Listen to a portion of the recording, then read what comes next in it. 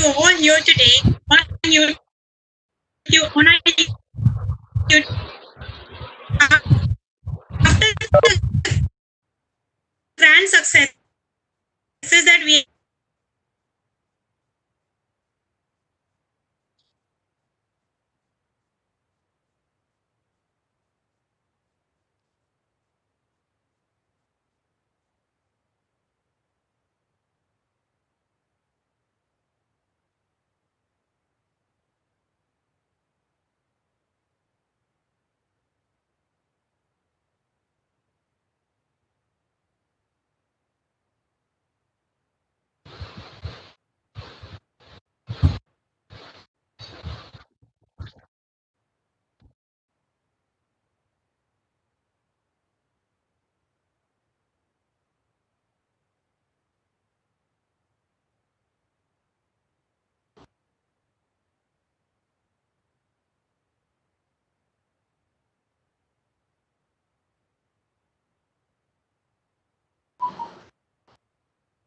Hello.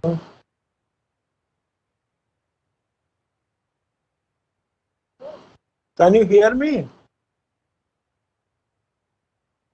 No. I can't hear.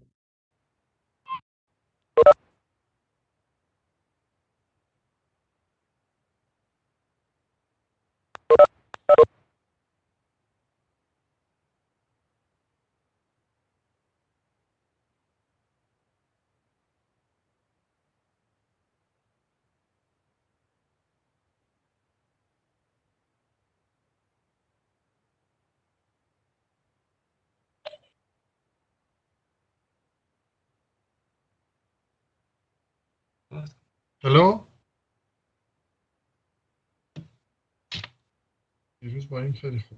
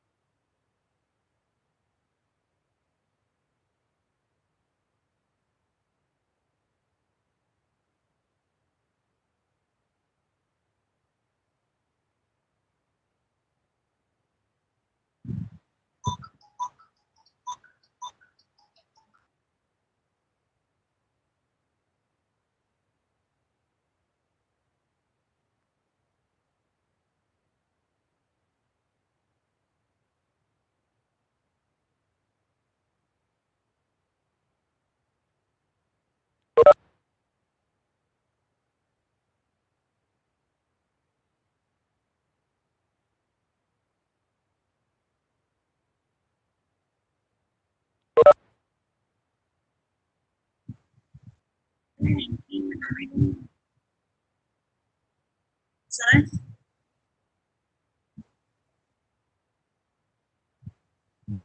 we have started.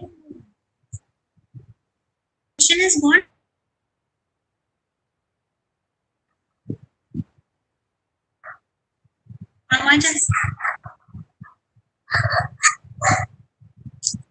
Are you there in the network? Kindly begin once again. Hello, sir. Hello. Kindly begin once again. Dr. Jivani, kindly switch off your video. Oh, hello. Jivani, kindly switch off your video. Yes, kindly switch off your video. We are going again, once again live.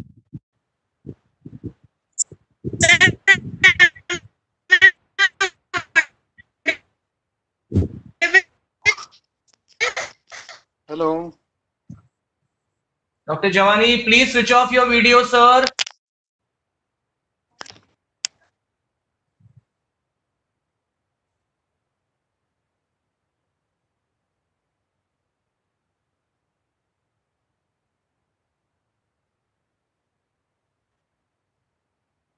Hello, sir.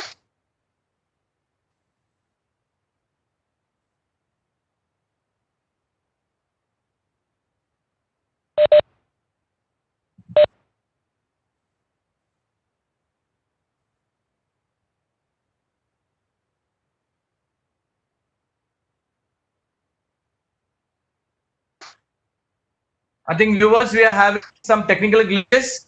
I take over from here. We welcome you all for this fifth national conference, and we are quite honored to have all the viewers and participants here, right from the keynote speakers to the plenary to the valedictory speakers. The title of the conference is Integrated Approaches of Research in Humanities and Social Sciences. And this is the fifth in the series of the conference which we are having right now. We had our first conference on 17th and 18th of February. We had a second international symposium which was on 12th of May. And then we had the series which followed all the way from 25th to 30th as well, along with that International Faculty Development Program. We here like to introduce what exactly is Kaash Foundation all about. Kaash Foundation is a Mumbai-based NGO which works on four verticals of E2 and H2, which is education, environment, health, and heritage. And we have branched out a small endeavor, academic endeavor, which is called Center of Academic Development, as well as Center of Academic and Professional Development.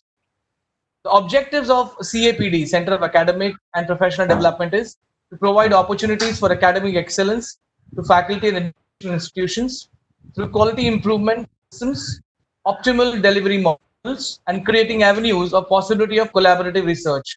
Another objective which we have is to provide best practices to enhance teaching skills and professional development by conducting workshops, seminars, conferences, and faculty development programs. We also have an objective to provide suggestions, recommendations, resource programs to institutions, organizations seeking to strengthen, upgrade, and increase their footfalls in the academic and international circles. And finally, to create opportunities for students by helping them to identify potentials and develop core skills, whereby we want to have more interaction, more participation, and also learn through foreign exchange program. We would like to also thank our collaborators, Al-Zahra University from Tehran, Iran, and also Chinmaya Vidyapeeth, Kerala. We would like to begin with our keynote speaker.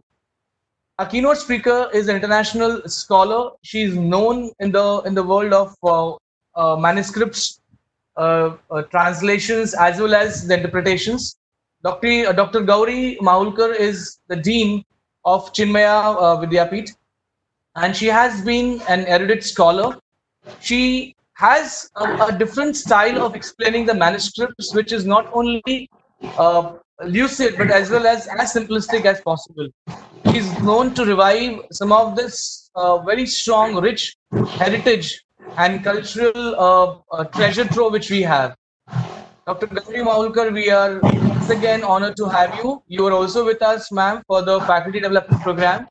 And we had a very strong intellectual deliberations from your end.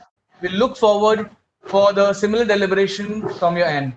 Viewers, we once again welcome you to the fifth international conference on integrated approaches of research in humanities and social sciences in collaboration with Al-Zahra University and Chinmaya Vishwavidyalaya.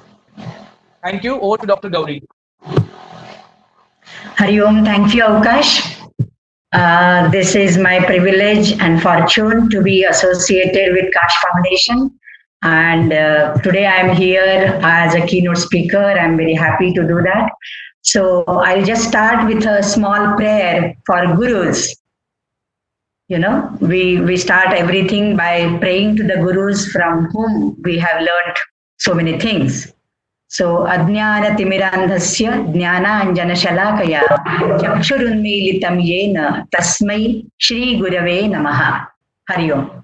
So my topic today in the integrated approaches, in the research methodology, I would be speaking on some Indic methods and techniques of research.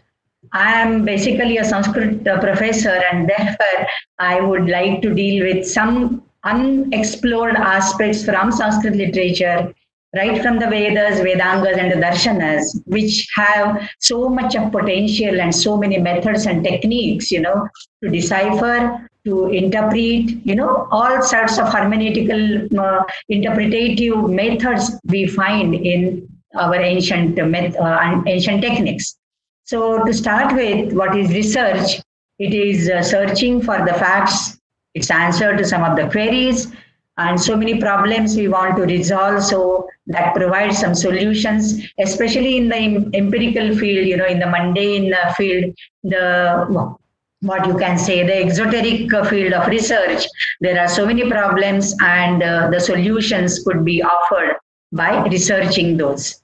It is basically a purposive investigation. There is a definite purpose, there is a definite objective, and we investigate in that direction and come to certain conclusions and findings. So this is an inquiry, but not just a random inquiry, but very, very organized one. And, so that is the type of, there are so many types of research after doing the research now.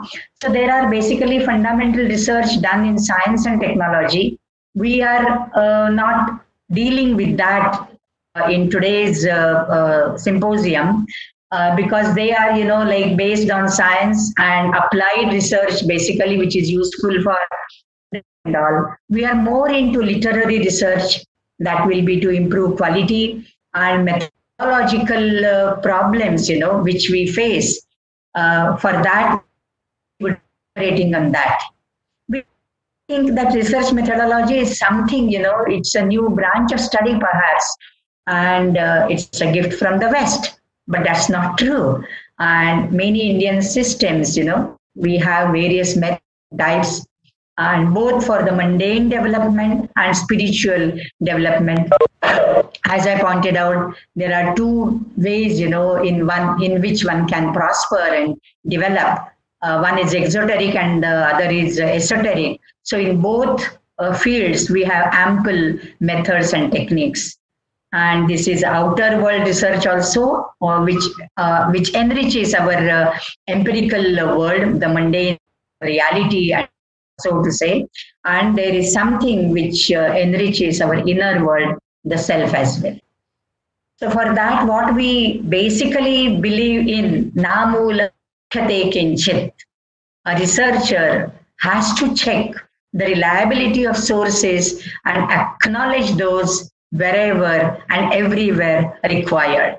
And he has to validate the collected data on certain criteria, and both quantitatively and qualitatively. Okay, so, and of course, in doing all that, he has to maintain sort of objectivity, I think I'll skip this writing a proposal and we straightway come to the types. So I feel rather, the Vedangas, if you have heard of Vedangas, everybody has heard of Vedas. There are 4 Vedas. Then there are 6 Vedangas, which are like, the auxiliary sciences to enrich Veda, and they come as tools to interpret the Vedic text. So they could be, like the first set of techniques and methods to decipher and decode the mystic knowledge contained in the Vedic literature as such. And they are 6 in number. And therefore, we used to say that 4 Vedas and 6 Vedangas, Dasha Vidya. And you add 4 Upavedas to that, it becomes Chaturdasha Vidyasthana. In fact, we had a proverb saying Dashak Granthi Brahmana, a Brahmana who knows Dashak Grantha, that is 10 scriptures, and they include 6 Vedangas and 4 Vedas. So the 6 Vedangas, they come in pairs normally. It is Shiksha and Kalpa. Shiksha is a science of treatise of pronunciation. It can be called Uchcharana Shastra. It's a science of pronunciation or articulation of mantras. And why they come with Kalpa? Because Kalpa is a treatise on rituals. And it is in rituals where you have to recite the mantras. And therefore, the correct pronunciation is very, very, very, very important. In fact, there is a long story in the Brahmanas, in the older text, that there was a sacrifice, and in the sacrifice was performed with a definite intention of being blessed with a child, being blessed with a son who will be able to kill Indra. Okay, so Indra Shatro Vardhasva, that was the main mantra, Indra Shatro Vardhasva. Now, Sanskrit being such an amazing language, Indra Shatru, the compounded word, could be split in 2 ways. Indrasya Shatruhu, that is the enemy of Indra. In that case, Indrasya Shatru Vardhasva means that offering would, empower and strengthen the enemy of Indra. But that has accent on some other word. And while exactly the mantra was recited by Tvashta, he recited in another manner, Indraha Shatruhu Yasya.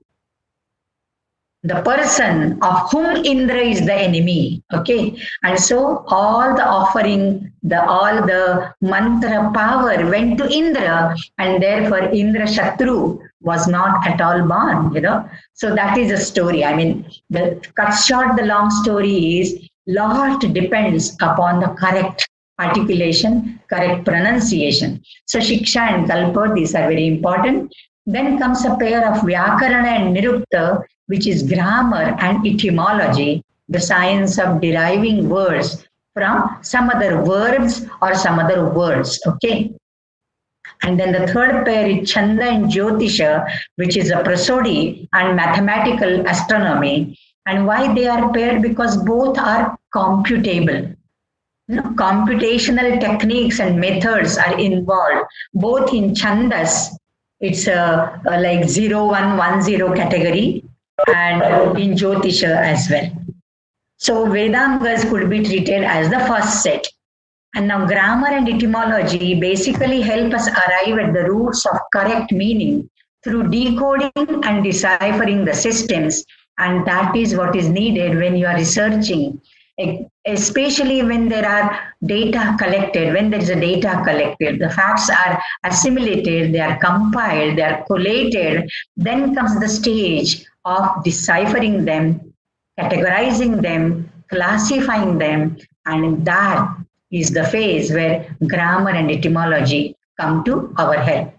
Again, there is Indra Vritra fight in the Vedas, and this Indra Vritra, both these words are grammatically and etymologically split so that the correct meaning is arrived at, and they don't remain, just a demon and a god who are fighting with each other. But etymology tells us that Indra, is a god who smashes apart the cloud, which is Vritra, and this is nothing but a natural phenomena of rain, which is happening now everywhere in India, right? So different interpretations are there for Indra and Vritra, and the legendist approach or the historian's approach is different. They say it is Tvashtraha Suraha, and but the etymologists say O Vritraha Megha iti Nairuktaha. So this is something to quote from the Sanskrit text as such. So for communication, for deciphering, such classification and analysis is very helpful, and grammar and etymology come to our help for that. Then we gradually proceed to the 6 philosophical systems of India. They are called as Shad Darshanas. And this I feel, when you have the data, to know that data, the cognitive structure has to be analyzed. And for that, And at that phase, this method, the six philosophical systems method comes to our help. And this, basically deals with, again, these six come in pairs: Sankhya Yoga, Nyaya Vaisheshika, and Purva Mimamsa, Uttara Mimamsa. But what they aim at, it differs. In any knowledge as such, or in a cognitive structure as such, what is emphasized is the thing to be known, number one, okay? The thing to be known, that is prameya. Then pramata, the knower, and pramana, what are the methods? What is the way? What are the means of perception, means of knowledge? It could be perception, which is by cognitive organs, like seeing, smelling, hearing, testing, all that. Or it could be inference on the basis of rational thinking or logic. Or it could be the word testimony, because somebody told you so, and therefore that becomes the means of knowing a particular thing.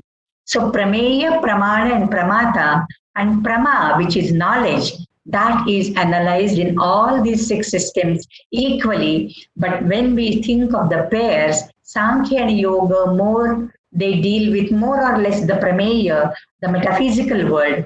Then Purva Mimamsa, Uttara Mimamsa emphasize more on the ontology of the knowledge system or the cognitive structure as such, the knower aspect. And Nyaya and Vaisheshika, they emphasize on the pramanas or the means of knowledge. Now, in that again, Anvikshiki or Nyaya, it is said that, Pradeepa Sarva Vidyanam. Anvikshiki, that is Nyaya or logic in the simple word, in the simple English word, it is logic, logical reasoning. And that is like a lighthouse for all other systems. So without Nyaya, without logic, no other system can proceed further. So it's a friend of all the thinking systems. So it is called Anvikshiki because Anu is a prefix and Iksha is to see, to perceive. And therefore Anu means, doing a thing again and again. So it is not just seeing, it is re-looking or revisiting. So Anvikshiki is therefore very, very important, and that helps us revisit, relook our own research question as such. So, and that Anvikshiki has four major factors, we can say. Uddesha, that is an objective, which is your hypothesis. In every research proposal, we start with a hypothesis, right?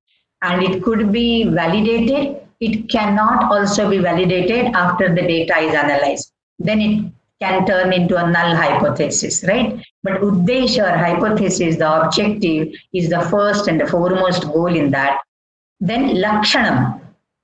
What we do in our research proposals, we zero down upon our topic in our coveted area, and then we define it and explain all the terms which are expected to be known by the reader and by the examiner. So definition and explanation of terms, that comes in Lakshanam. Then comes Pariksha, which is examination. And this is the third and the major part, you collect data, you collate it, you categorize it, you chapterize it, you classify it, and you streamline the data into a flow chart or into a chapterization process which flows one after the other. So that all comes under Pariksha. And then there is a Nirnaya, after your classification, you find something, there are some certain findings, there are certain observations which lead one to conclusion, which is Tatparya Nirnaya. And therefore, for data mining as such, data analysis and data mining, this is today's keyword, Anvikshiki, this is very, very important, this thing. Anubandha Chatushtaya is one such thing, which is used in all Indic Shastras. All Indian Shastras, be it Vedanta, be it Mimamsa, be it anything else, Anubandha Chatushtaya, there are four. This is like a framework of research, okay? There are four corners, and these four corners are indispensable requirement of a researcher. First is the Vishaya, the topic or the title of the dissertation.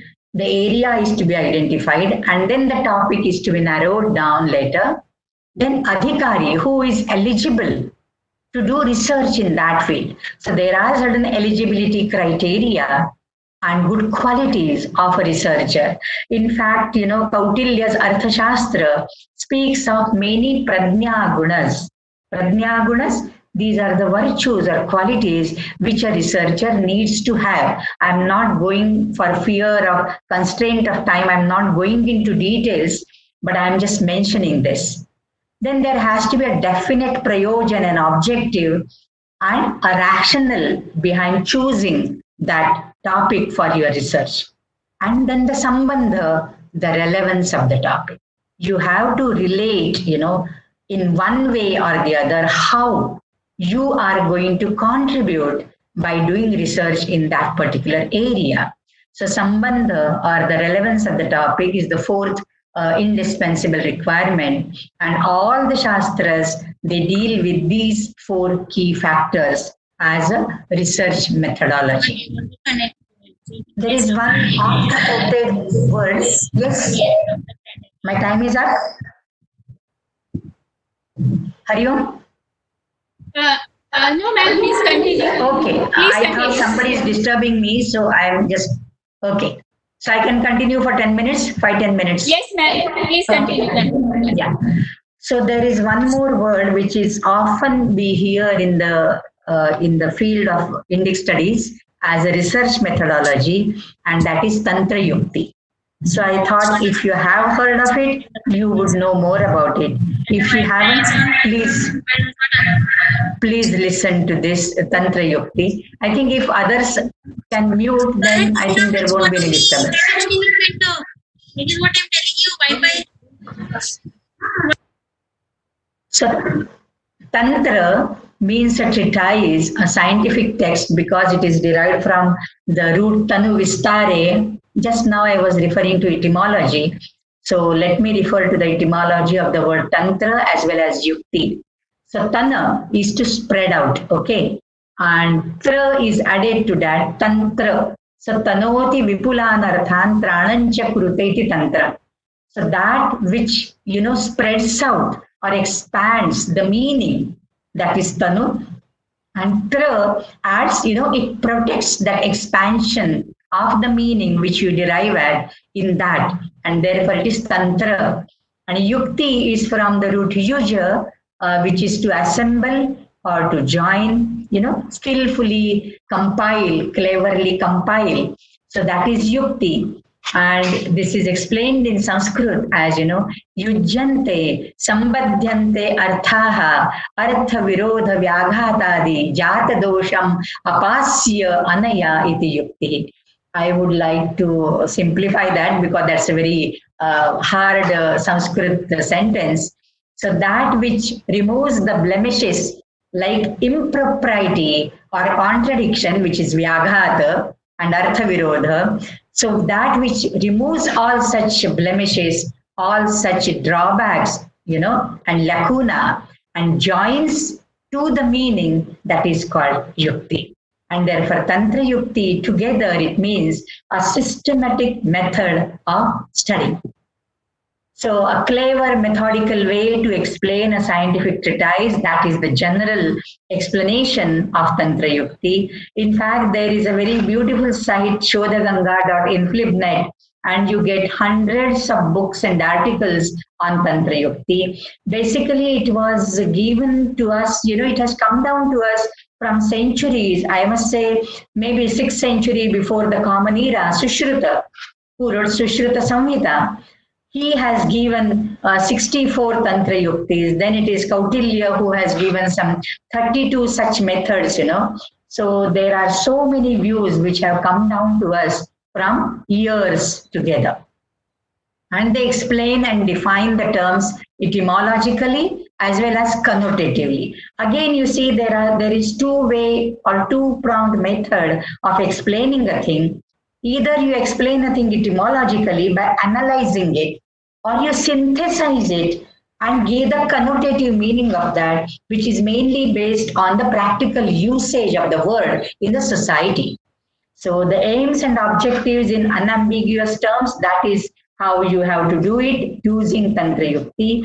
And there are so many words like Svasamudnyaha, one's own technical terms. For example, we use our own meta language, what we call as meta language. We coin certain terms, we coin certain abbreviations, certain phrases. For example, Panini has his own meta language when he talks of Pratyahara. This is a typical Sanskrit word. I don't want to elaborate this into a heterogeneous crowd here.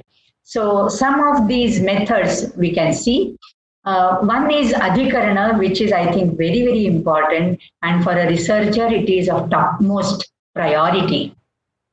It is defined as Vishaya, Purva Paksha, Uttara Paksha, and Nirnaya. These are the 5 limbs of an adhikarana, that is a topic under research or topic under evaluation and assessment. Okay. So first there has to be a topic, Vishaya. Then Vishaya with Talavyasha, that is a doubt. In fact, doubt forms the very, what you can say, the soul of research. You have to doubt everything, and then only you can proceed further. So first there is a topic, then there is a doubt as to the meaning of that topic or the word or the phrase or a statement. Then there are 2 parties. One will be the prima facie, the other will be the rejoinder. So Purva Paksha is the prima facie and Uttara Paksha, that is the rejoinder, the Siddhanta Paksha. And after doing the deliberation and the Shastrartha, you come to a conclusion which is Nirnaya. Now, what do we do differently in a research, in a PhD thesis, or in an MPhil thesis, or in any research article as such? We put forth a problem, that's our research question. Okay, then there is a doubt, or there is a conflict of opinion, not exactly doubt, sometimes conflict of opinion about the interpretation of that particular statement. And then there are 2-3 views. You take into consideration all the different views and ultimately propound and propose your own view. So that is Adhikarana, and that exactly is what researcher is doing. So these are the Indic terms which we have never heard of, and we never thought of, that, oh, we have all this treasure and we are looking to the West for a research methodology topic which got evolved only in the 20th century in the West. So that is one more thing. Then Vidhanam, statement of contents, it gives you a structure of chapters. Hetvarthaha is rational, reason for establishing something. And then there is Uddeshya, objective in clear, cut, crystal clear words, Then there are so many other things, but then I am skipping all that because these are all Sanskrit words. Perhaps I am bombarding you all with the Sanskrit terminology here. But what I imply, what is my intention is to reach out to the wider community of researchers with the set of techniques and methods which are already existing in India for thousands of years. And because we don't know these, we feel we are lacking in this area, but that's not true. So there is Samshaya, as I say. And then Viparyaya Vakya Shesha. I'll give you one beautiful example from my study of Vedanta, especially of Adi Shankaracharya, when he wrote his commentary on Brahma Sutra, which is called Shariraka Bhashya or Brahma Sutra Bhashya.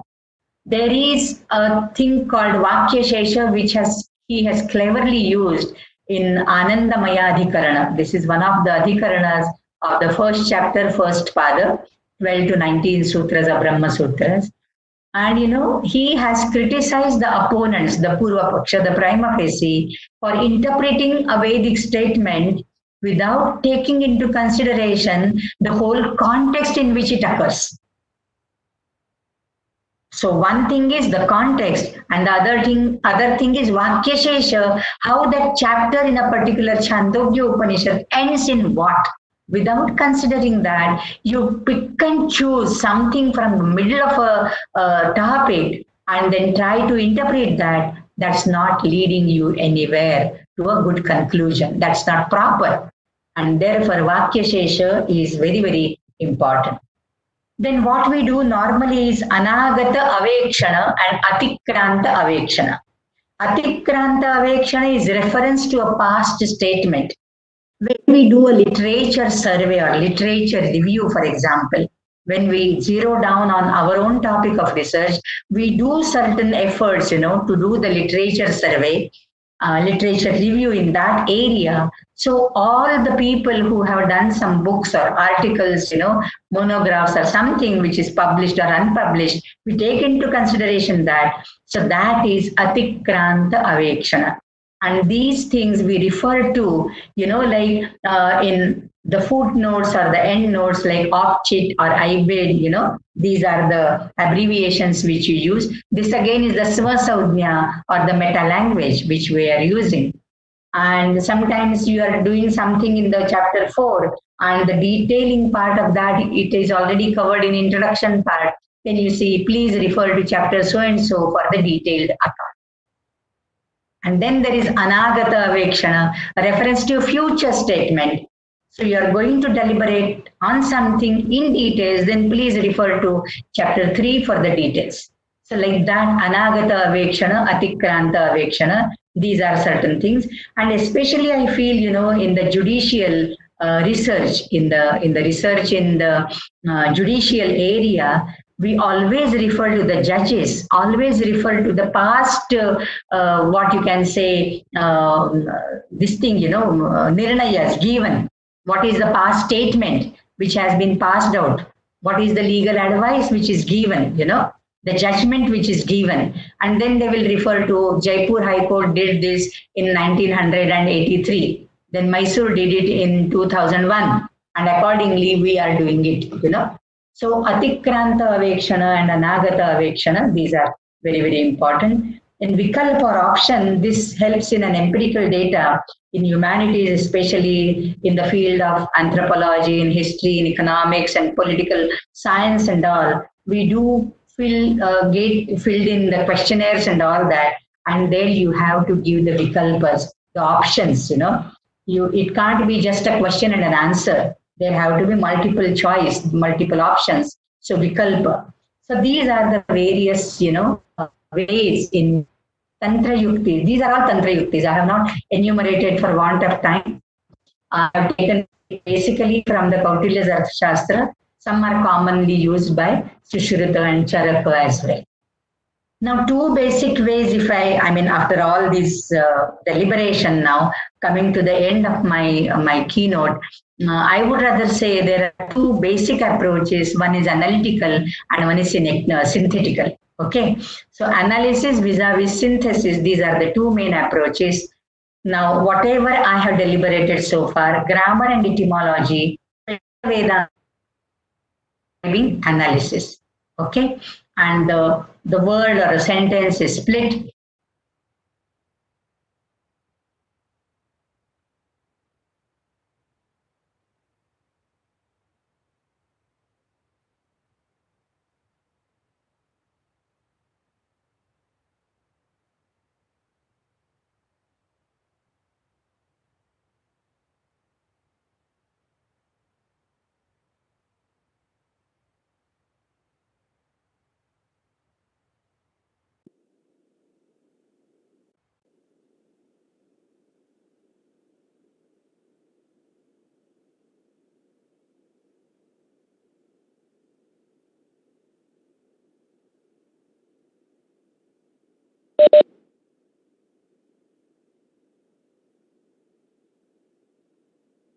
So Darshana, Shravana, Manana, Nididhyasana. And to end with this, Upakramo Upasamharo, Abhyaso Purvata Phalam, Arthavadopapatti cha Lingam Tatparya Nirnaye. The Mimamsakas would conclude it as the 7 great, 7 secrets 7 secrets of good research, and that integrate all the methods discussed so far in this lecture. They are Upakrama, Upasamhara. For want of time, I'm not deliberating on this, but that was what I wanted to tell you. And thank you profoundly for this opportunity, which is given to me by Kaash Foundation and Al Azhar University, Iran. And of course, our own university is collaborating on this. Thank you for your patient listening. Thank you all.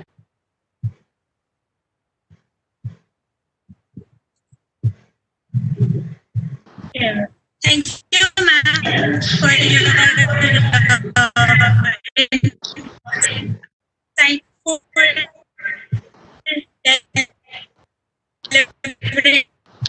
deliberations on the theme of which has indeed set the tone for our today's conference. And it is with great honor and privilege that we extend our heartfelt gratitude Thank you. to you for having accepted our invitation for our 5th International Conference. To our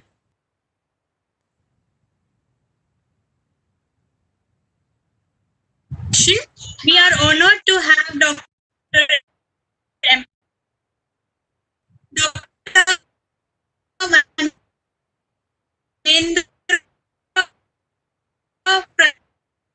I think Pamela, you have a network issue. Hello, Pamela, can you hear me? Hello. I think there is a network issue. We invite. I would.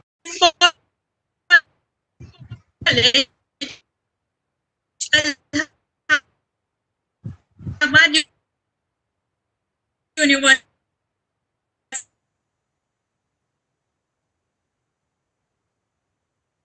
Shalom.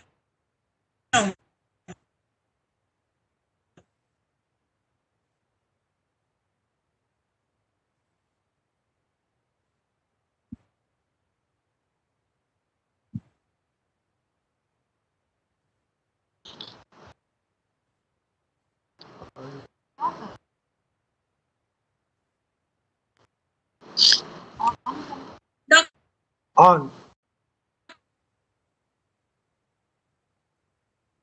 Dr. MP Singh, kindly take over the session.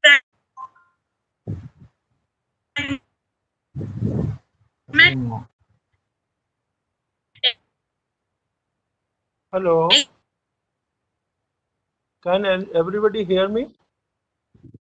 Yes, Dr. MP Singh, we can hear you. Please continue, sir. Okay, thank you so much. Thank you so much.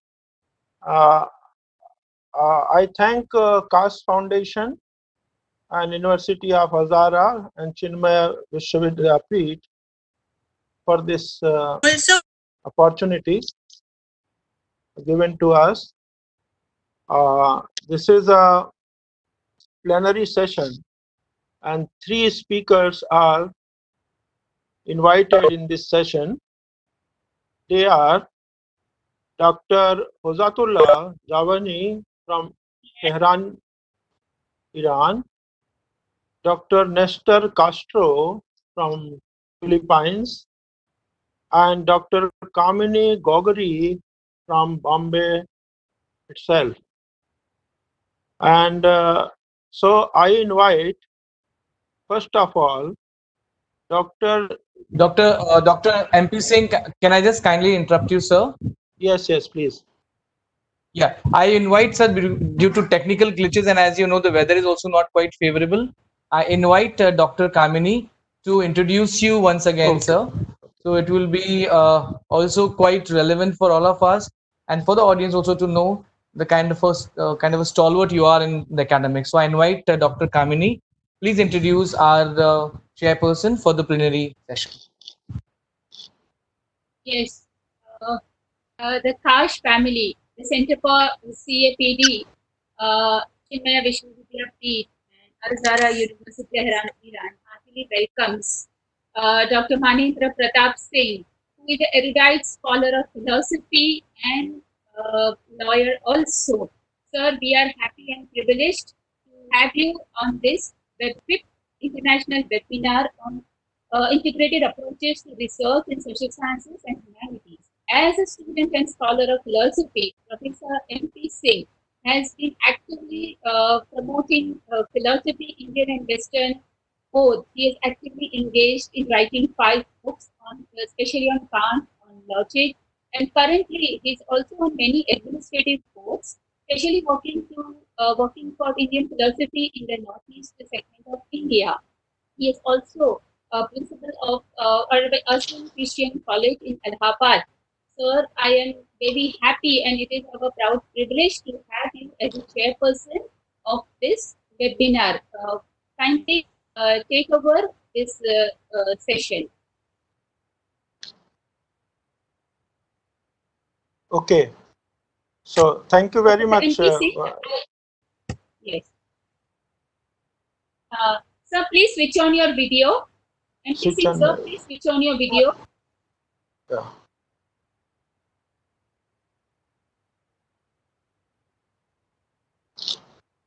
Yes, everybody can hear me. Hello. May I take this opportunity to introduce, first of all, about the first speaker in this plenary session on integrated approaches of research in humanities and social sciences. The first speaker is from Iran, and is Dr. Hojatullah Zavani. He has been Deputy Dean of Research, Faculty of Theology. He is the ex-Deputy Manager of International Relations in the University of Azara, and he has been ex-chairman also for Department of Religions and Mysticism. He has 3 books to his credit on Hinduism, 45 essays in religious studies. His outstanding mention in his biodata is he has been a keynote speaker in International Congress on Awareness in Turkey in 2019. So without wasting time, I invite him to speak on Iranian thinkers and interdisciplinary methods today. So Dr. Jamani, you can speak on it. Hello. Over to Dr. John. Hello. Good afternoon. Good afternoon. I am so happy that I participate in this seminar that Dr. Javani, please switch on your video. And Dr. MP Singh, please switch off your video. Switch off. Okay, is it okay? Video. And Dr. Javani. Yeah. Yeah, Dr. Javani, kindly switch on. Okay, yeah, it's fine. Okay, is it okay?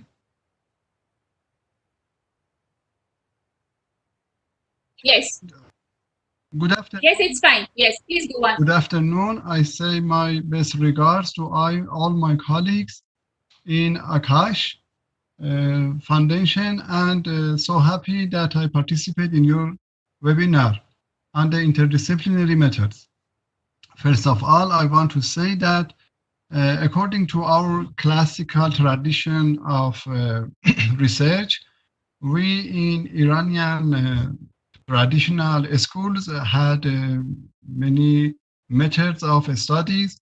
For example, in the sciences regarding to the Islamic law and Islamic philosophy and Islamic hadith and Quranic sciences. They used the methods and it was beneficial in their times. And I want to add to this matter that these methods are also studied nowadays also. But with entrance of the Western ideas in the Islamic countries and all countries also, we confronted with the matter of new methods of study, such as critical study, analytical study, and critic history, and also new methods. So we had a very good discussions in this area regarding the philosophy of this matter from one side and the emergence of new methods for study. I want to explain here that besides classical methods of study, the Iranian researchers were divided regarding the new philosophy and new methods. As you might know, and you well known in this regard, you know that new methods of study were affected in Western countries by positivism and also Marxism ideas. So, positivist was restricted all the researchers to empirical methods, and it was not in accordance with the religious ideas whole the world, also in Iran. So they started to give some reactions regarding the restrictions which uh, positivism has produced in regard to the scientific study, and also it prevails, and it was common in many other topics, even in sociology and psychology, and many topics and many disciplines were affected by the positivist idea. So there were three categories of reactions towards the scientific study of uh, research scientific studies and disciplines. One reaction was by traditional ones, that they rejected not only the philosophy, new philosophy, modern philosophy, but also they restricted themselves to the methods which were used previously. The second, the second reaction was by some scholars who were named intellectual persons, and they started to use methods of work and research in the modern atmosphere. So they use these methods like analytical methods, historical methods, but usually this second category, which we call them intellectuals who were affected by the ideas of Westerns, they also went in the way of positivists. I can tell you somehow they were affected by the positivism, and they restricted themselves to the, for example, one method of the study, but they reached and they flourished in their studies, and they presented very good scholarly works, and I can even mention them here. For example, Ali Asghar Hikmat and Dr. Foroughi and Dr. Mr. Tagizadeh and so other intellectuals. They used new methods which were prevailed and which were common in the Western countries, and they brought methods and used for the knowing and understanding the classical texts, and also using from the classic heritage of Muslims and Iranian people. So after the development of the methods and appearance of the interdisciplinary methods, which means mixing the one or two, three methods to understanding the problems and topics and subjects and matters. After this, we confronted with the third, I can tell you, third generation of the researchers. They used the interdisciplinary methods. What do I mean by the interdisciplinary methods? It means that the third generation never uh, restricted themselves to one method. They hold that by using one or two methods and mixing them and using from their achievements, we might reach new understanding of the religious ideas, of the social matters and problems. So the first generation or first category was classical.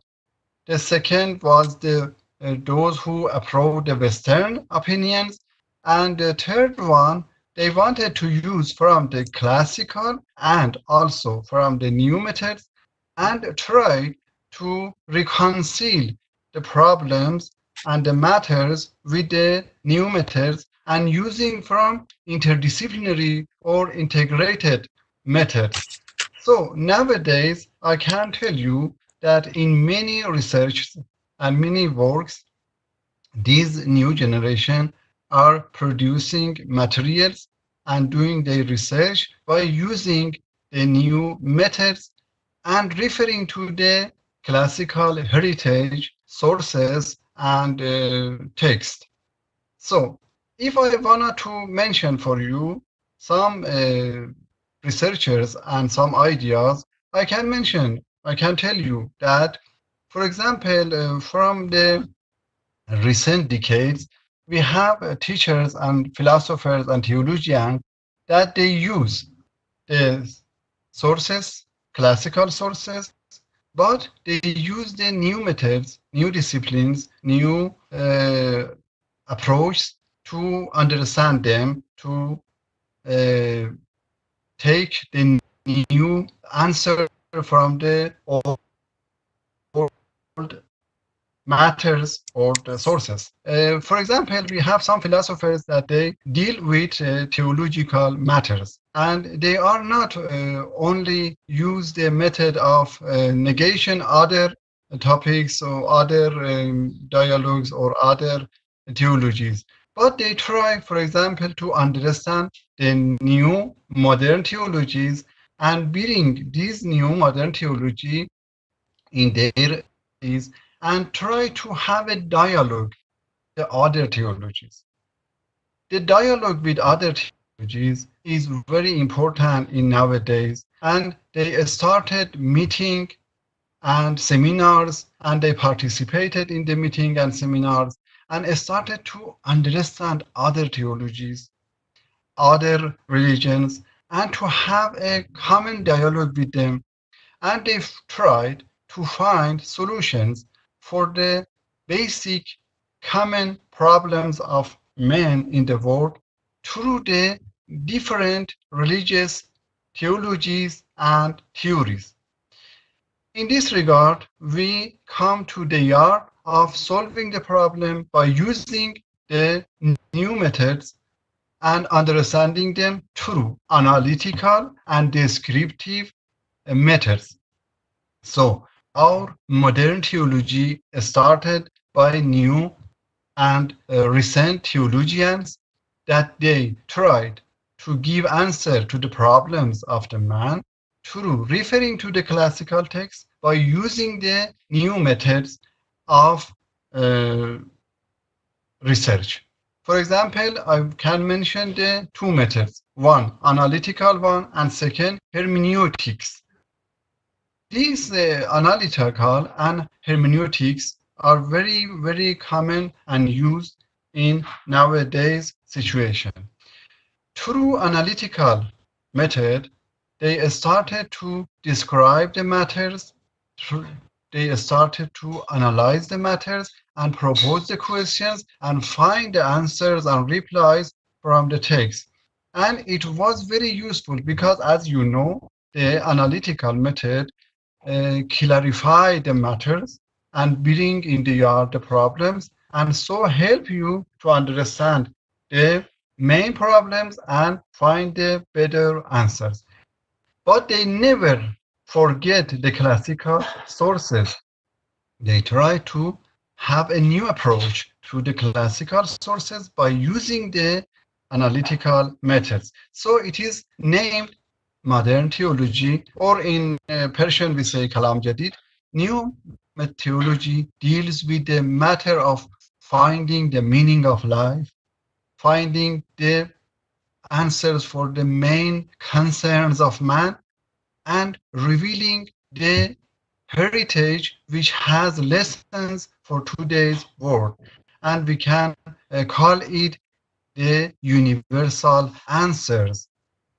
The other approach, which is very useful, is I can tell you the critical history, and critics of the history is also used in research and in the new studies in our country.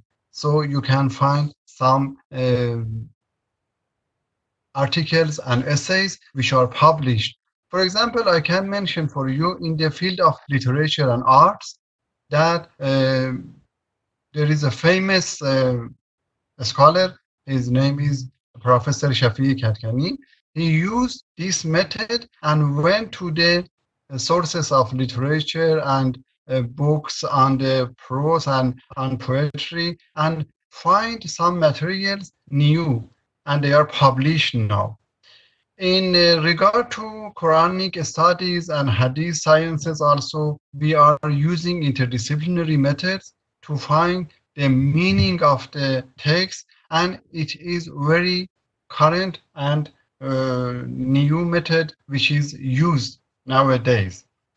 Another topic which is more important and you can find in the studies of nowadays Iranian is the new questions of the modern world and referring them to the classical sources and finding the answers. For example, I can mention for you the researches which are done or have been done by great scholars regarding the Masnavi Manavi of Rumi, Jalaluddin Muhammad, and they started to find many humanitarian concerns and problems in these texts by referring to them, by analyzing them, by describing them, and through a scientific approach, not defensive, not aggressive, but through the scientific, not negating other topics. So another discipline, or I can tell you another method which is current in nowadays studies in Iran, we can call it linguistic methods that many scholars in the field of Islamic law, Islamic philosophy, and Quranic sciences and hadith and religions, they use this linguistic method, and they bring linguistic method with classical methods and try to open the new way for understanding the horizons of these texts and finding the new answers and solving some problems which was not possible through the only restricting yourself to the positivist methods, or you restrict yourself to the classical one. So linguistic is now used in many areas of studies nowadays in Iran. And also I can mention for you some examples in this regard that it helps the people to understand better the text of the classic area. The other matter that I want to mention for you is the use of hermeneutics methods in Iran, which started by Professor Muhammad Mushtahid Shabastari, one of the great scholars in Iran. He was a clergyman. He studied in the traditional schools and he became a clergy, and he went to Germany and was there for many years, and he started to introduce the hermeneutics method in Iranian universities and seminars and congress. And nowadays, by his efforts, we are familiar with the method of hermeneutics, and many scholars were affected by him and they started to continue this kind of studies. And you know that hermeneutic is a new approach, and it came after the phenomenology and critical studies, and analytic studies, and descriptive one. Hermeneutic is used by Mujtahid Shabestari and some students of him in the area of Islamic studies and Quranic studies, and he referred to them this way. What is the benefit of these interdisciplinary methods? As a matter of fact, when we consider interdisciplinary methods, we come to this idea that they help us to better knowledge of the scope of scientific activities. It helps us to solve the problems of society and man in a better way, and it develops the horizons of the research much better. So, Iranian researchers use interdisciplinary methods and considering world challenges and changes in education and in scientific study and in research. So, interdisciplinary methods in regard to recent decades has been prevailed, has been current, and even we have many workshops and seminars, or even one committee was established in one of the ministries to present the interdisciplinary methods for using and referring to it. So there are some challenges of interdisciplinary in many countries, and it can be also in our country. Some people hold that if we concentrate on the interdisciplinary, we will involve in pragmatism only, and it might be difficult. It might be a difficult matters. Some people says that when you are going to interdisciplinary methods, you are forgetting classical ones. It is another problem. And some people hold that when you are referring to interdisciplinary methods, you are neglecting the classical one. It is another matter. And even there is a very famous discussion nowadays in Iran that they are speaking about the Islamic knowledge and non-Islamic knowledge.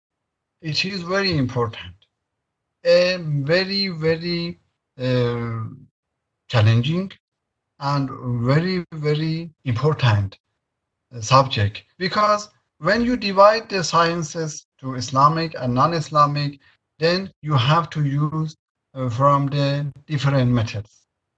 In this regard, we have two approaches.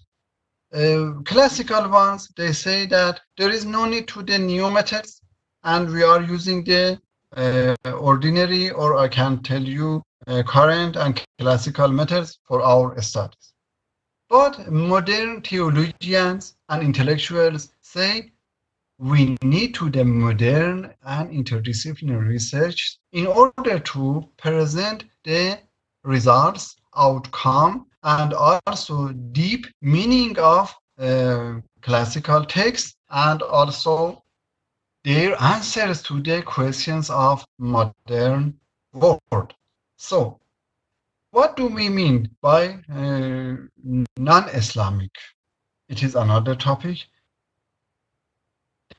that if I have time, I will come and also I discuss it. But new theologians and modern researchers hold that by using all methods and bringing together and presenting a syncretic study, then we might go and find very good materials from the classical text. So they say that let us solve the matter through this way. For example, 10 centuries ago, Iranian and Muslim thinkers use from the logic of Aristotle.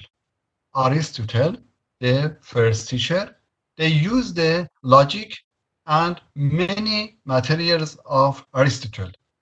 And then philosophers, Muslim philosophers, developed the area of the study of the philosophy and theology and many sciences, even medicine, by using the methods which were taken from the Greece tradition, like Plato or Aristotle. So they tell that by bringing these methods from the Greece, then Muslim teachers, Muslim thinkers, Muslim researchers, Iranian researchers started to develop the area of knowledge. And the main idea in knowledge is to develop, is to be creative, is to present new ideas. So they use it. And you know that Iranian thinkers took 200 problems from the philosophy of Greece and made it to 700 matters and problems. It means developing of the knowledge. It means culminating of the knowledge. It means to put level of the knowledge higher. So researchers and intellectuals nowadays tell us that we must follow the way that Avicenna and Averroes and also Farabi and Sadrai Shirazi, we should follow their ways. They get the ideas and they integrated it in their sources of knowledge, and they produced and brought up and proposed new ideas. So they believe that the science is science in every part of the world. We can take materials from India, from Western countries, from Eastern countries, and then bring this method and use them to solve the problems, social problems, individual problems, in psychology, in sociology, in many topics. So they refer us to the past heritage and past experiences of Muslim thinkers, Iranian thinkers, that they took many materials from India, from Greece, and from China. And then they brought them together and made a syncretic, and then they had a very, very huge materials to propose. And you know that in the Middle Age, the Islamic countries were flourished by knowledge and science, and then these knowledge were transmitted to the Western countries, and it brought renaissance for them. So some great teachers in Iran and scholars, they hold that if we use the same method, get the new methods of research, bringing them in our country, in our atmosphere of studies, and in our area of the studies, then we can flourish them.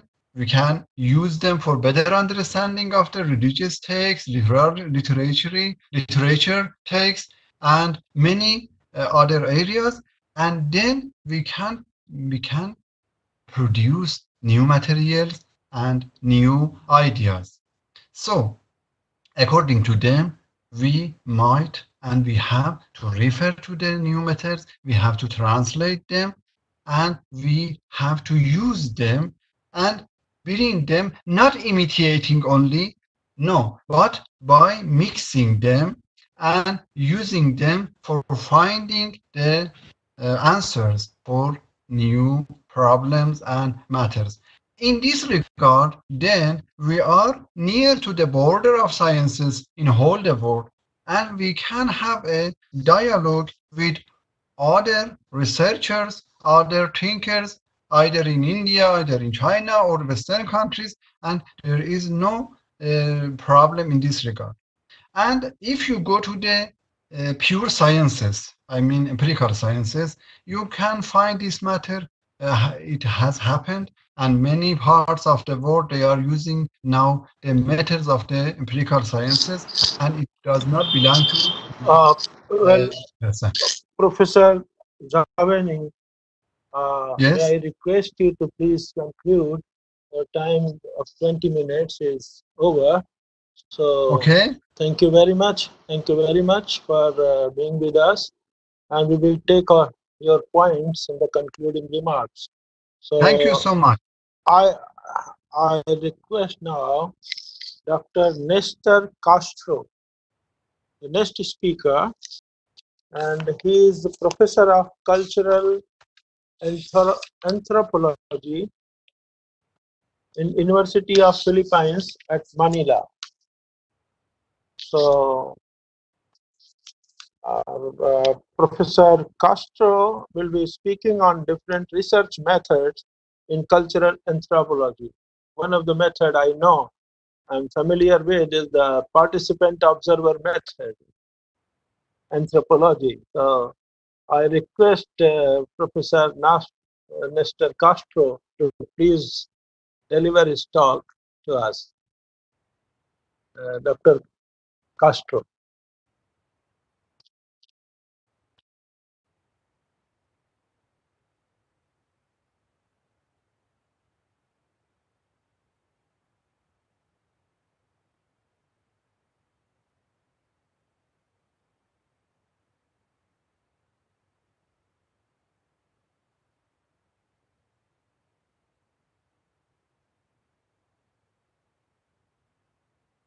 Dr. Castro, can you please switch on your mic? Okay, can you hear me Okay. now?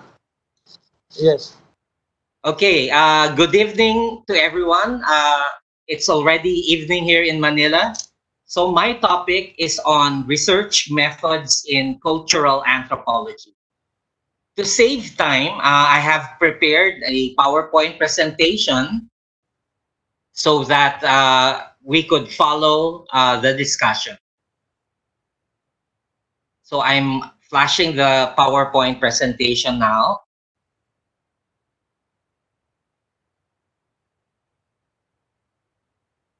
Okay, so you could see here the topic, and my affiliation is the Department of Anthropology at the University of the Philippines in Diliman, Quezon City. That's the national capital region. So, of course, anthropologists may have many different outputs, but a very common output that anthropologists do is what we call as an ethnography. An ethnography is defined as a description of a society's behaviors, beliefs, and attitudes. This is one definition. Another definition says that an ethnography refers to empirical accounts of the culture and social organization of particular human populations. So the basic word will be description. It is a descriptive account. So anthropologists go to the field and systematically document and describe the things that they see in the field. Now, what is the unit of study of an anthropologist? There could be different units of study. Usually, in an ethnographic study, it is a one community study, such as a village. Or you could also do an ethnography about a particular family or kinship group. One could also do a particular ethnography about a section of a community, such as a neighborhood, a street, an alley, or a cluster of houses. Another unit may be a subculture of society, such as lesbians, gays, a religious sect, a group of activists, political activists, a youth gang, etc. It really depends on what you intend to study about. And lastly, and this is also very common, an ethnography may refer to a particular culture area or a particular ethnic group, as in the case of traditional ethnographies. Because in the past, they thought that if you study one particular village, it is representative of the entire ethnic group. Of course, now that assumption is contested because many communities are no longer homogeneous, but they're heterogeneous. So in the picture that you can see here, this is a particular ethnic group in the Philippines. They are mountain peoples of the Philippines. They're called Ifugao. So this is in the highland areas, and you could see from the background rice terraces that have been built by the Ifugaos, and it has been dated to about 2,000 years. So let us focus on what are the research approaches, techniques, or methods that anthropologists rely on in order to produce ethnographies. Our MC already mentioned participant observation. Yes, this is the number one research method resorted to by anthropologists. Together, of course, with other methods such as interviewing, focus group discussions, producing life stories, conducting surveys, and other interactionist methods.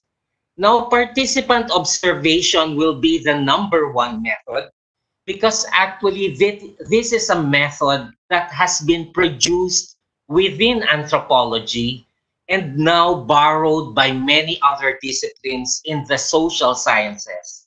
So even sociologists, even psychologists, even demographers, economists, they already conduct participant observation as well.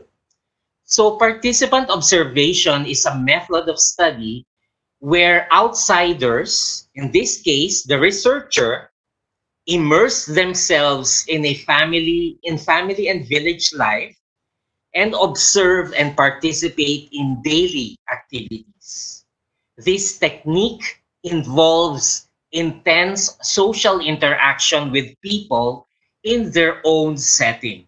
So it is not a researcher based outside of the community that is being studied, but the researcher or the anthropologist immerses himself or herself into the village, uh, live as how the people in the area live, eat what they eat, if possible, understand and speak their language, and participate in daily activities.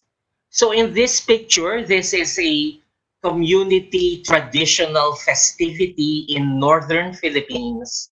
I'm the one with the raised hands, dancing in a ritual in a wedding ceremony in the village. The other person in front is one of my student researchers. Of course, participant observation also includes interviewing.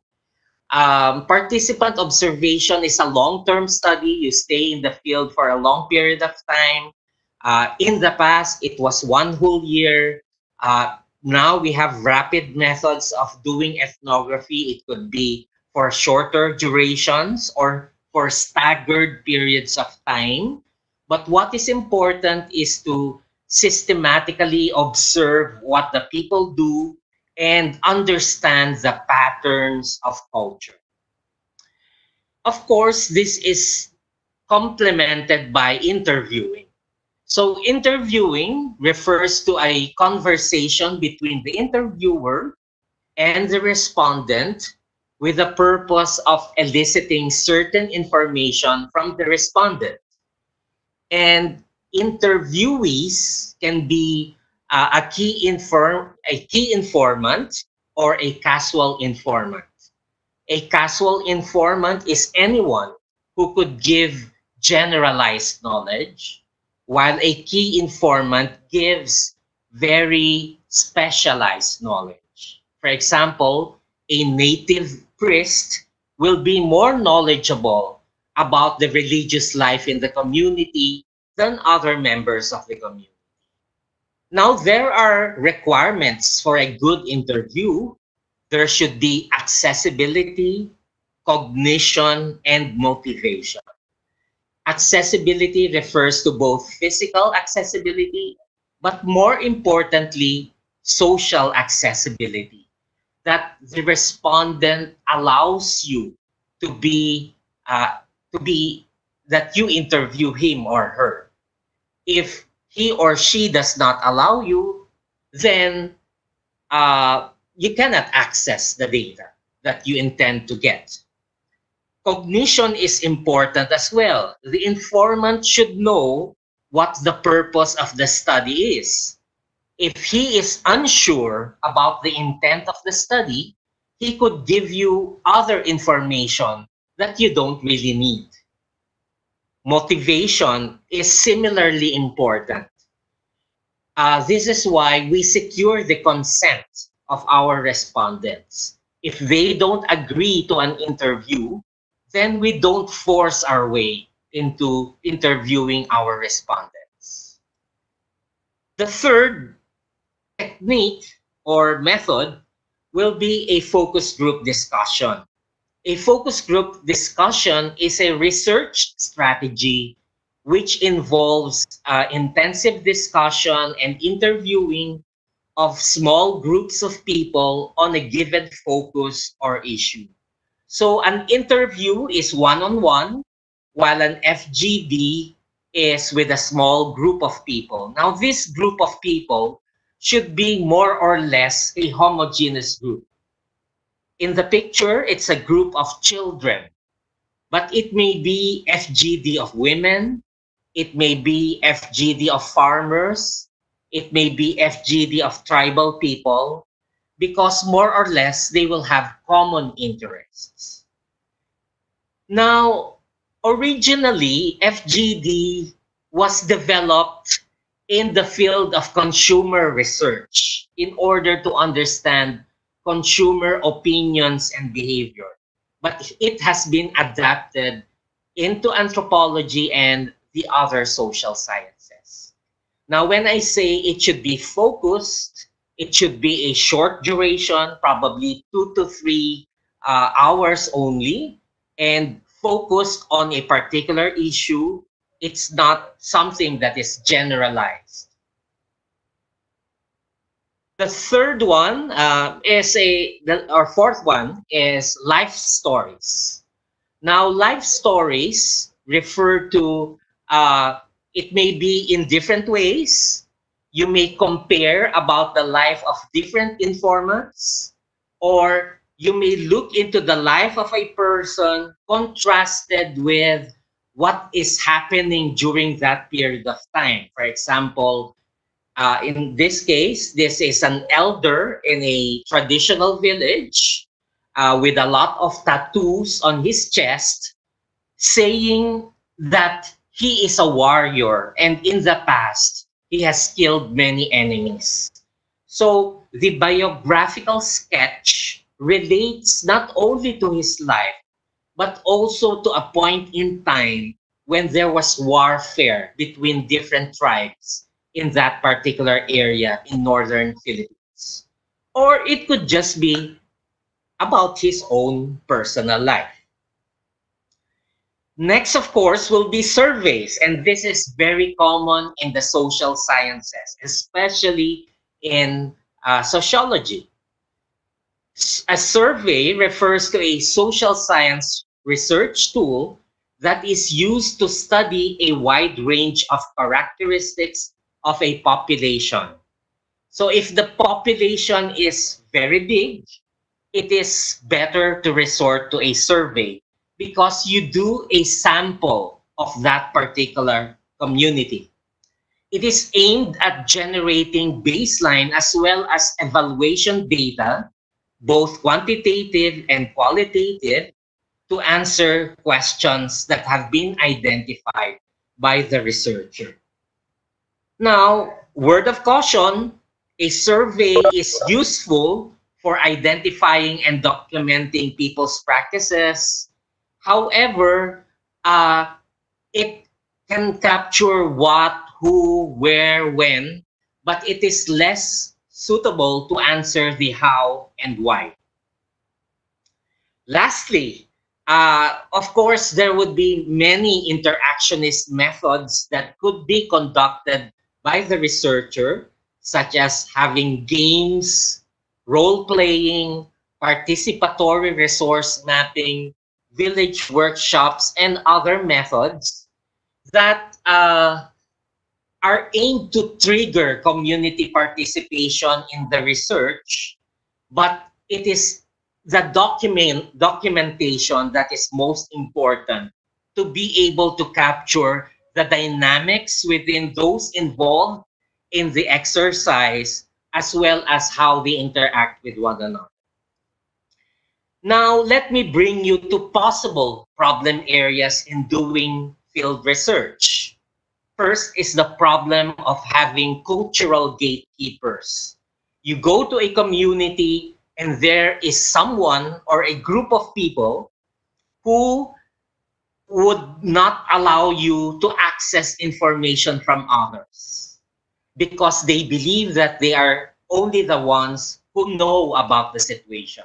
Now, we should overcome this limitation by having a broader network within the field area. The second possible problem is the discrepancy between front stage and backdoor behavior of our informants. They may show us a certain type of behavior when we're in front of them, but once we leave, they manifest a different type of behavior. Now, participant observation overcomes this limitation because you stay in the community for a long period of time, and therefore people could not hide their real behavior for a longer period of time.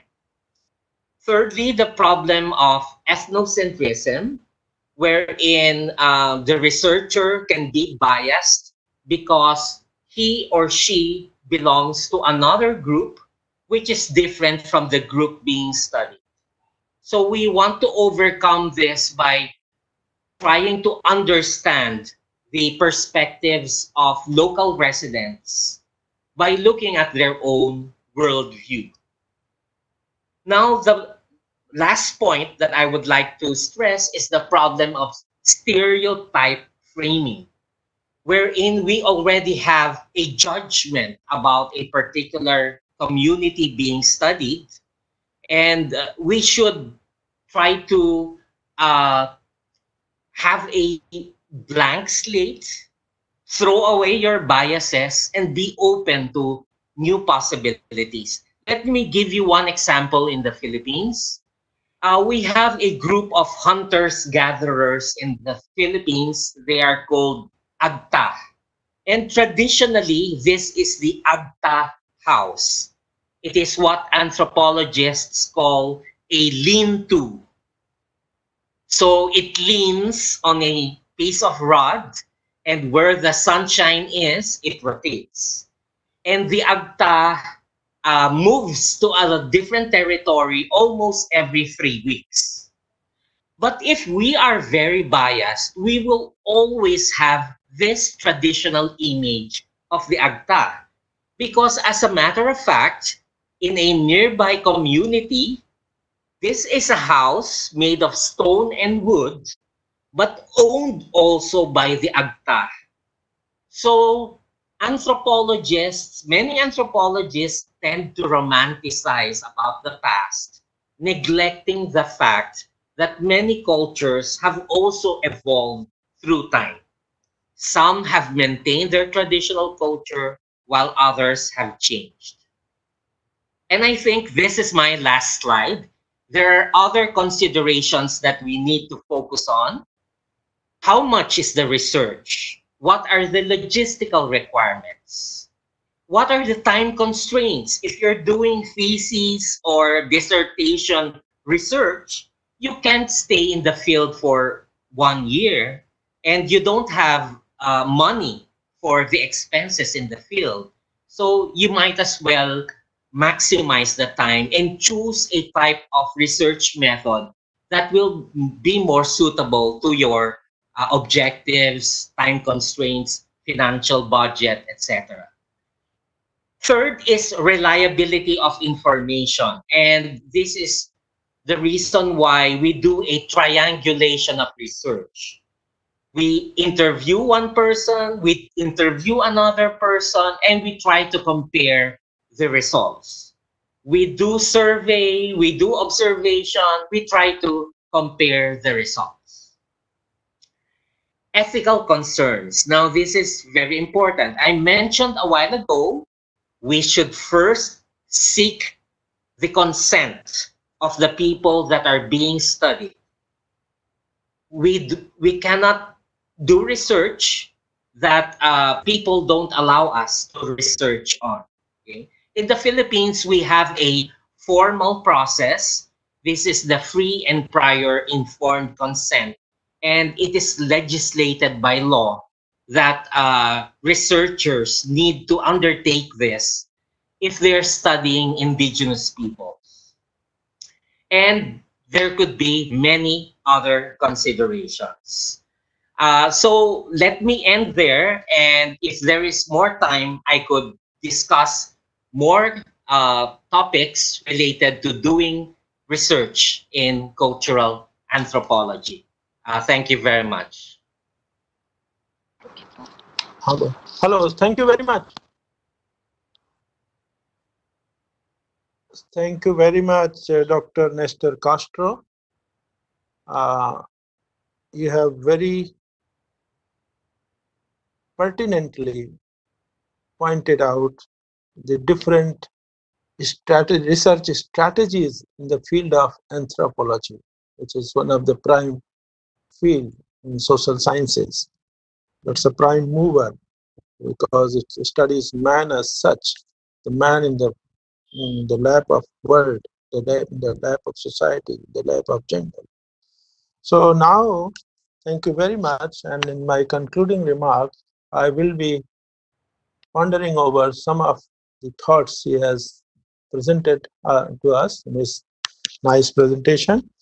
I now request Dr. Kamini Gogri.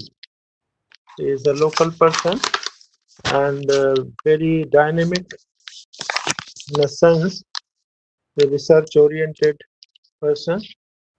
She is head of research in ancient this center of Kaash Foundation, Center of Academic and Professional Development, and she has been visiting faculty for MA in philosophy in different universities. She has undertaken lecture tour in South Korea, USA, and Canada in year 2011, and she has 35 research papers to her credit. So she is well versed in her subject, and she will be speaking on unraveling the manifold aspects of integrated research.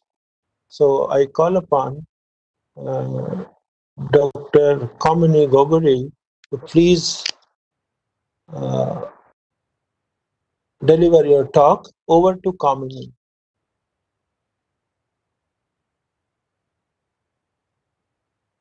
Thank you, Dr. MPC.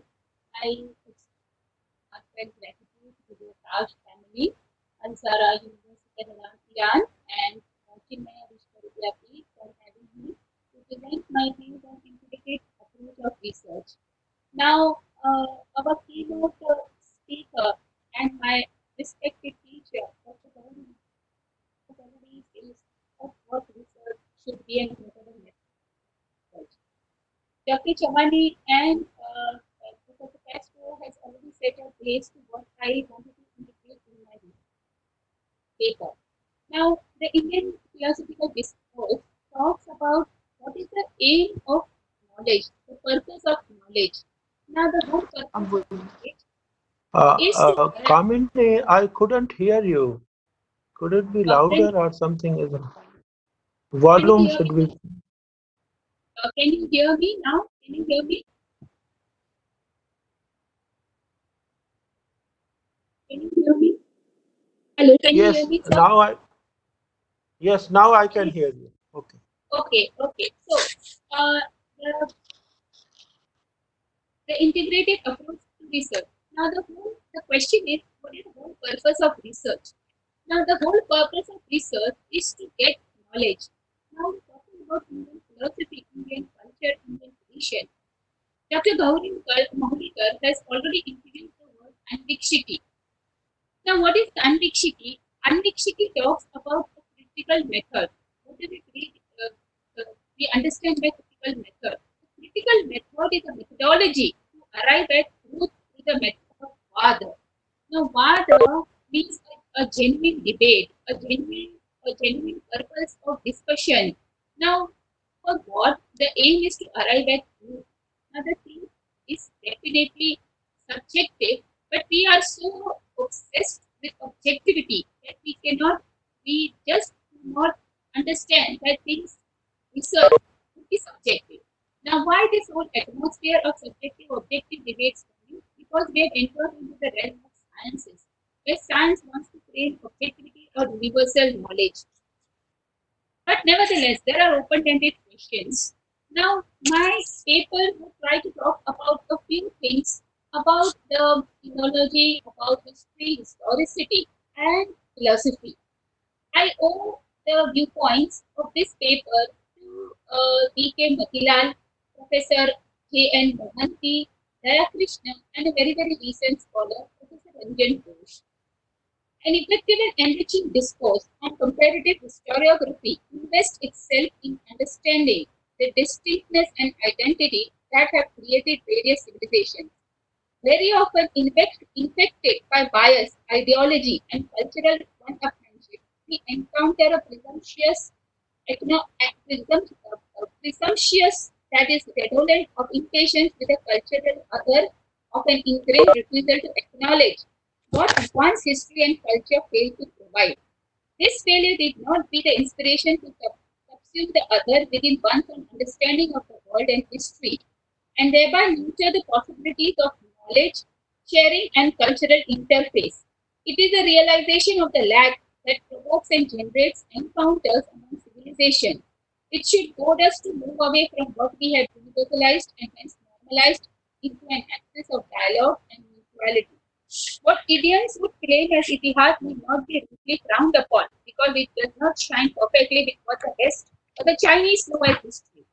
Accepting the truth that Indian way of understanding the past and the sense of past and historical sense generation vary with different culture and different civilization will enable us to consider itihad from a perspective different from the Hegelian mode of doing history and hence preclude its subsumption under the totalitarian debate of world history. How have Indians done their history differently? What distinctiveness have they been able to build into their discourse and understanding of the past? Now, efforts to circumscribe our understanding of Indian history within Chinese or Western universal led to the conclusion that history is one big spot in Indian literature and only India wrote no history because it never made any. The efforts have same results as that of Hegel to incorporate all history within a single scheme, as William Elberfast notes. Hegel's scheme of history of philosophy is primarily designed to deal with the history of European thought from Thales to Kant and Hegel himself. However, this is not just one line of development among others. Hegel's conception of world spirit and the corresponding unit of world historical process leave no room for assumption of other, independent or parallel stream of historical development.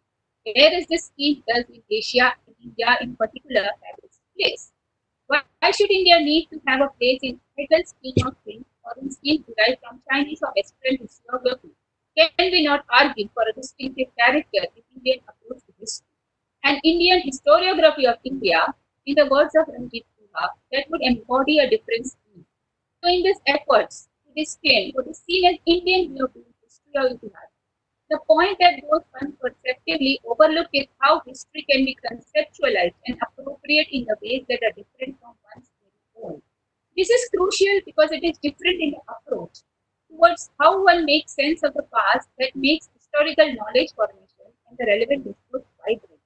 Thus, to qualify a historiographical approach as anomalous and ahistorical because it does not fit in the purview of particular civilization or culture or is incongruous with the idea of world historical is not only to misunderstand and disrespect the approach, but also to cut off a generative dimension of history and to ignore its potential for integrated research. Now, I would bring another point about Indology and Indian philosophy. Indology, like sinology, is a street discipline whose subject matter is an entire country, its history, language, religion, culture, civilization. So it includes the study of Indian philosophies. But it is not remarkable that there is no such discipline whose subject matter is one of the European countries, no physiologies or no psychology. Only the non-European, or rather the Oriental countries, were made schemes of such global discipline. There is something like Germanistic that is concerned with German language and literature. There is no comprehensive unitary discipline about the entire German culture. Is this a historical accident? Or is it has to do something with Habermas or objectification? I do not think that objectification of another culture results in violence to that culture, but one cannot be suspicious of a certain kind of collective objectification. With the tradition of Humanities, scholars have passed judgment on Indian philosophy. It is like a scholar in Germanistic, using available philological methods for judging the philosophical content of Kant's critique of pure reason. It has been good for European philosophy that has no Occidentalism, laid claims to judge matters philosophical. Classical philologists did not decide upon the question of Aristotelian logic unless it happened like that's it to be philosophically trained. Should it not be the same regard to Indian philosophy? There have been the issue of philosophers such as Schopenhauer, Descartes, and Hegel who have passed judgments about Indian philosophy without delving into or becoming integrated to Indian mindset. But either the enthusiasm or attention did not match their knowledge of philosophical literature, or as in recent case, we remain philosophical as in the history of Western philosophy. Now, to bring about another approach, or to go a little more elaborate, I would like to mention as a self-contained, self-enforced, and autonomous civilization. India has completed a historical cycle whereas the West was not even halfway. The dramatic misunderstanding of the past and the present was the inevitable outcome of this mental blindness. India's history does not India's history does not possess the detailed narrative that is found in the history of Greece, Rome, or China, but like the histories of ancient Egypt and Mesopotamia, it has been possible, in the words of R.C. Majumdar, to reconstruct the skeleton with the help of archaeological evidence discovered in comparatively recent times. This history differs radically from what we normally understand by the word. Majumdar points out that it is in the continuity of her history and civilization that differentiates India from Persia, Babylonia, to Indian history and institutions form an unbroken chain by which the past is invisibly linked up with the present. It is in an insider's approach that we understand in continuity, rather at every age when the questions differ. You look back to the past because past and present is not disconnected. The future definitely is related or based upon its past. Modern peoples of Egypt and Mesopotamia have no bound whatsoever to the civilizations that flourished there millennia ago, and its memorials have no more meaning than to have enlightened the man in any part of the world, but not so in India. The icons discovered in Tarot are those of gods and goddesses who are still worshipped in India, and Hindus from Himalayas to Cape Comorin repeat giving them today with the Vedic hymns which were uttered on the banks of Indus nearly 4,000 years ago. This continuity, this continuity, language, literature, and in religion and social ethics is more prominent in India than in the other part of the world. So one has to take into consideration historical, the philosophical, the social, religious, cultural approach when one is unraveling into or delving into the questions through its own research. Now, I would like to bring another important aspect. What Chinese or Western historiography takes to be universal may not always be the right criteria by which to judge the Indian way of historical new generation.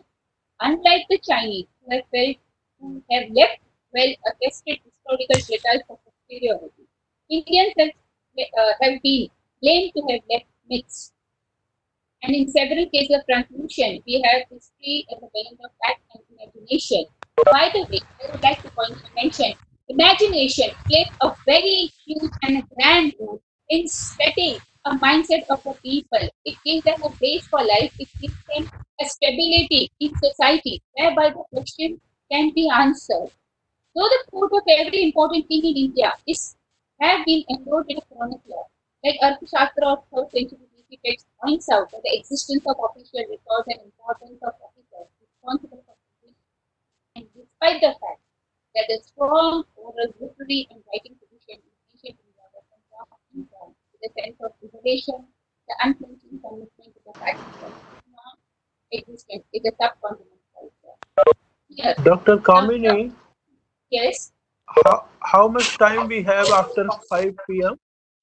Yes, we have, sir, about 10 minutes for the remarks. 10 minutes? Yes, I am just concluding my talk.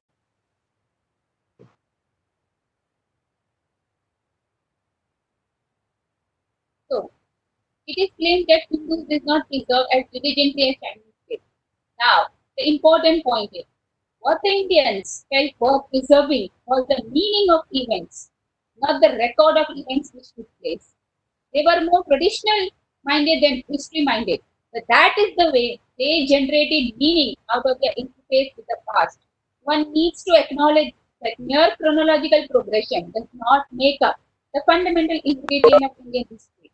Indian history requires an understanding of an abiding spiritual quest, or I would rather say a creative quest for the ultimate changeless reality, a quest that can lead it to over the strict documentation of the rise and fall of empire, the extinction and the dethronement of king and queen. This way, the Indian history can flaunt the luxury of achronicity and ahistoricity. So the Indian mind would prefer the general to the particular and meaning to chronology. Thank you.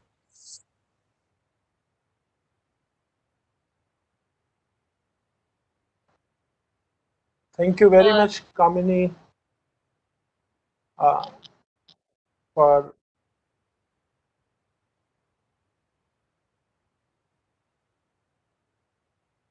thank you very much. We have in this plenary session, we had 3 presentations, and I was thinking about the common thread behind these 3 presentations. That is, they were pondering over the academic research part. What is the subject matter? What is the study material? What are the sources through which we can get knowledge? In fact, the research is oriented towards extending the frontiers of knowledge. Because I will give you one example. Aristotelian logic, and between Aristotelian logic and Leibniz logic, there are a time gap of 2000 years between Leibniz and Aristotle. So can you say that there was no progress in the field of logic in 2000 years? This is very important fact whenever we reflect on research strategies. Truth is not discovered every day. We can't say that no logician, no high-rate logician was born during these 2 millennia period. But to extend the frontiers of knowledge, sometimes we need new interpretation of facts also, to collate facts. In these exercises, every country has got its own tradition of research. So I was thinking about Manila, then Iran, then India. You have to think that now the need of the hour is global strategy. Global, what does it mean? Global plus local. So think globally, but act locally. Now we have been, our existential predicament is during the lockdown period, we are localized, but our mind, which is the cosmic mind, we share each other. Everything in the cosmos is related to each other, interdependent each other. So global, we have to think globally. Output, input must be from all the windows. We have to open all windows of our mind and let good ideas come through it. So think globally, but act locally. So these are the kind of message, which I was able to gather from these three presentations. And second part, which I would like to emphasize in this event, it is we have to, as a researcher, we have to deepen our insight and widen our outlook. We have to reflect on the problems of human existence as such, because humanities and social sciences are basically oriented to how to mitigate the man-made problems. We definitely here we study man-made problems, man as a person, man as a group of persons. How to mitigate that problem, that has to be researched in a systematic manner. And the output of research is endowment of humankind. So in this way, I beg to differ to those people who stand for intellectual property rights. Research is for the welfare of humankind, not for profit. So in this integrated approach, we have to adopt integrated approach to human existence as such. We have underlined 12 domains of our discipline. That is agriculture, business, industry,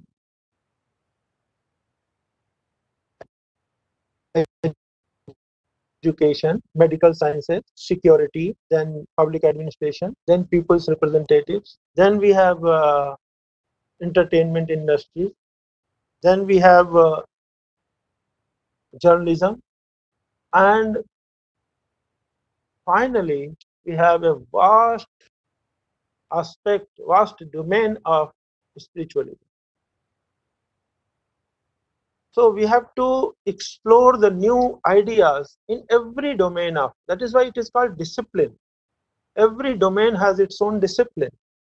So researchers must be encouraged to go deep into such kind of things.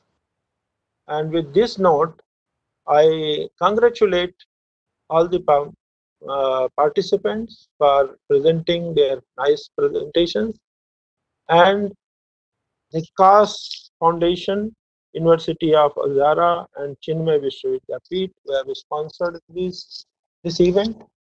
Thank you very much.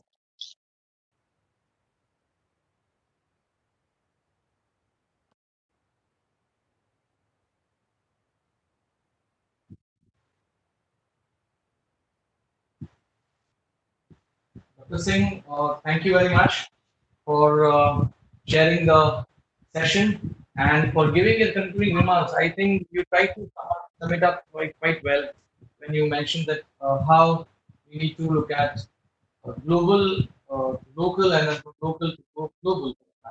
I would like to quote Bertrand Russell when he said, "The fundamental concept in social sciences is power, in the same sense in which energy is a fundamental concept in physics." So I think the entire objective of Kaash Foundation's Center of Academic and Professional Development is to inculcate not only research, to focus on pedagogy, but also to ensure that we have covered the micro to macro aspects of research at scale, and also to offer multidisciplinary platform to our research uh, segment as such. So I thank you once again to all those who have joined in late. I'm Dr. Avinash Jadhav, founder, trustee, and director of Center Academy. Welcome you to the fifth International Conference on Integrated Approaches of Research in Humanities. I am now moving towards our third segment. We had our first segment, which was the keynote speaker, Dr. Gauri Maulikar, who spoke on some in-depth method and research that sharing the plenary session where Dr. Giovanni spoke, Dr. Nestor Castro from Philippines, he gave his presentation, Dr. Kaash gave his presentation. We are moving towards our technical session where we have research scholars from India and abroad who will be presenting their papers. The chairperson for the technical session is Dr. Aftab Alam, who is from Department of Political Science, Zakir Hussain College, New Delhi, and he has been quite actively involved in various approaches of research in social sciences, right from looking at the dimensions of politics into the categories of the minorities to Southeast Asian studies to the globalizations. So in fact, he has managed to maneuver, managed to use this tool of social science in multifaceted way. So I welcome Dr. Aftab Alam to take over the deliberation of technical session. And Dr. Alam, we have our scheduled time till 7 o'clock, and we have list of speakers. So Dr. Aftab Alam will invite the speakers, and it is requested that only if your name is invited, called upon, only then kindly switch on your video. If you want to share your screen, if you want to share the content, I think you are a bit familiar with it. So you can. Dr. Aftab Alam, thank you for joining us and thank you for picking up the technical session. Thank you very much.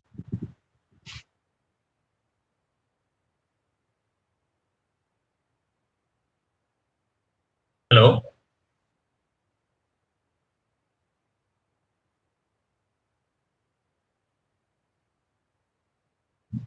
Hello. Yeah, you're audible. You're audible. Yeah. Thank you so much. And first of all, I would like to thank the organizers, Kaash Foundation, Chinmaya Vidyapeeth, Al Zahra University, Iran, and Center for Academic and Professional Development.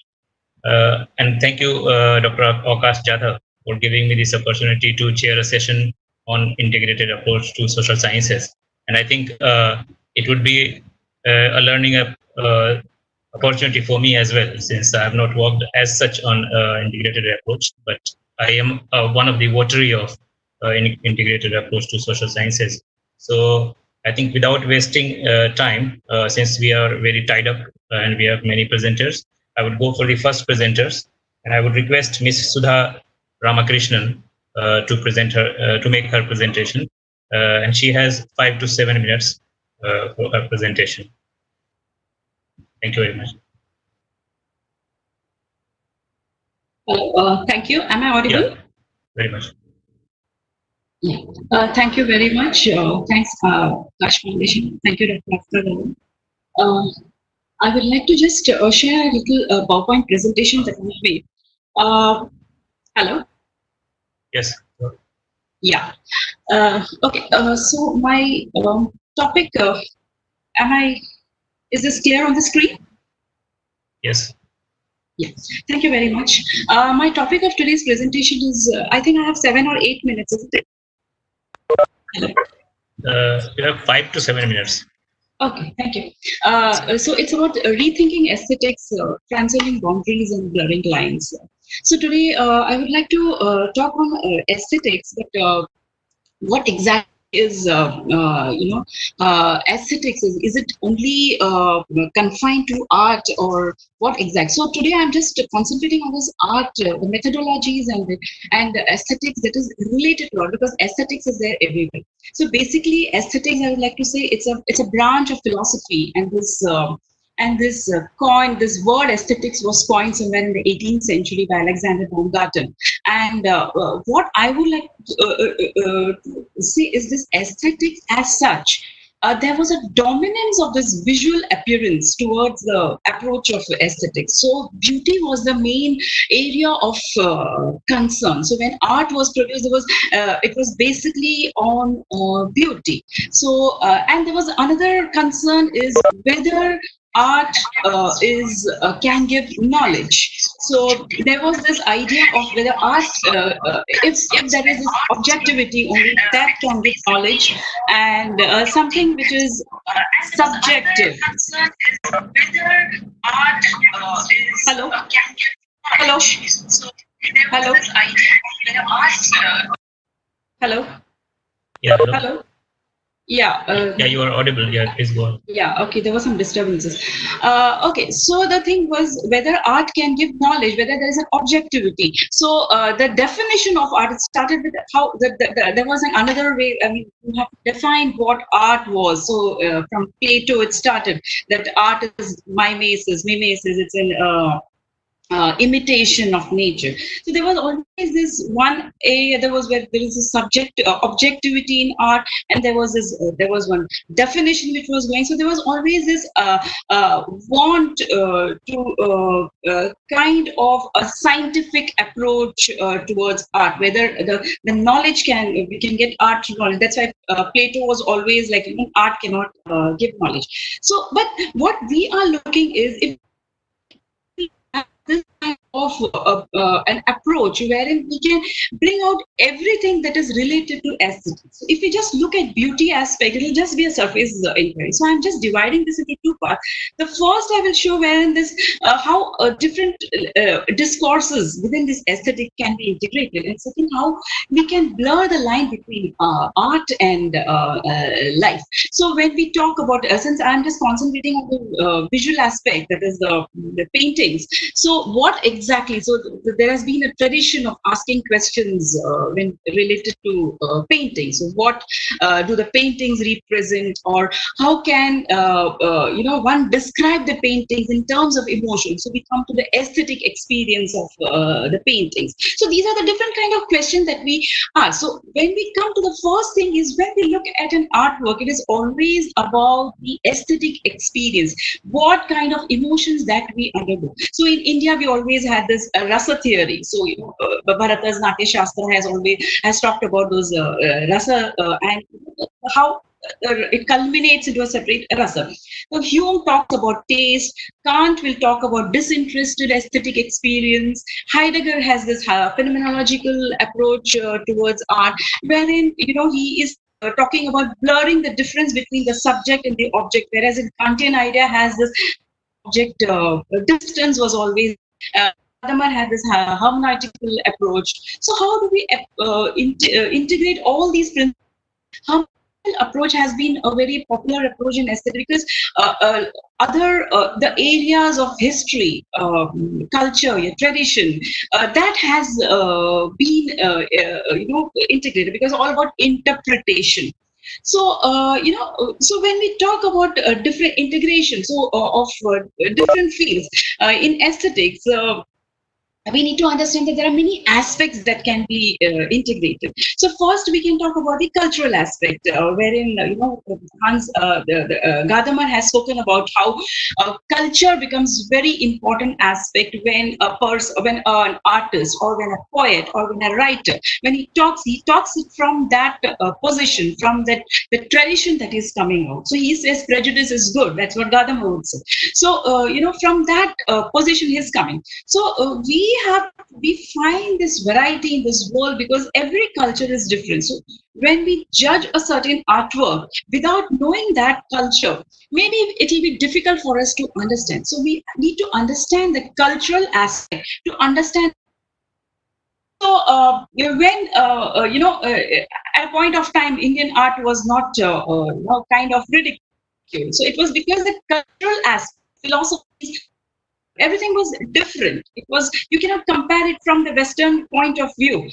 So that becomes an important aspect. So on see the tribal, and on the right you see a folk art. This comes from the culture of the Varlis, that comes from the culture of the paintings, that comes from that culture. Are the different cultural aspects that we look into. Unless and until you don't know what exactly that painting is trying to, that culture is all about, we don't understand what it is. So probably that's kind of a narrative that is there in this painting. And then we have the historical approach. So historical approach, so events always, every art has this temporal identity that is produced. It has a history. So which is produced somewhere in the 18th century, there is an in the 20th century, something produced in the 15th century. Everything is there in the historical timeline. So from the Western aspect, if you see the two artworks that is there in your screen, that is the pre-Renaissance and the Renaissance period artwork. The historical aspect, the biblical theme and the secular theme, Mona Lisa, the famous artwork. The same culture, again, when we go down the historical line, we see that there has been movements in the art field. So you have Impressionism and you have Cubism, wherein that idea of beauty was questioned. Whether art is all about beauty or whether art can be more than that. So this is from the same culture we see. But when again we come to the different culture, again in the historical aspect, you see on the left the paintings from Ajanta, the Padmapani, that is the Buddhist painting. And on the right we see the miniature painting. Again we see here in the miniature painting, even though this is in the Indian miniature painting, we see the influence of Mughal architecture. So that is the historical approach. So the historical approach in this is how you interpret it, having the historical approach, the cultural aspects in the vision. Then you come to the economic aspect, wherein there are questions like how do artists, do artists make art for a living, or is it art for art's sake? Now, everyone, if you see the old artists, when women were making art, especially when I showed the tribal and the folk art, they were making art to decorate the houses, to their living spaces. So that can be said art for art's sake, that they were not making an art for a living. But when it comes, to the economic aspect, art can be treated as a commodity. So being commodified. So there is a commodification of art that has happened. So there is this mass culture. So that dominates. So in that time, the culture was different. Previously, now the mass culture dominates art. So art is probably many times, I would say most of the times, produced for as a commodity, for final consumption. With the commodity, specialized professions like agents, the fair organizers, the critics have they have established themselves. So that we see from the economic aspect. And then when we go to the political aspect, of course, Marx is a very important figure. He spoke about the aesthetics and the separation of the species essence, because he had the bourgeois and the proletariat, the class identification was happening, and when man is into forced labor, he is separated from the essence of the species. So in that sense, that aesthetics for him works. So when in that year again, we have to go into the feminist aesthetics again. How are women, how many women are actually there? Women in art, we can say. So what I have noticed is when the tribal art, the folk artists, when they are painting, decorating the houses, at that time, art was confined within those four walls. But the moment Madhubani paintings or the Varli art or any of these tribal folk art has been commercialized, women have taken now into this art field. I'm not saying that, but then that has been the case. So which goes back And of course, this is a very important aspect to again see the women artists, how they are contributing to this field. Then we come to the ethical and the hello, Dr. Sudha Ramakrishnan. May I interrupt? Your time is up. Can you please conclude in 1 minute? Yeah, I've just got 2 slides. Is it okay? Yeah, thank you, because there are so many presenters and we have thank you time because we have a valedictory session also in line. Yeah, thank you so much. Thank you.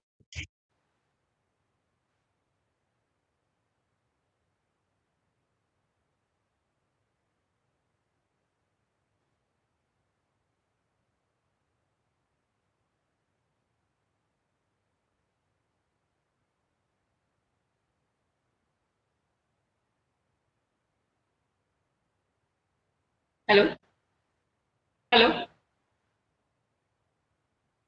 Yes, you are audible. Yeah, should I log out? No. You can be there, but if you conclude, then I can just invite her. Yeah. Okay, fine. So I was just okay. I was waiting for that only. Okay, fine. So anyway, so we were just, then there is a moral ethical approach wherein how beauty is, how art and aesthetics can be, they are two interconnected. And then how does these art also aesthetics transcend boundaries? We have aesthetics and art in the form of street art, graffiti art. It's not just confined to fine arts within the walls. And then you need to blur art lines between art and life. Aesthetic needs to be an integral part of the life. So how different artwork has a different art. Minimalism has been brought as art. So everyday life brought in ready-mades. So this is what I would conclude, that how Duchamp has brought the everyday object as art and displayed this. But whether this is art, it's a different line for discussion. That's what I would like to say. Thank you very much. Hello. Yeah. Thank you. Yeah, I would request you to switch off the you have switched off the screen so that. Yeah, exactly. I'm just trying. I don't know how to do it. I mean, it's not coming back the screen. There is a share option. You can go and then. Yeah, yesterday I did it, but it's something is blocking my. Okay, stop share. Yeah, thank you. I'll switch off. Okay, thank you very much. Now I would like to request the next speaker, Miss Varsha Shah. Miss Varsha Shah. Am I audible? Yeah, you are very much audible. Yeah, please go ahead, and you have 5 to 7 minutes. Try to conclude on time because there are many presenters. I'll try to. I thank Kaash Foundation, University of Alzara, and Chinmay Vidyapit for giving me the opportunity to present the paper. My research topic is on internal democracy, sustainability, and transformation at both area, micro as well as macro level. So I'll be focusing. Can I audible? Am I audible? Yes, you are audible. Am I audible? Yes. So I'm focusing on 2 criteria. One is to give more space to the researchers, because we have seen in the historical period that the government intrusion, we already know about the Socrates or the Galileo.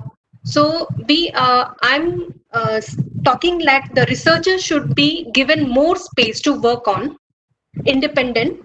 And the second criteria I'm talking about is on rhythm and sustainability. That is thinking the present scenario. So I'm talking about rhythm and sustainability, and not greed and speed. That is the criteria. Am I audible? Hello? Yes, you are audible. Yes.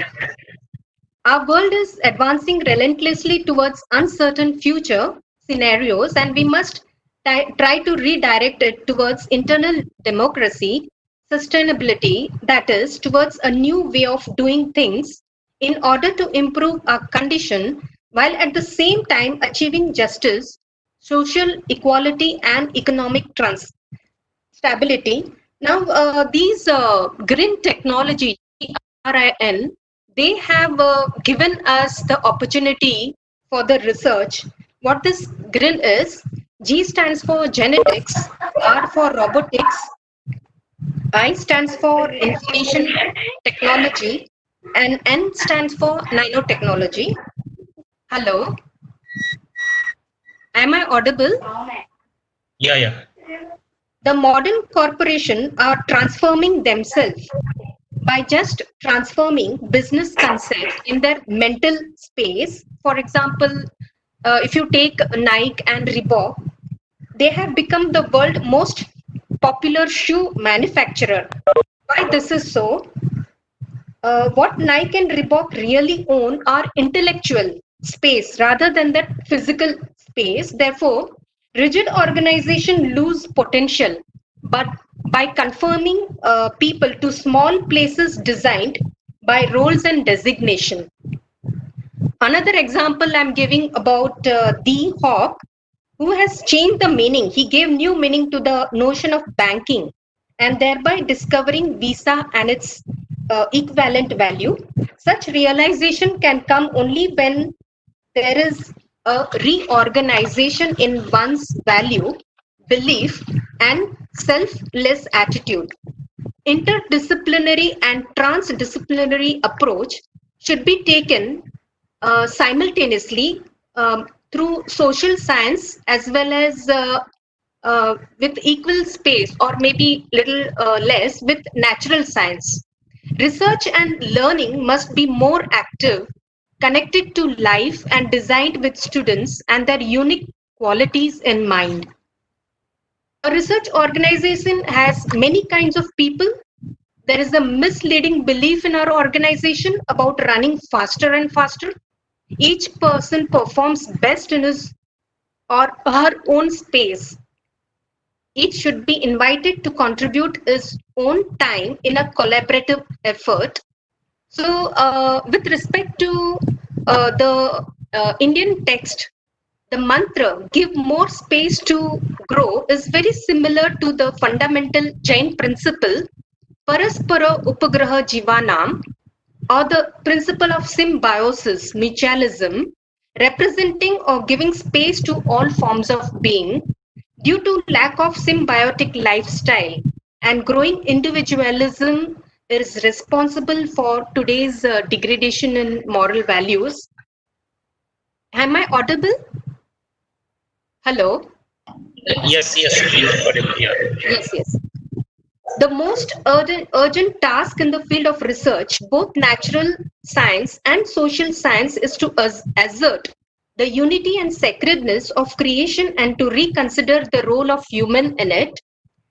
Traditional Jain teaching, Paraspara Upagraha Jivanam, which I had mentioned earlier, or Vasudeva Kutumbakam, can serve to remind the world of power and complexity of nature, as well as the moral advantage of simple living and high thinking associated with non-violence. Current scenario suggests that we must learn to view the world and therefore educate ourselves in a new way. Research has in the past demonstrated its crucial role in introducing change and progress in society and is today considered a key agent in educating new generation to build the future, but this does not exempt it from becoming the object of an internal reformulation. What I mean, the internal democracy, that is to give to the an article Pico Iyer, he in the inner climate, he says that there's some problem within us. He goes on to postulate that current environmental predicament may be a result of something that is invisible and inner problem. Again, this author, Peter Sortwell, in The Source of Hope, which to my interpretation, I feel convinces that a profound shift in values is necessary individually and culturally. We have already known from Dr. Javani when he spoke about finding meaning to life, and Professor Nestor Castro when he talked about the biased view. So this was with respect to one of the category, giving space to researcher to grow within. And the second category is rhythm and sustainability, and not speed and greed. Here I'm trying to quote one example of Lee Kuan Yew made his people believe that Singapore can be transformed into a first class in infrastructure and international quality service. This can be explained with the example of, for example, if when a farmer does the agricultural work, he goes through the three processes. The first process is he cleans the land. The second process is he makes the land rich, soft, and the third process is he sows the seed. Similarly, this is what Lee Kuan Yew done with respect to Singapore. Lee convinced his people that Singapore could not run tourist industry with road holes. That is the first process he did. He convinced the people. The second process, Lee made his people understand the importance of quality service after removing the misconceptions or anomalies in the minds of the people.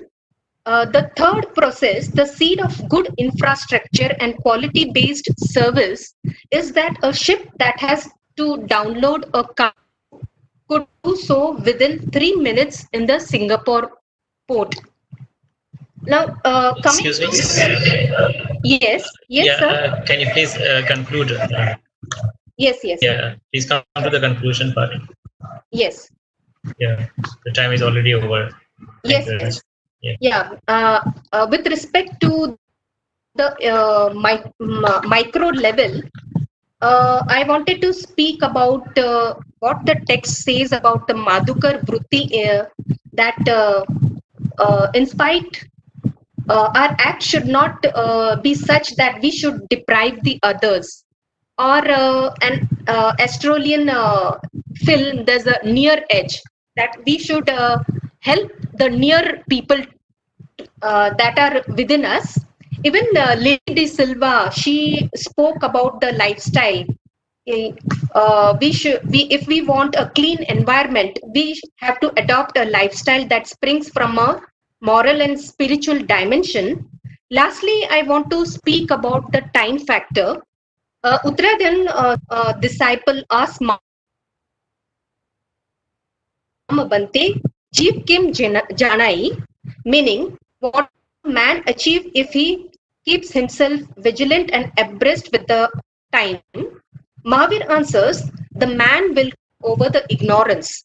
Similarly, we should also keep in mind two factors with respect to education, technology, vigilance and time responsible for social consciousness or awareness. One should use vigilancy regarding the choice of research and use that technology should not be used which is outdated. Time is considered as one of the important factor in today's global world.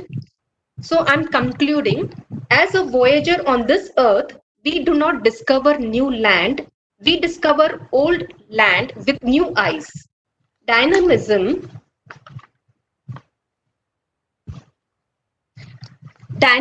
embraces change constantly, but the pertinent question is whether to be the leaders of change or victim of change.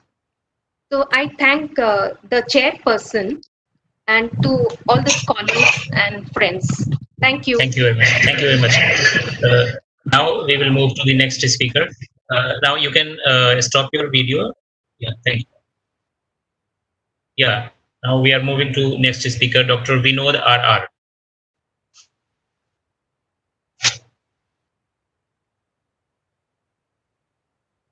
Dr.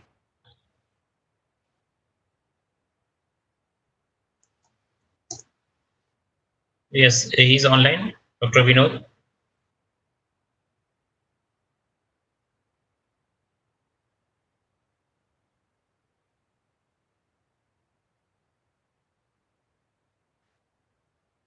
Yeah, Dr. Vinod, please introduce yourself in detail and the topic particular. Your audio is off. Your audio is off. Your audio is still off. Yeah. Hello. Yeah, thank you. Audible? Yeah. Yeah, now Thank it's you. audible. And try to be as brief as possible. Sure. We are Sure. running very short. Perfect. Thank you so much. Perfect. So, hi, I am Vinod RR, faculty in Chinmaya Vishwavidyapeeth. So, getting to the presentation, so we are trying to understand the influence of consumer perception on green products of perception of green products on purchase intention. So it's a co-authored paper by myself and Dr. Susan Matthew. Coming to it, definitely the environmental issues has been a heightened objective or a detailed discussion between both circles at the policy level and in the academia. Again, organizations are also trying to utilize or explore different options with a very clear objective: can I grab a higher market share? Now, coming to the literature, it seems to be inconclusive. Few studies have suggested, especially corporate strategies, a larger aspect has a positive impact on the purchase behavior, which means if you try to promote the green concept in your products and marketing theme, there is a high chance that the customers would buy. However, on the other hand, they have also suggested that certain strategies or some of these strategies doesn't have a direct connection on the purchase behavior. So this is something which we are trying to figure out. Really, corporate strategies can influence or can motivate the purchase behavior. So the literature has taken different variables: per se, attitude, gender, premium pay status. Majority has been stated as positive: quality of the product, perceived benefits, etc. Now we are trying to figure perfectly from the corporate angle. That is, if you want to focus on green purchase intention, that is a dependent variable. What are the subset which can influence? So we define the variable depending upon the taking from the literature sources. That is, the people who are ready to buy green products over others. That is green purchase intention. The subset of the variables are, or the explanatory variables are, corporate perception. So is there is a corporate perception that this firm is going green or this firm is socially responsible? The second variable is eco label. So are people looking at the labeling part and then will it result in green purchase intention? Then the green product value. That is, I have a perception that if I buy, yes, this is going to reduce the harmful effect in the environment. However, is that value being perceived versus received? Is there any difference? That is green product value. Green packaging. Am I able to understand or recognize whether the methods adopted for green packaging or green or packaging has the least impact on the environment?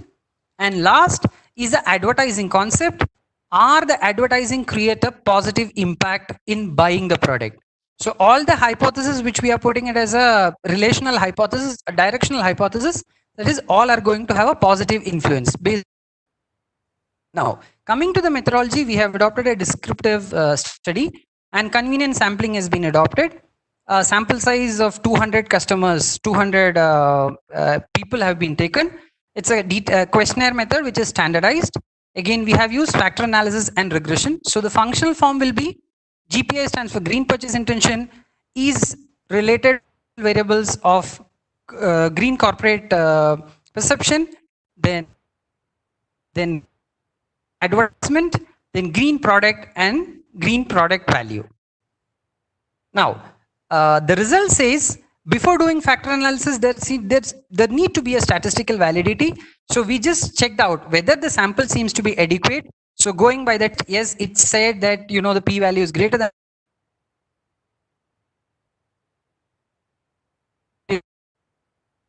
identity matrix should be there. So we also tested for it, which is also satisfying. And the factors also identify that dimensional aspects are having an impact. Now, what is the relational impact, or what is the impact, what is the magnitude of the impact for which we did the regression analysis? So the results stated all the variables were having a significant impact, which is p-value less than 0.05, and the overall the model seems to predict 64, so that it is appealing to the audience, or the audience are able to sense, yes, I can able to understand that by purchasing this product there is a message that is being driven. A classic example which we take is classmate notebooks. So they are able to use the green advertising in green product value.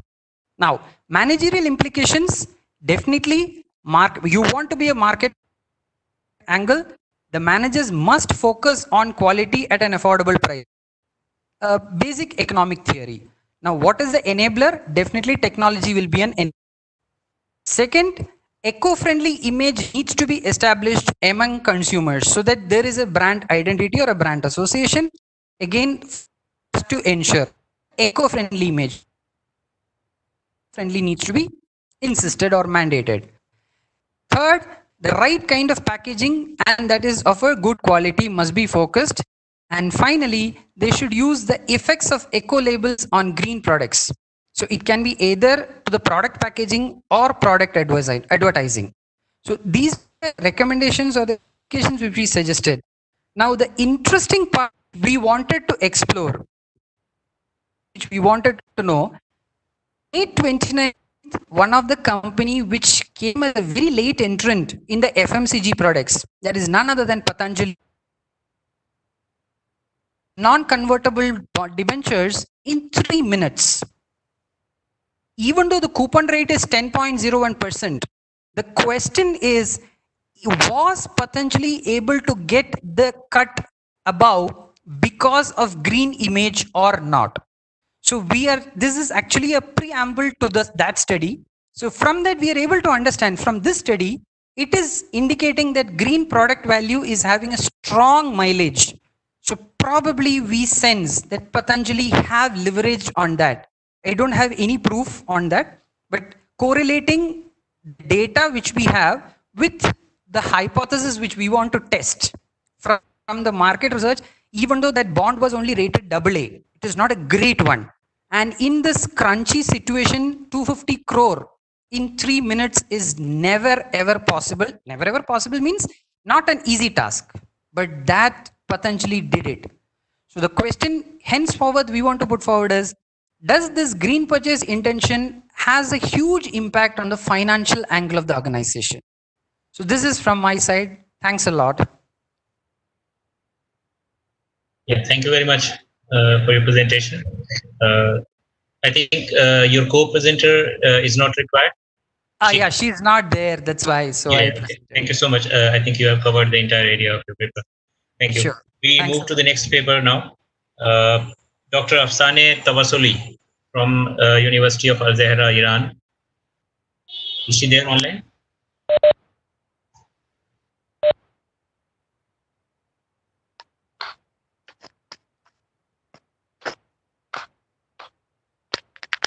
Dr. Afsaneh Tawassuli.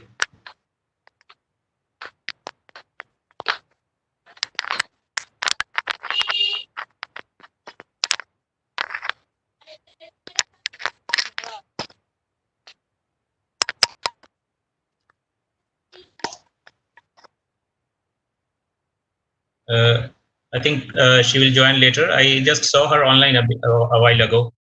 Now we move to the next paper presenter, Dr. Yaqub Mousvi. Dr. Yaqub Mousvi, he is also from University of Al Zahra, Iran.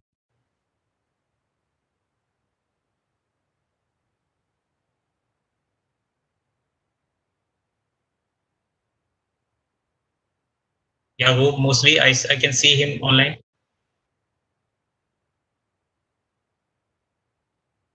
He's online. He's online.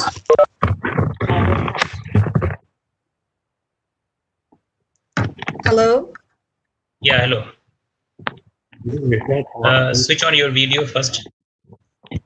Sorry, just a minute for my presentation. Yeah, sure.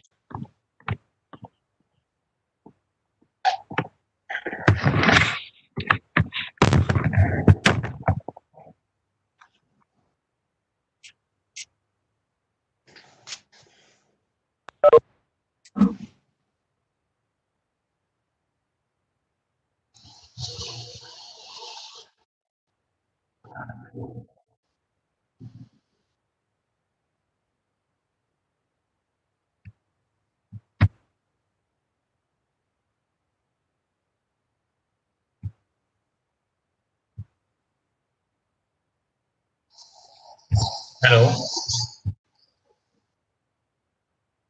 Hello.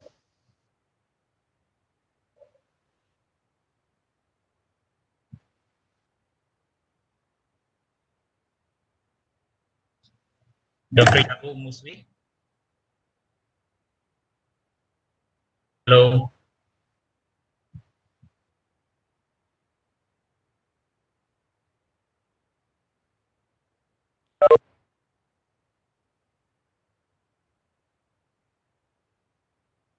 Hello. Hello.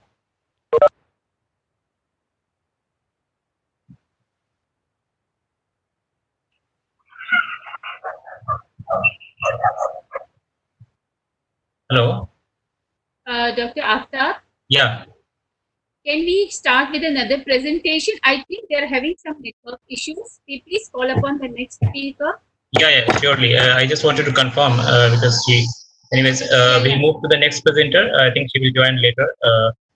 Dr. Suresh Bhadarge from Bhiwandi. Dr. Suresh Bhadarge.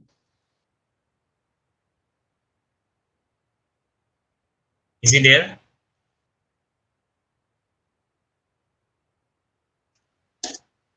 Yeah, I can see him online. Sorry, if you can see me, I am Afsanat Havasoli. If you can see me. Yeah, I can see you now. Please, go ahead with your presentation. Dr. Okay, Suresh, can you wait for some time? Yeah, Dr. Sorry. Suresh, you are requested to remain on the line.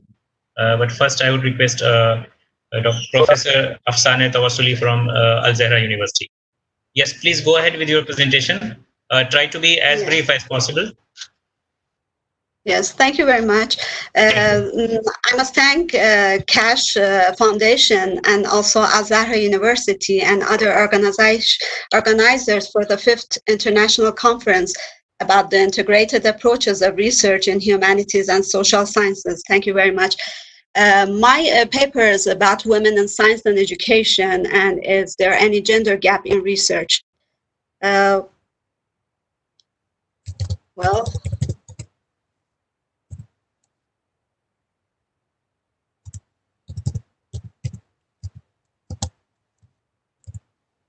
okay. Today, women have made a profound impact on the expansion of the technological sphere. Their accomplishment throughout the history demonstrates their innovative adaptations, proving that their knowledge and skills are an essential need in the modern era. Women in science, technology, engineering, and mathematics academia have been making significant strides to improve their numbers over the last few decades. But let's go back to history of education and the history of science before French Revolution and see what was happening there. When Jean-Jacques Rousseau talks in Emile about nature of education without having a systematic organization and official education, about a little boy walking in his father's garden, finding out the laws of science himself, like the creation of trees, flowers, waters. And there's a little girl named Sufi running behind him, watching him to serve, to feed him. When he's hungry, making him happy. When he is sad, playing with him when he needs to. And no education for little Sufi, no science for little Sufi. And she's just a supporter to watch Emile getting self-educated. And in the French Revolution also, we can see a woman named Mary Wollstonecraft, who was the first woman who cried for education and science for women and equality between genders and education. And after the French Revolution, a gap was considered between the crowd, included men and women who run the revolution, and after the victory, writing the laws of revolution without signing any woman for the rights, especially education rights. And also regarding to liberalism, which the thoughts were from John Locke, and operating it out was after the French Revolution, and the need for equality in education took place in every society. And Mary Wollstonecraft was one of the first thinkers in 1786 who wrote a short tract entitled Thoughts on the Education of Daughters, and also mentioned about the male reason and sensibility in a vindication of the rights of men. And this is John Locke and the book of Emile about education. And So even when we look at the paintings of the revolution, we can see the woman fighting and as a rebellionist beside the men. Every paintings show this, that the women are beside men in the revolution. But this is the Bastille, when they are opening the doors of Bastille. But when the revolution gets to the victory, and when they are writing the laws about science and education, there is no woman there, and there is no even law for women. So Mary Wollstonecraft wrote a letter to the founders of revolution and said that my sex, I'm not appealing for my sex. I'm not appealing for myself. I'm appealing for my sex. And uh, in the finishing lines of the letter, she says that where is the 1/2 of the human race for education and science?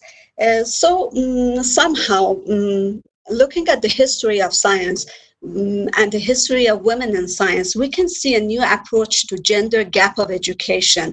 And is there any gender gap, or is there a gap in gender areas? When we talk about gap, it means that we believe in a hypothesis which emphasizes on gender equality of education as a must. But when you go through history of education, you will find out there was no consideration of gender in education, 100% men against no women. So better than using gap is using rate of growth. Even some thinkers believe that science and technology is a masculine phenomenon, and if world was under dominant of women, World War I and World War II might never happen. It's a critic theory, but of course we believe in both sexes as supplementers of each other. But what is gender equality, and where is science in gender equality and research in gender equality? Gender equality refers to the equal rights, responsibilities, and opportunities of women and men and girls and boys, that the interests, needs, and priorities of both women and men are taken into consideration. And we have the gender gap as a global gender gap index aims to measure this gap in 4 key areas: health, education, economics, and politics. So the gap in economics, for example, is the difference between men and women when it comes to salaries, the number of leaders, and participation in the workplace. And this is the global gender gap index, as you see that it's about 0.6 and somehow upper. And these are the regions. As we see, we can see India as 0.6 and Iran as 0.5, almost the same, and near the global one. This is the global gender gap above 0.6, and the sub-indexes like economic participation and opportunity sub-index and political empowerment index, we can see the gap. The political, especially the political one, is 0.2.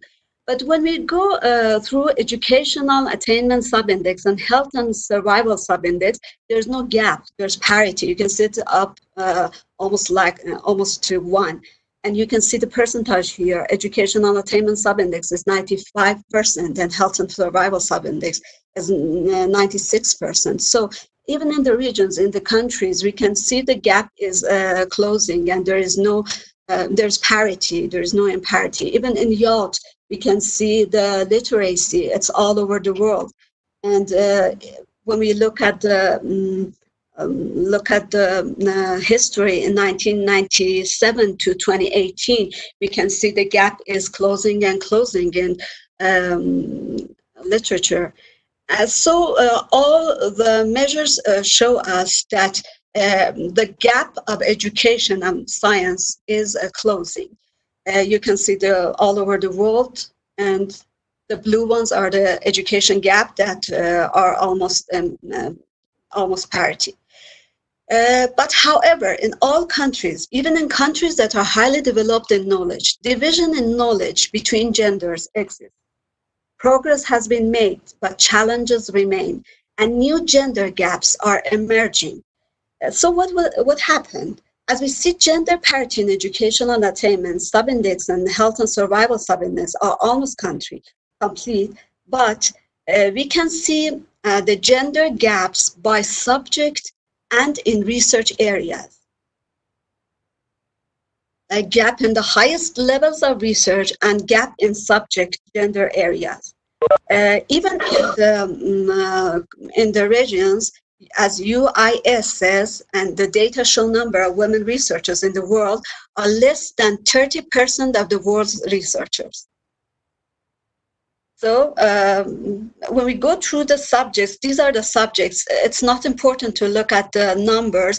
You can see just the green lines and the blue ones. The blue ones are for women and the green ones are for men. You can see the proportion and number of researchers by gender like this in subjects. In agricultural, in engineering, in chemistry, all you see the green lines are the green lines show men that are more than women. But in some subjects like nursing, like psychology, like social sciences, and like immunology and biology, we can see that the blue line is more, the female researchers are more. So gendered subjects means some subject is feminine and some are masculine, even we can say.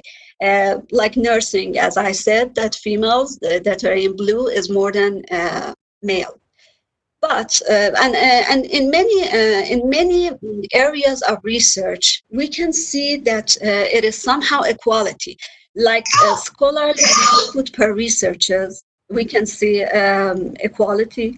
In FWCI, field-weighted citation impact, we can see somehow equality. In field-weighted... Professor Tawasuli. Sorry? Professor Tawasuli, can you please conclude? The time is already over. Okay, I'm finishing. Okay, I'm finishing. Come to your concluding part of the presentation now. Okay, okay. And FWDI also, but we can see all like this, but in proportion and number of inventors by genders, when we go to invention, when we go to research, when we took research as inventing, we can see a very wide inequality. The blue ones are women and the green ones are men. And in the research and the inventors by gender, you can see how much inequality is there. And also the proportion of number of patent applicants. So when we go to industry, we can see the gap here. So in research and in education, almost you don't see any gap. But when you go to the areas and when you go to the highest levels of research, you can see the gap very more. And when you go from science to society to industry, also you can see the gaps in parliaments and any other places. Thank you very much for attending. Yes, thank you. Yeah, thank you for your presentation. Yeah, can you please stop your video and mute your audio? Yeah, now we have next presentation from Dr. Yaqub Mosley from Al Zahra University, Iran. Yeah, he's online. Sir, if it can be brief, kindly make it as brief as possible. Yeah. You have 5 to 7 minutes, sir. Everybody, thank you very much, Yeah, Chair. thank you very much. Thank you from you and the other colleague to provide this webinar. Hope that we have a good time to use our experience in terms of the integrating methodological approach in science, actually. If I try to put it, my presentation, yes. Paper. Okay. Yeah. The title which I am going to talk about is the recent experience integrated methodological approach in social science in Iran. Yes. Am I right? This way, Roha, am I right? Have you my voice, everybody?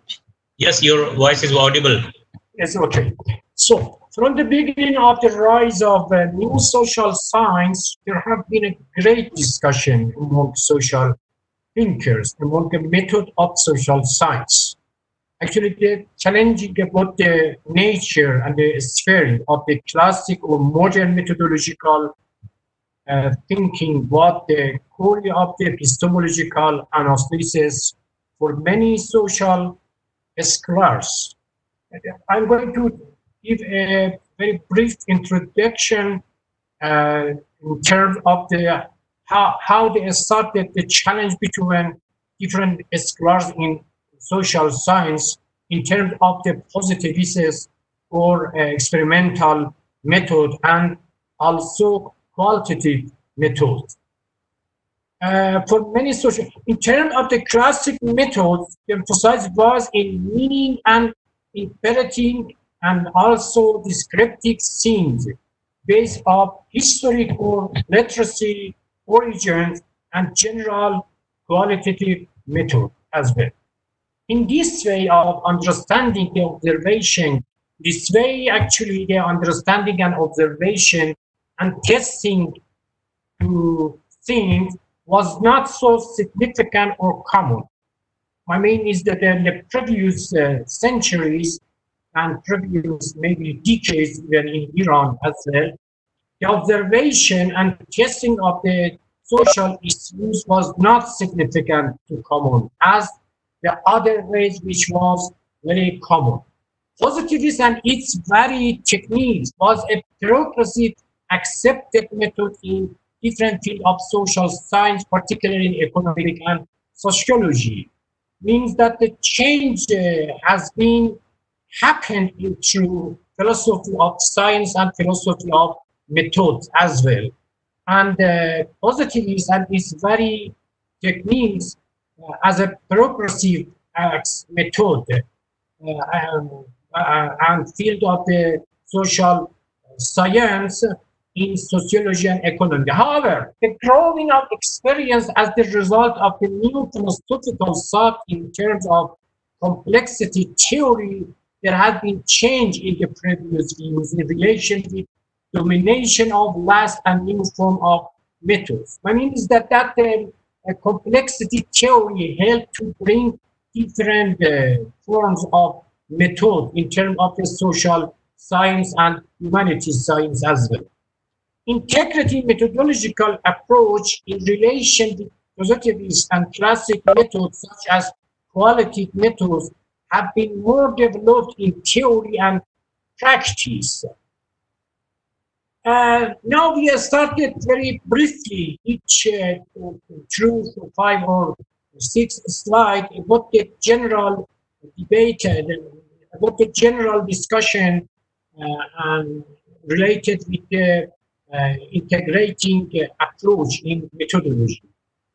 The first slide is talking about the significance of method in true science in general. It is clear that the method for science has a central role. That we can say that without the correct method, there is not good result in the scientific consideration. René Descartes, as a great philosopher in French, believed that the science is equal of method, means that without any significant and correct method in science, the science cannot be receive any good result. Scientific career progress mostly depended on application the methods. As a result of the change of method in science, the history of the human knowledge has been developed fundamentally. Science, by using the different new and also effective method, has been gained to a high rate in modern century. We can see that the development of different methods, particularly in experimental method, brought up a lot of change in modern times, in Western countries particularly. However, from the beginning scientific era, there has been challenge among philosophers and scholars about the nature of the method of science. The gap between mainstream of methodology. You see that after started the revolution, scientific revolution in Western, there has been a lot of discussion about the way of the discovering, way of exploring of things, and the correct way of this type of researching. Initially, change in the structure of method happened in natural science. Initially, change in the structure of method happened in natural science. Good result of application of experimental method in natural science has caused people like August Comte, and Durkheim, Emil Durkheim, and other in Western in psychology to attempt to economic psychology and sociology, attempting to apply the experimental approach as the best way of understanding and social survey. Later on, there has been welcome to apply experimental method under name of the philosophical positivism, observation and study based on the data collection and beside the quantitative method, all were recognized as the possible way of gain size in science, in science. The gap between is the continuing of the discussing about the gap between mainstream of methodological in social science. New school of methodology in human science, such as sociology in 19th century, the context for development. There is something wrong here. Okay, cannot see in the end of the sentence. The qualities and among social researchers, it was understood that the experience in social thing not defined in one rigid way of thinking. I mean that there is something happen among social scholars that we cannot rely on only in the positivist way of the things or experimental method, because many things is happening that needs to use other ways of understanding. Many events in everyday life of people and changing style of the general movement in politics and economics led scientists in social science to consider the limitations and weaknesses of one-sided method in social studies. Philosophical and psychological method help to develop the quantity method in qualitative method. Sorry, that's it. Writing qualitative method in social science. Background of social science in Iran, because we are going to talk about what happened in Iran in terms of the integrating approach in methodology of social science. Social science, in new term, has not a big history in Iran. In primitive atoms have started through transition from Western methodological school in social science to inside Iran. As we know that many non-Western countries, they have not very great social science experience. Social science experience in Iran is actually started from the last century, and many literature, many writing, and many thinking style of work transited from Western country into Iran. The current approach in methodological term was not positivist. In contrast, there has been used different form of descriptive approach among interested people. Before coming the new experimental method in social thinking in Iran. There has been other dominated. There have dominated other ways of researching work, like literature, descriptive, and history, and so on. Actually, in this term, the social science was met two basic poverty in theory and method. What would be the right way of exploring social context? Meeting between Iranian expert and new social science, actually, they found that the two main problems existed. One problem in terms of the theory of social things, theory of social analyzing of issue, and the second problem was Professor Yaqub. Professor Yaqub, sorry to interrupt you. Can you please try and wind up? Yeah, I try to finish my presentation. Yeah, we are running short of time. Yeah, how much time are you need? How much time? 2, 3, 4 minutes? Development of integrated methodological approach in new social science in Iran. In recent decades, there have developed new form of the methodological approach amongst social researchers in Iran.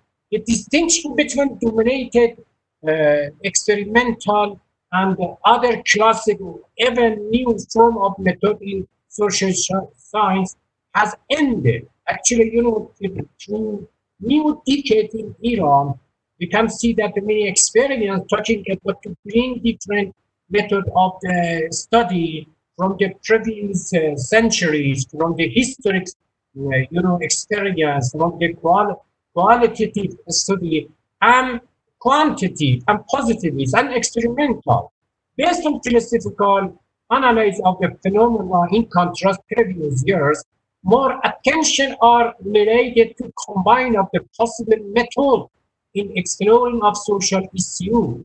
Strong social literature in Western academic are translated many books and articles introducing combined method in social research. At present time, there is so normal and accepted way trying to join different form of analyzing and establishing variety type of the method of research. Integrated methodological approach, particularly in sociology studies, are growing as the best alternative method among followers of the social researchers. I'm sorry, but I have not enough time to finish my last slide. Yeah. Thank you very much. Indeed. Yes. Thank you very much, sir. It was an interesting presentation. Now, I would like to move to the next presenter. But please, I would request you to first stop the sharing option, screen sharing.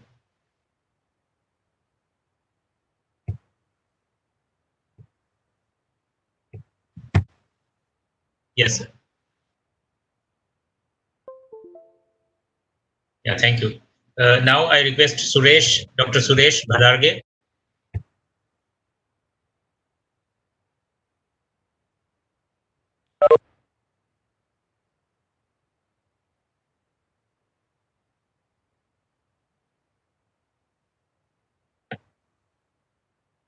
Professor Yaqub Mosri. Yes. Yeah, please stop your screen sharing option. Okay. Yes, sir. I close it. Yeah.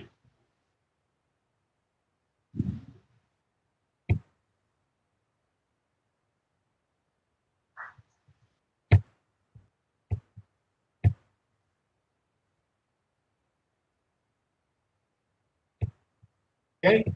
Not yet. Yeah, thank you. Thank you very much. There is another screen being shared. This is Al Zahra University screen.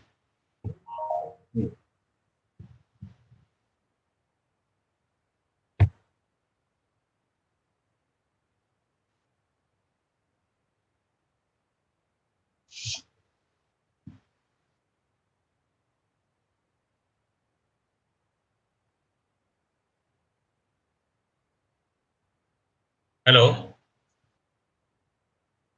Yeah, now I would like to request Dr. Suresh Bhadarge make his presentation.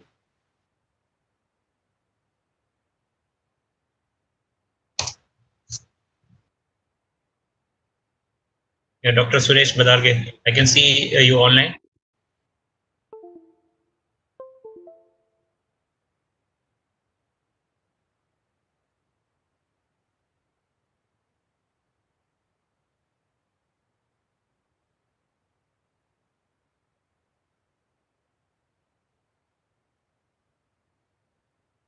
Hello.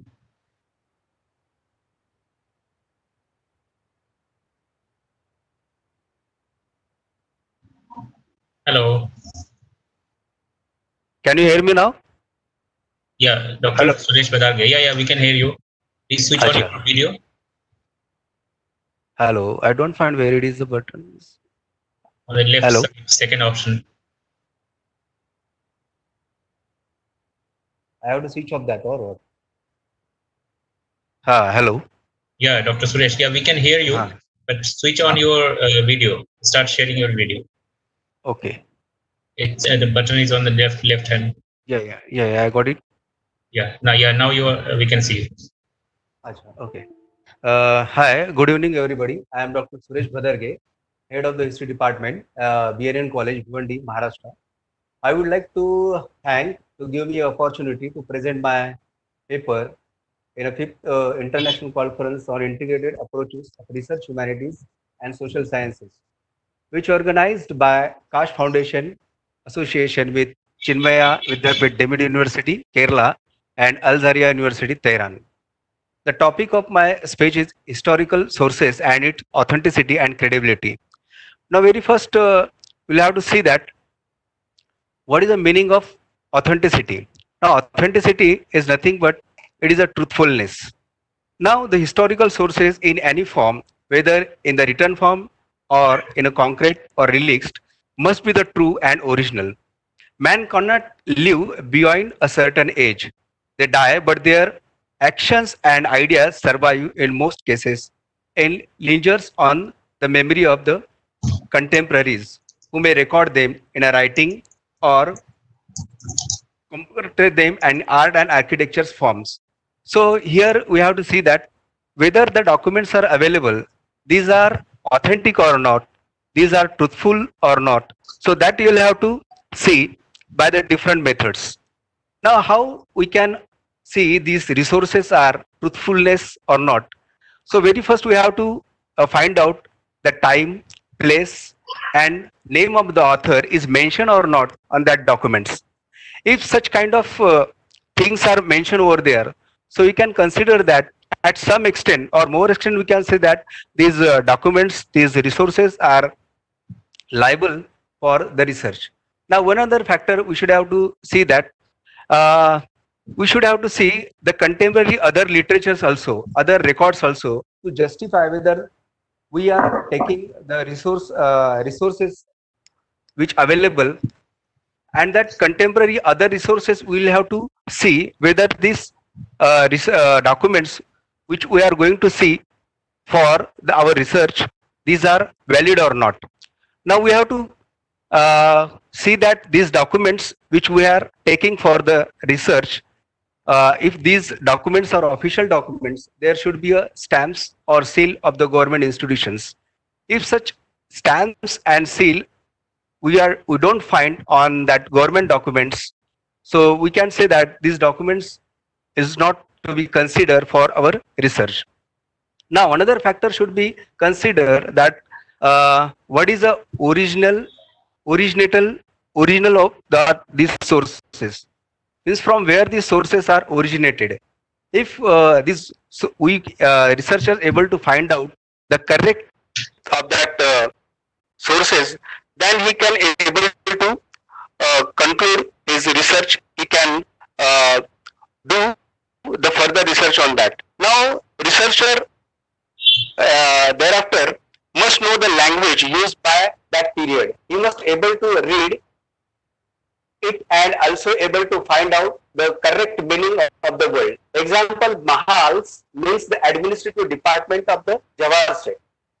We find that in a very places, the meaning of the words are different. So we should be able to find out the meaning of that particular region or what these words are used. So researchers must know about that. Now another that approved of authorizations, approved of author. The author which we are going to see the secondary documents, secondary resources, this author had bias or not. If that author is biased, then such kind of documents or resources we should not take for our research.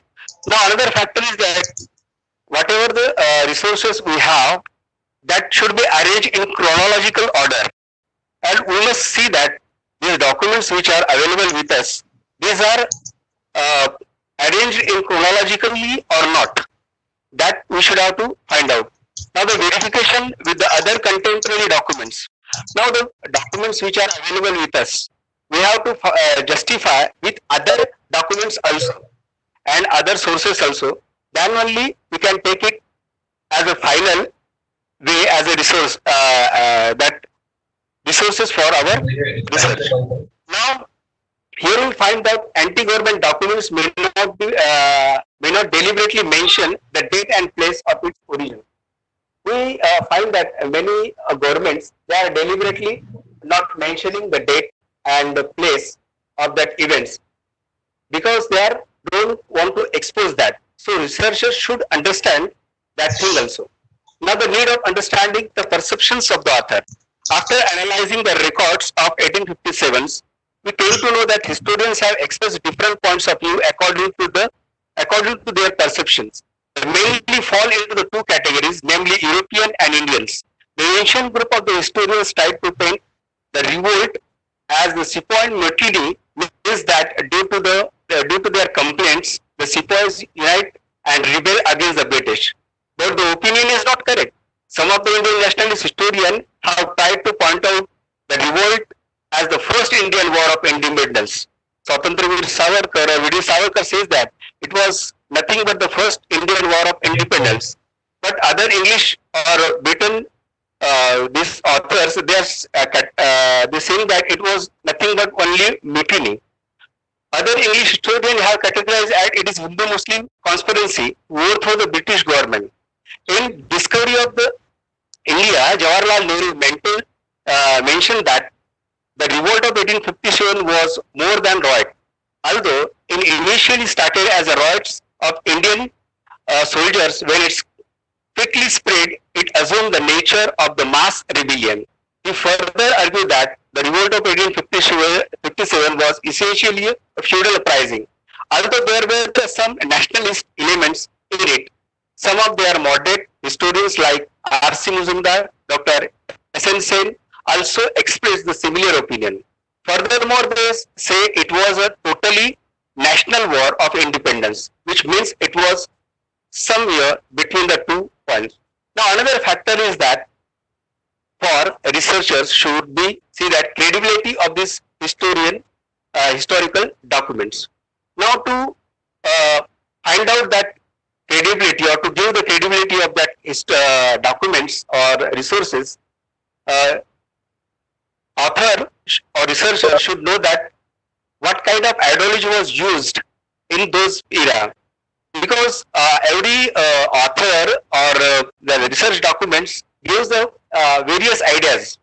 As like the researcher should understand the intention of the author. For example, the Indian national movement were written on the bias of Marxist theory.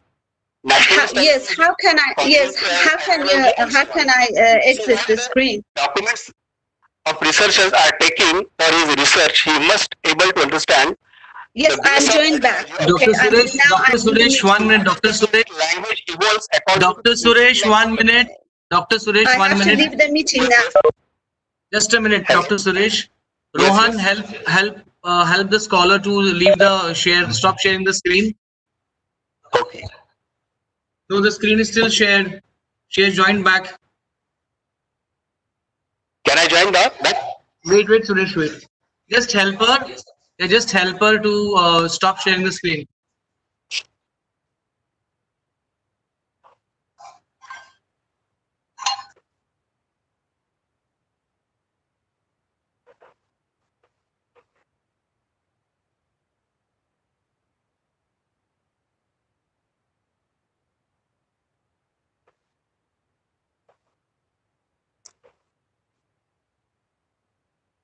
We are stuck with the screen yet. We are still stuck with the screen. Kindly get the screen out.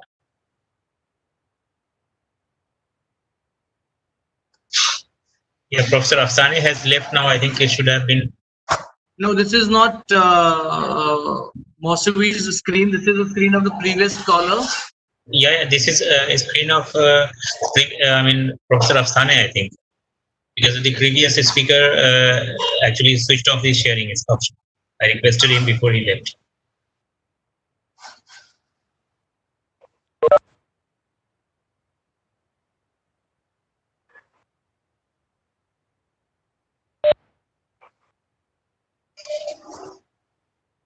Dr. Suresh, you can continue. We'll come back again to solve this technical glitch. Okay. Thank you very much. Now, another part I would like to extend my speech. Dr. Suresh, may I request you? I'm chair of the session. Kindly make it brief, and if possible, can you please come to the concluding part of your research paper? Okay. Thank you. Now, I'm concluding this topic. So, Hello. Researchers should able to understand the principles of these documents, these resources which are available with us for the research. Then, ability to tell the truth about the sources. These sources are able to tell truth or not. Now, willingness to tell the truth by that author is there or not. And then other one thing is accuracy and reality of the sources. That should be found out by the researchers through these documents which are available with him. So with this concluded, I would like to say that for historical sources and authenticity and credibility, we should have to classify these all documents or resources which were available. These should be classified in the primary and secondary sources under the category of primary sources and secondary sources. After that, these sources, when categorized, that must be used in a very well manner. That researchers should give the more focus on the primary sources rather than the secondary sources, because primary sources are very authentic, we can say that, as compared to the secondary sources, because in a secondary sources, the ideas of the author could be inculcated in that, and what we want from that resources to interpret our history or our research, it cannot be, we can say, well in a manner.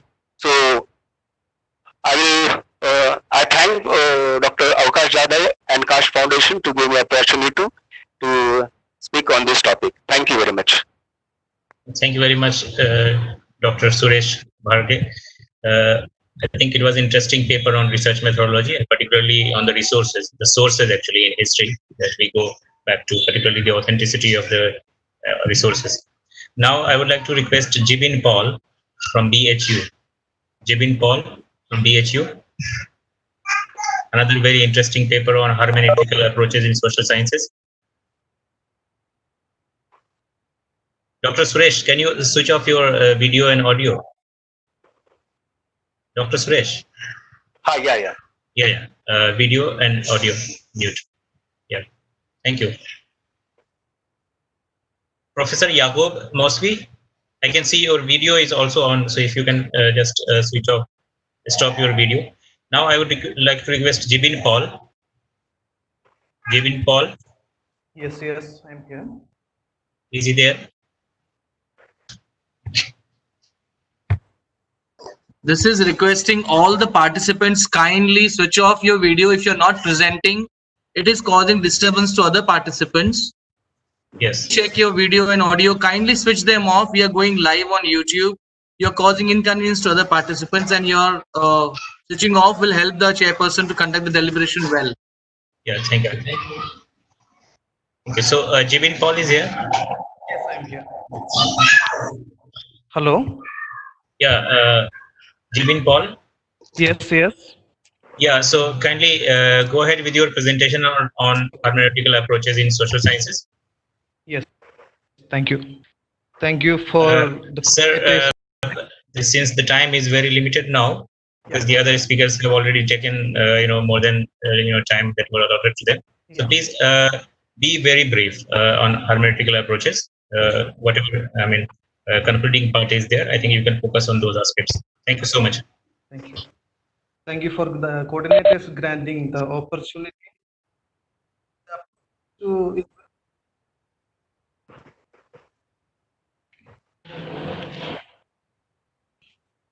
This is the maximum late maybe.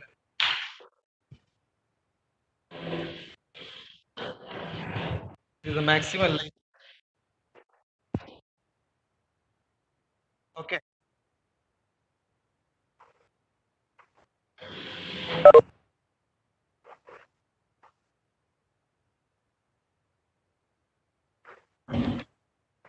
Yeah.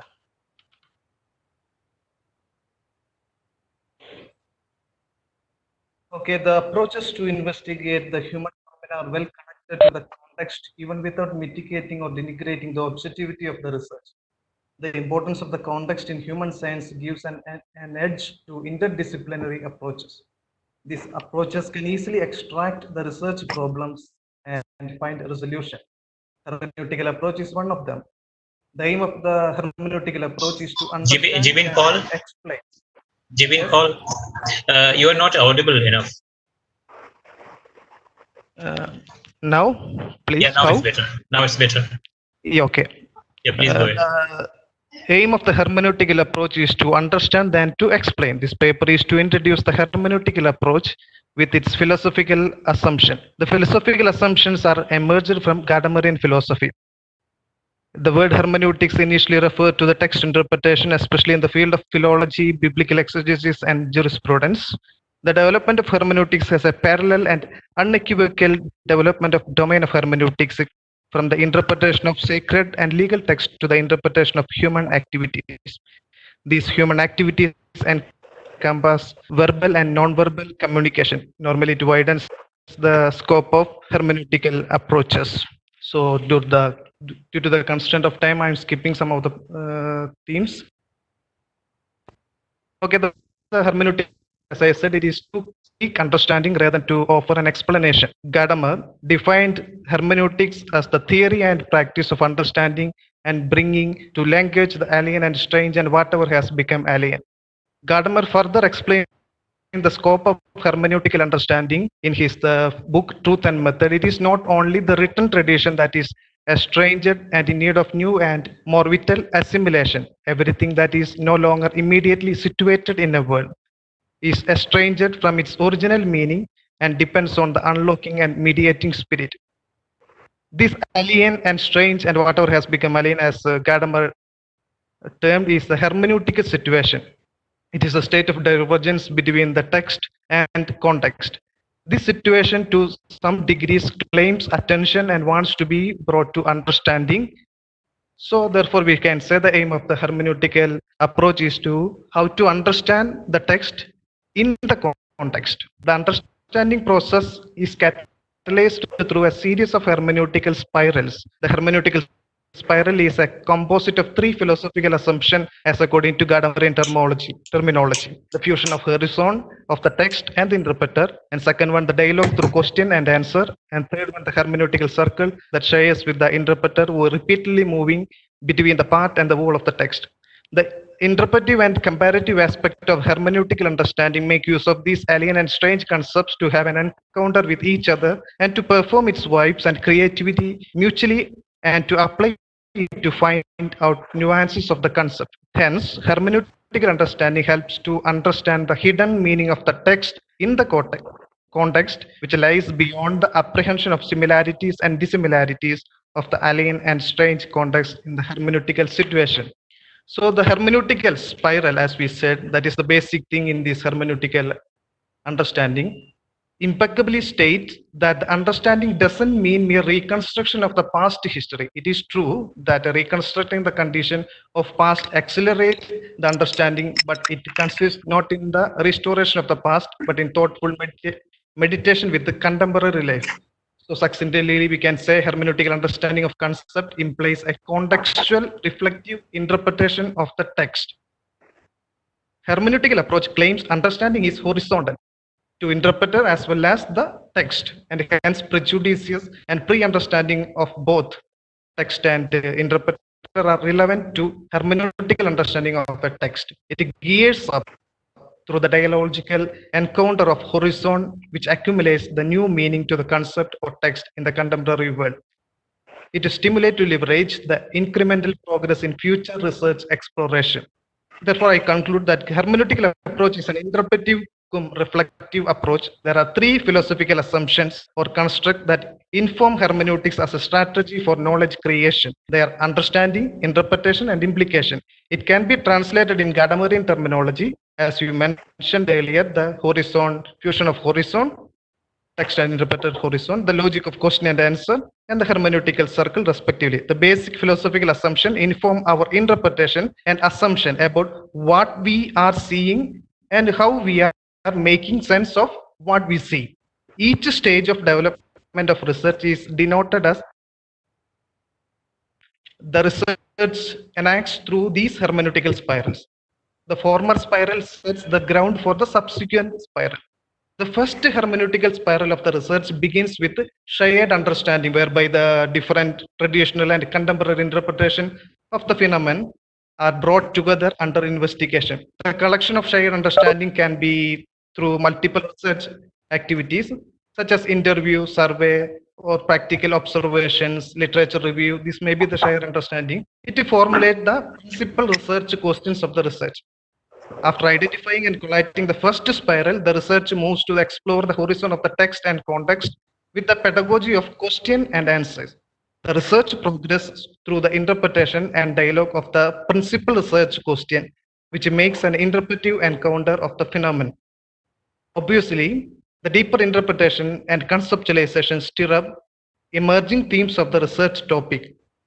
Finally, the last spiral comes, hermeneutical spiral. Research culminates in the implication and application of the text to the present context. It enhances new researches based on this implication. It is always open for new researchers. The research becomes a part of this spiral, moving repeatedly between understanding and interpretation of the text. It culminates in the emerging understanding of the phenomenon. To sum up, we shall say hermeneutical approach to human science interpret the text in the context and establish its relevancy. We can have these different steps of this hermeneutical understanding with the Indian terminology also, because the constraint of time, I'm not going to explain those things. Thank you. Thank you. Thank you very much. Thank you very much, Divin. An important topic for a researcher, for a social science researcher, of course. This hermeneutics has given a new meaning to the texts that were available. And it gave a kind of new understanding about the text when we explain it with the context. Without the context, the text is not that easy to comprehend. So I think it's an important paper. Later we can come back to the paper. We have next presenter, Sunil Sunkara. An interesting presentation. Sunil Sunkara, I can see him online. The topic of the presentation is symbiosis of spiritual communication and metaphysical thought. Yes. Yes, Sunil, your time starts now, and I would request you to complete your presentation in 5 minutes, if it is possible. Yes. Thank you, Dr. Aftab. I'll run through it as soon as I can. Thank you so much. And to begin with, when we are talking about something that is interdisciplinary, and in context of the performing arts, I will quote Bharat Muni from the Natya Shastra, who says, "Natat jnanam natat shilpam, nasa vidya nasa kala, naso yogo natat karmam, natya asmin yanna drishyate." There is no knowledge, craft, science, art, yoga, or action that does not fall within the purview of the performing arts. So today, while performing arts classifies entertainment, there is a great scope to look at it in a very interdisciplinary fashion. Let me look at two concepts, the Natraj and the Natwar. What we are doing today, we are having a conference. So there is an inner thought that has to meet with the outer manifestation of us presenting it. So that is the meeting of the Natraj and the Natwar concepts in dance, which is an inner conceptualization of dance and meeting as in the performance aspect. From that, I come into the Kushilava Parampara, where this Kushilava Parampara starts in the Ramayana with the very famous sons of Rama, Kush and Lava, who recited, sang and danced the Ramayana. And from that began the tradition in India of narrating, singing and dancing stories. So the Kushilavas had to be well-versed in the Vedas, they had to be well-versed in music and also good at communication. And few centuries later, we see Goswami Tulsidas again mentioning all of these in the Vinay Patrika. When we go to the Mahabharata era, we see these same Kathiks. So today we talk of Kathak as a dance form, but actually it connects with a community known as the Kathik community.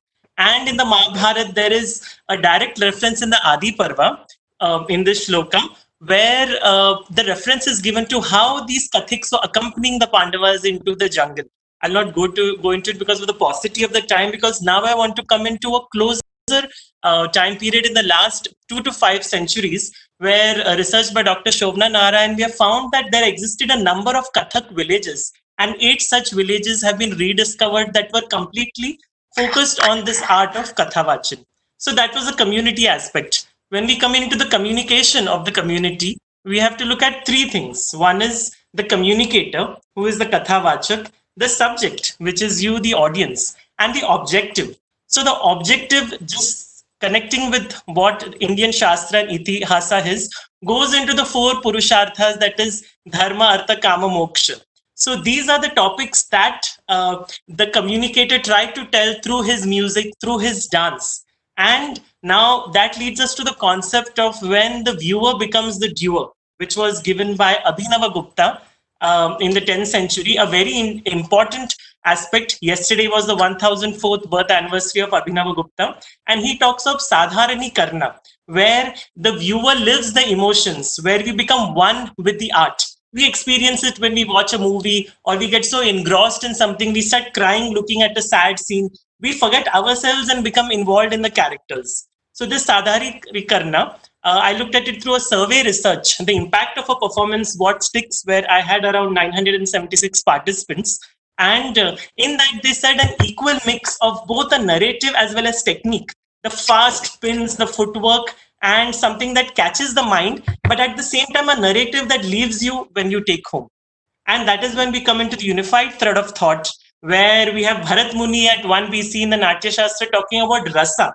Abhinav Gupta in the 11th century is saying that this rasa, natya hi rasa natu loke. Rasa is only in this world, not in the world, but only in natya. And that rasa experience leads to Paramananda. And that thought connects with Surdas and all of the spiritual poets of the Bhakti movement, who said life is dance, dance is life.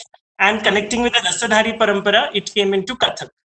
When we look at the Vachika or the spoken sound, we know the relation with the Planck's constants give the relation between the light wave, the particle, and the wave. Similarly, a sound vibration connects with our Om, the Pranava sound which is given.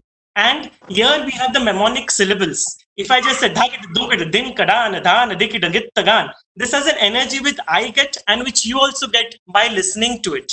And the Avanada Vadya and the Atharva Veda gives lot of such examples, famous amongst which is the hymn of the battle drum, where we see the energy of this mnemonic syllable. And finally, I conclude, I've rushed through the entire points, but I conclude with, if these are the aspects of spiritual and metaphysical communication within dance. So today, who are the people doing it? We have the spiritual gurus. We have the historical / mythological writers. And I use that because when I say the word itihasa, like Ramayana and Mahabharata is itihasa for me as a kathavachak, as a dancer. But it is a mix of history and myth. And finally, the dancers. So it is the dancers also have the ability to have this kind of communication when we go away from the propensity of entertainment. That is what we see today.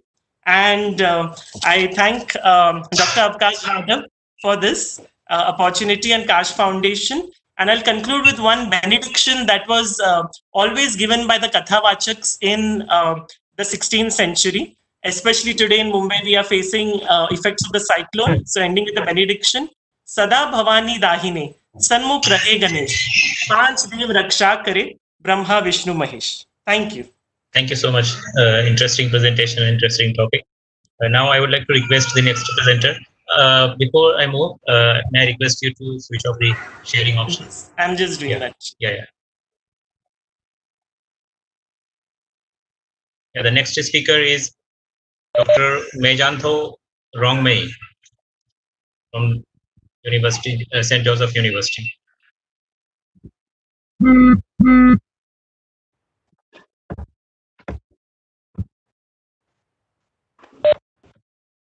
Yeah. Thank you.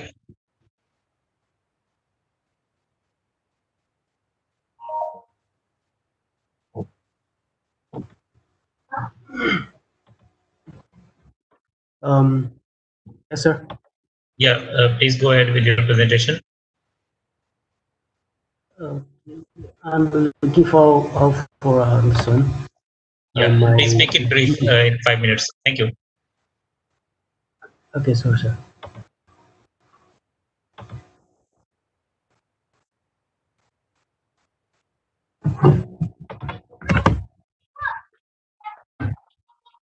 Okay, so I'll be presenting on examining the effect and coping mechanism developed by non students to counter exclusion-based racism.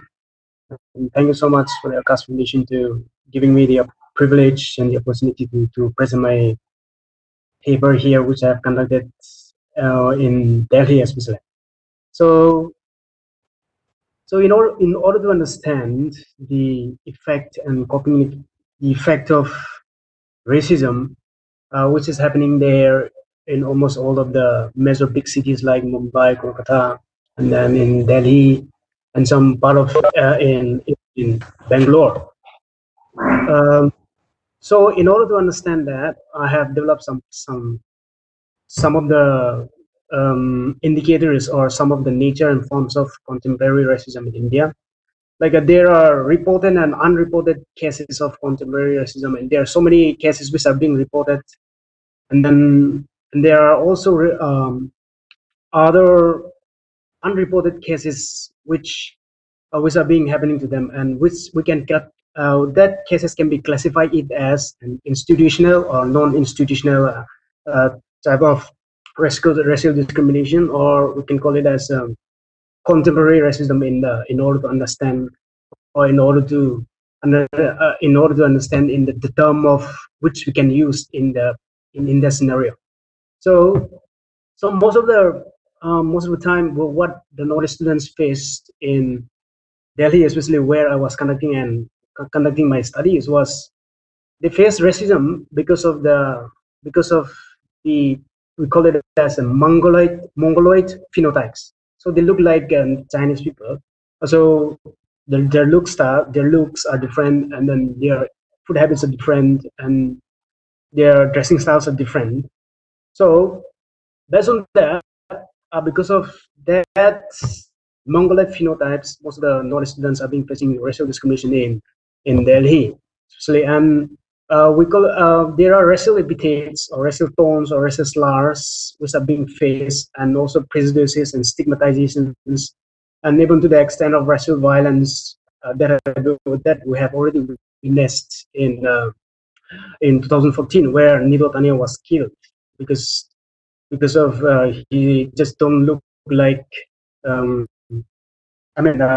he just because it started with a hair mocking of his hairstyle, and they led to his death. And then here in the present scenario, we can also understand people of knowledge students and migrants are labeled as coronavirus, which we have already which we can see in the newspaper, or we can see it in the television or in the radios as well, where knowledge students or knowledge migrants are being spat upon. That happened there in Delhi, in North Delhi. So in order to understand that, I have developed some kind of the description of the work or methods and methodology, where I used case studies with in-depth interviews to understand the nature and forms of contemporary racism, and also to understand the coping mechanism which they take to cope up with the racial discrimination and exclusion due to exclusion due to racism. So the studies were being conducted in almost all of the East Delhi, North Delhi, West Delhi, and South Delhi, and even in Central Delhi. So this is the study is more of like a descriptive designs, where to understand the phenomenon of the term called contemporary racism, and we can after applying all that methods, we come to the conclusion that how are the knowledge students or migrants are using different types of coping mechanisms. Like most of the students, they also take the first case, like they try to avoid and also ignore the discriminatory practices that have been occurring to them as they feel that if they retaliate, it will invite them more problems. So they try to avoid, and also they try to ignore the discriminative practices that have been happening in different parts of the country, especially in Delhi, where I did my studies. And also they also try to develop communication and develop friendship and interaction with the mainland. And also they also try to, because they also found out that in order to cope with the present situations, or in order to cope up with the racial discrimination that have been faced, they also try to learn Hindi, because most of the Northeast people don't know Hindi. So they try to learn to speak Hindi in order to cope up with the situations. Other things like they also try ways and means in order to assimilate the cultures. So they try to promote their rich cultures, as well as they try to understand and accept the other cultures as well. And then also they also try to ignore the racist behaviors, and also they take to the safety precautions as a coping strategy for themselves and also for the family, like even to the extent of purchasing or using a gun and spray for girls mostly. And also, can you please now I'm coming try to and wind up now? Yes. Yeah, the concluding part of your and also findings. Yes, so I'm concluding it, and then they also most of the Nordic people or Nordic students thank the perpetrator for igniting the fire in them to assert their identity. And also I leave it with the words that we need to be an anti-racist, and also we need to see no color, tribe, religions, regions, culture, dress, food, habits, etc. And also we need to say no to racism and yes to end racism in India, mostly in major big cities like Delhi, Kolkata, and Bangalore, and Mumbai. Thank you for giving me the privilege and the opportunity to present my paper on this platform. Thank you so much. Yeah, thank you. I think given the kind of context we are living in, the paper on racism is, quite relevant. It looks at, there can be a comparative study in India and United States. So I think we look forward to your paper in detail later on. Right now, we are moving to the next speaker since we have very limited time. May I request you to switch off your video and audio? Yeah, now I move to Dr. Pawan Kulkarni. Dr. Pawan Kulkarni, are you there? Dr. Pawan Kulkarni. Dr. Hilal Ahmad. Hello. I think they are not there, Dr. Aftab. We can go ahead. Dr. Hilal Ahmad is not there. Okay, Dr. Madhumita Majumdar.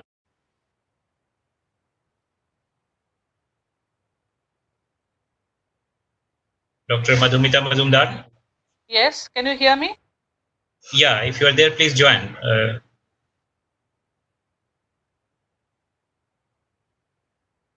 Am I visible? Yeah, you are visible and audible. Okay.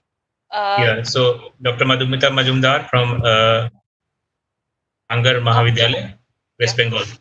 Yeah, please go ahead with your presentation. You have 5 minutes, and I would request you to make it brief. Thank you so much. One of the things that I wish to state, is that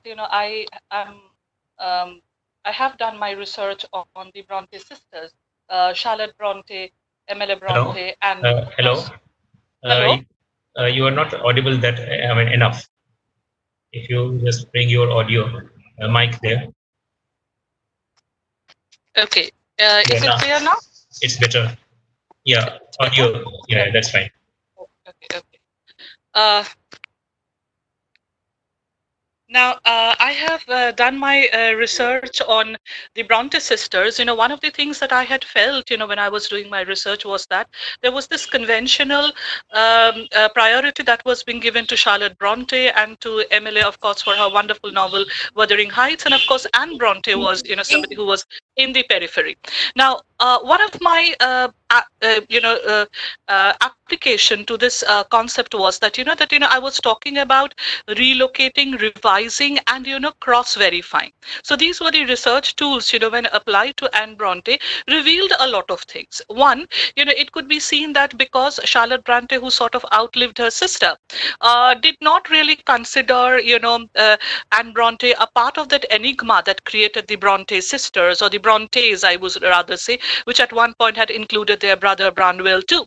So, and then, it went on. So some 80 years after, when Anne Bronte had died, her first biography was coming up, in which there was an attempt to look at, what she was conventionally trying to say. Now, I have taken this novel, The Tenant of the Whitewell Hall, which in brief, if I say, talks about Helen Huntingdon, who deals with a very alcoholic husband and then leaves her husband with her child, and she is with her child. She has a young son. And of course, the curiosity of the people, the Whitewell, when they find her, because, what is her status? It is what they try and find out. But that is not what I'm really going to talk about. But while talking about this, the primary agenda when Anne Bronte was writing was perhaps, to talk about the cult of the motherhood, changing the position of the motherhood. But, when you are applying very contemporary tools, there are two other things that are coming up. One is, of course, the issue of the custody of the child. Now, in the 1840s, this was the roaring 40s, as one would say. Women were fighting for suffrage, and there were other rights for which they were fighting as well. So naturally, this is something, which becomes fascinating. So this is at one point, this custody issue, when we talk about it, we're also talking about the working woman. Now, Helen is also an painter, she paints, and, she's somebody who doesn't like, being interfered with her painting, she doesn't like the purview. Now, when you're painting landscape and when you're painting this kind of thing, so it also talks about, the female periphery of freedom, which we can identify perhaps, more in the contemporary world. So when you apply a more later time to the text of Anne Bronte, the significance of her text and the value of her text completely changes. So in that way, applying this issue of the custody of the child, that a child can of course be kept by a woman, she can bring up the child, and the other is of course domesticating of the child, the male child. The aura of the male child is that he's somebody, of course in the Victorian era, would be somebody who would be encouraged, if belonging to the aristocrat and the upper classes, to be a little rough and tough, to be encouraging in hunting activities, whereas Helen doesn't encourage her son into these activities. She is about her son. She sort of, embraces her son. So these are things which are typically not done in the Victorian times. So as a single mother, she is breaking that, I would say she's breaking that dichotomy. She's breaking that kind of periphery in that way. Applying these tools again, to this concept of the professional artist, as I was talking about, what, she wishes to paint. She is not somebody who has a kind of a patron, or she's not technically, being given a kind of an assignment. So she has to look for a market. So it's this consumerism, so this kind of a competition. And of course, because you're talking about painting, something where, of course, women's imagination and creativity and faculty is at display, has been a kind of a discomfort for a long time. So again, when these things are being applied to a text like that, you begin to see the early years after their publications, or a number of years after it. All recently celebrated the 200 years of the Bronte sisters in that way, and culminating this year itself with Anne Bronte. So this is the year when Anne Bronte's bicentenary is being celebrated.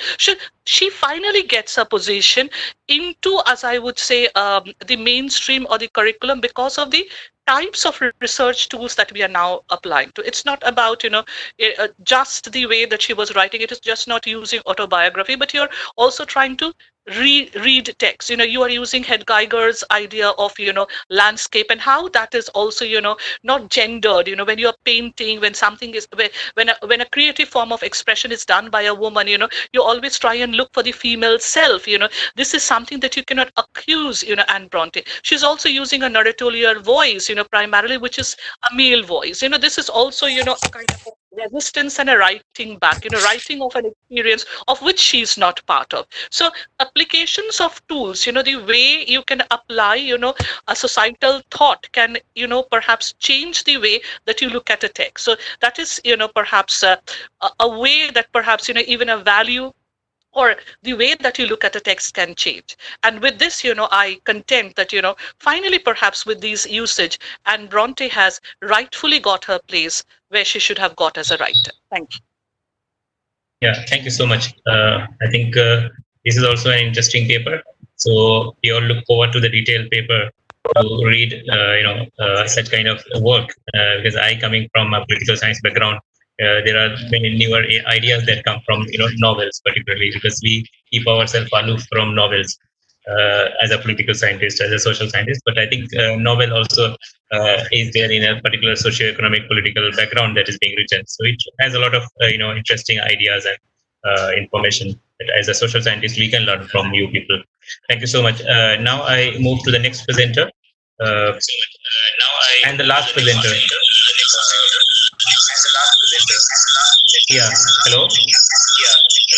Yeah, Anurima. Yes, sir. Anurima Bhattacharya. Yes, sir. Am I audible? Yeah, you are audible. Hello. Please go ahead with your presentation now, because we are running short of time. We have valedictory scheduled now. We are already 5 minutes late. Okay. Anurima, Dr. Anurima Bhattacharya. Am I audible? Okay. Yeah. Thank you. Yeah, thank you so much. Hello, everybody. But Good your evening and hello, video is not on. Please put on your video. Your video is switched off.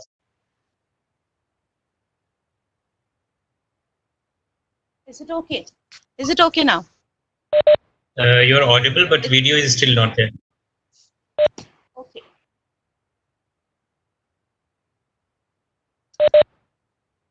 Is it okay now? Yeah, now it's okay.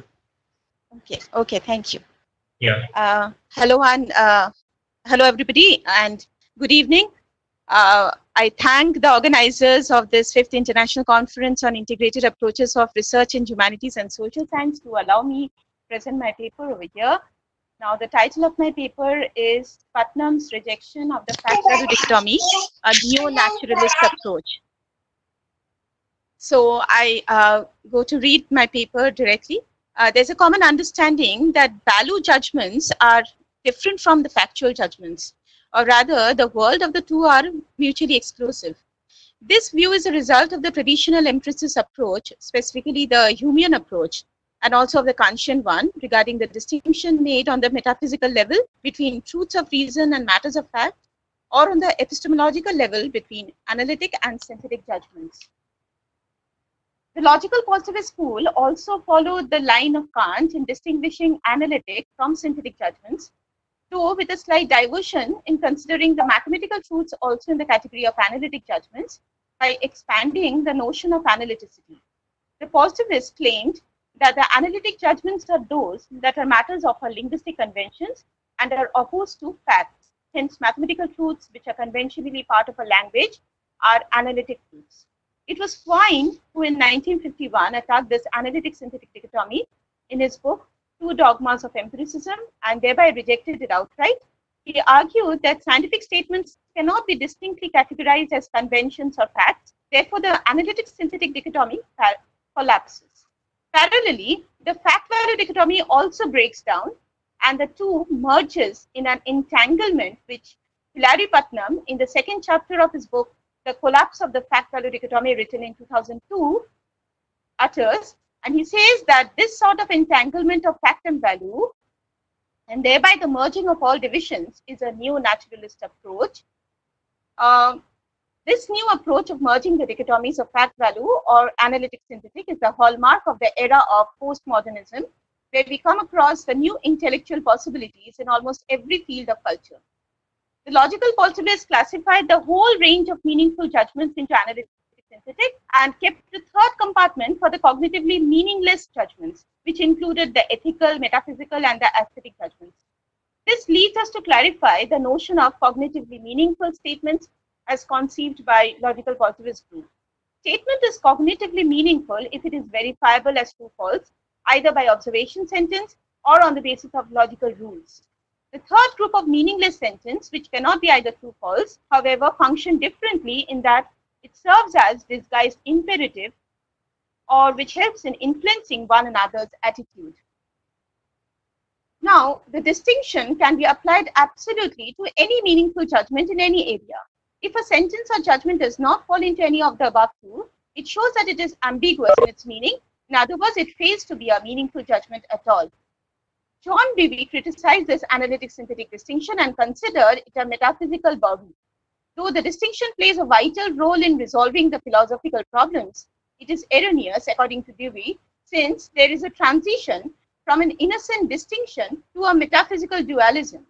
An ordinary distinction is different from a metaphysical dichotomy because distinctions have its ranges of application, whereas dichotomy fixes the application to its mutually exclusive classes only.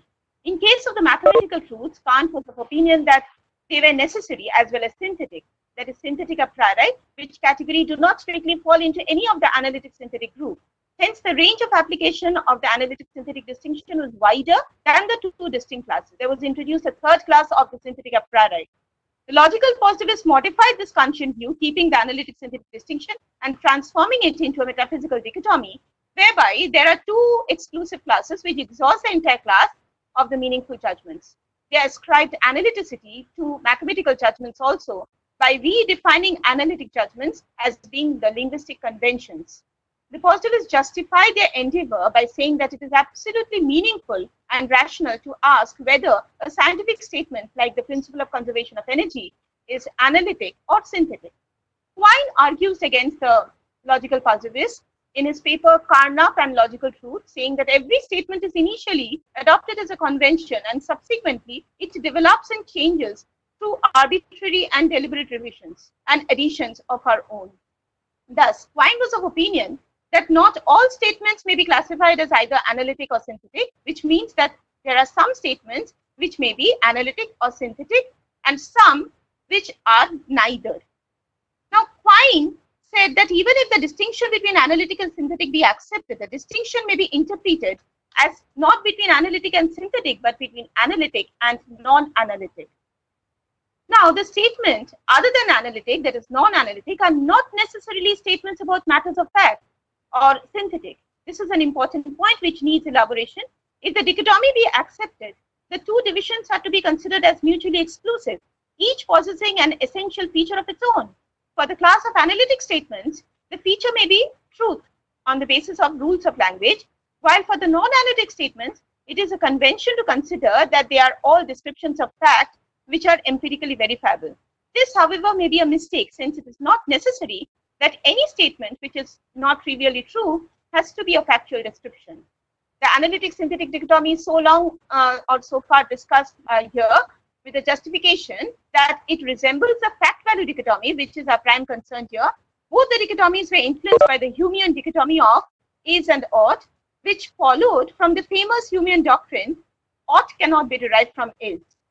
The Humean statement needs a careful observation. When it is said that no ought statement may be inferred from an is statement, it is generally supposed to be understood as a statement which claims a logical point, but in actuality, it is not a claim about the validity of any inference. It presupposes a metaphysical dichotomy between matters of fact and relations of ideas. Hume did not claim that when he says ought cannot be derived from is, he points out the invalidity of certain form of inference.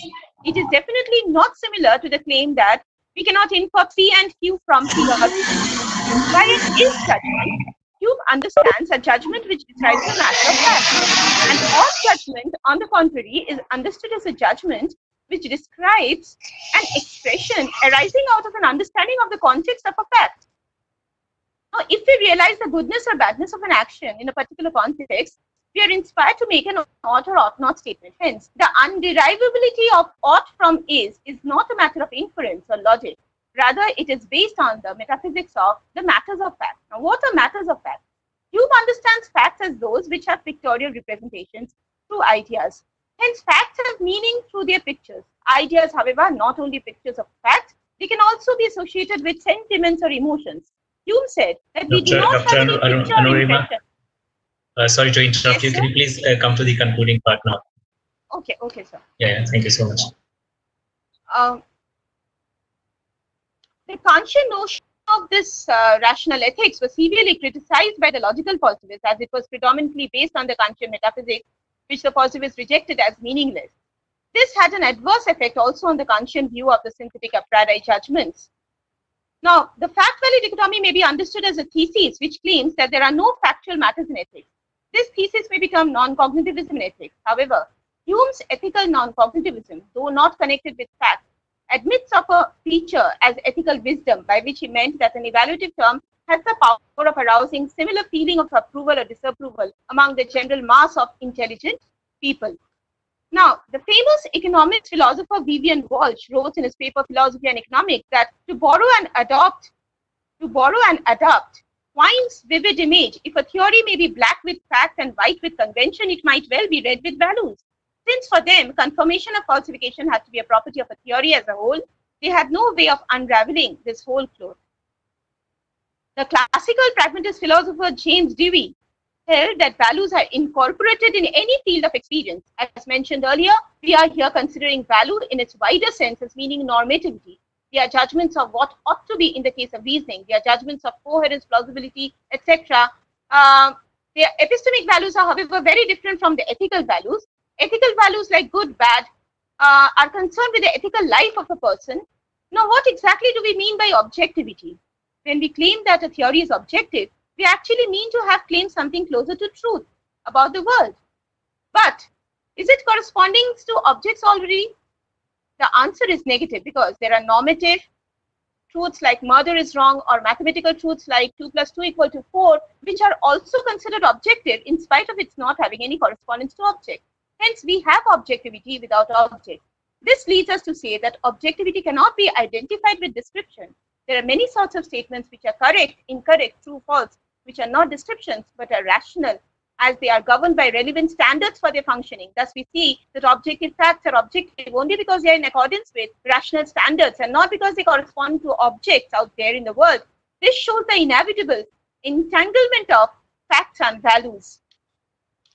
Naturally, we have already discussed the various interpretations of fact as presented by the empiricists, and now we can say that it is therefore pragmatic to consider or to recognize that the judgments which claim the objective validity are actually in context to some or other situation, culture, or background. This claim of relative objectivity is equally true for ethical judgments as for the scientific judgments. The question of relativity or context rationalizes the discussion sufficiently to enable us to acquire knowledge objectively within the particular framework. This also makes the knowledge reasonably critical and democratic. Okay, thank you. Yeah, thank you. Thank you so much for your presentation.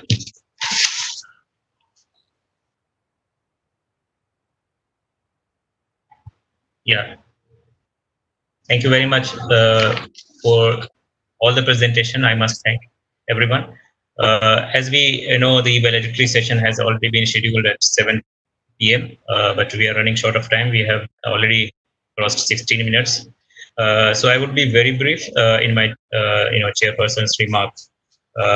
And I must confess at the outset that this session has been a kind of learning experience for me, since the papers are from wide array of research areas. It's not limited to social science or a particular discipline. It is truly interdisciplinary conference, and I think it's a commendable job of the organizers. So first of all, I would like to thank and congratulate Kaash Foundation for organizing such conference, and also bringing diverse subjects, diverse areas, and they have expertise in their own research areas, and they have come and shared their research work with us, and it will remain with us for a long time to come. So I would thank also Center for Academic Research and Professional Development Center, which can take this conference further and forward. And I would request all the presenters that if possible, you can submit your paper, and later on we can plan a kind of edited volume. The Kaash Foundation and Center for Academic, and Professional Research. I mean, research and professional development can take this up further, and we can come up with some kind of research project, in an edited volume. So we had I think 12 presentations today. Dr. Sudha's paper on aesthetics, which talked about transcending boundaries. Dr. Varsha's paper on sustainability and transformation. Then we had Dr. Vinod's presentation on consumer perception of green product, which was also very interesting. And then we had paper by Professor Afsane on women, science and education. And she had rightly pointed out that women were there even in the revolution, on the streets and on all. But when it came to knowledge production, and science and knowledge or education process, women were behind, or in the depictions that she had shared with us about Europe, they were not there. So that was interesting, actually, paper that threw some light on women's participation at one level, and at another level, how they faced discrimination, or in a way, their history were erased. Professor Yagub's paper was also very interesting on methodology, particularly talking about integrating, methodological approaches, and he shared this particularly in the context of Iran. Dr. Suresh's paper on historical sources and its authenticity, credibility was very pertinent. That as a researcher, we need to have the idea about authenticity of a resource, so that we can further go ahead with that as a primary source or secondary source. Dr. Jibin's paper was also very interesting. I thoroughly enjoyed hermeneutics, particularly the hermeneutic approach in social science gives us a kind of newer understanding of the same text that had existed for more than 2,000 years or so. For example, Plato's Republic or Politics by Aristotle. When we use hermeneutics, it gives it a kind of new meaning, and I think that's the kind of approach that also remain important for us. And as a social scientist, I think we cannot ignore context in which the text was written. So this understanding of text and context was very interesting, and I think one can develop paper on this as well. Sunil's paper on spiritual communication and metaphysical thought, I mean, a kind of fantastic paper, I must say, that how communities communicate people, and there is a spiritual communication as well. That it's very interesting for me as a political science student or political science scholar, that how communication take place in different ways, actually, in different manner, through different instruments, through different visuals, through different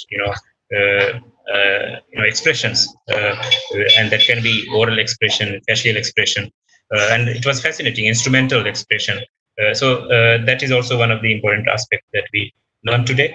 The paper on racism by Majo Thapo, I think this paper is one of the most relevant paper given the kind of context in which we are living in.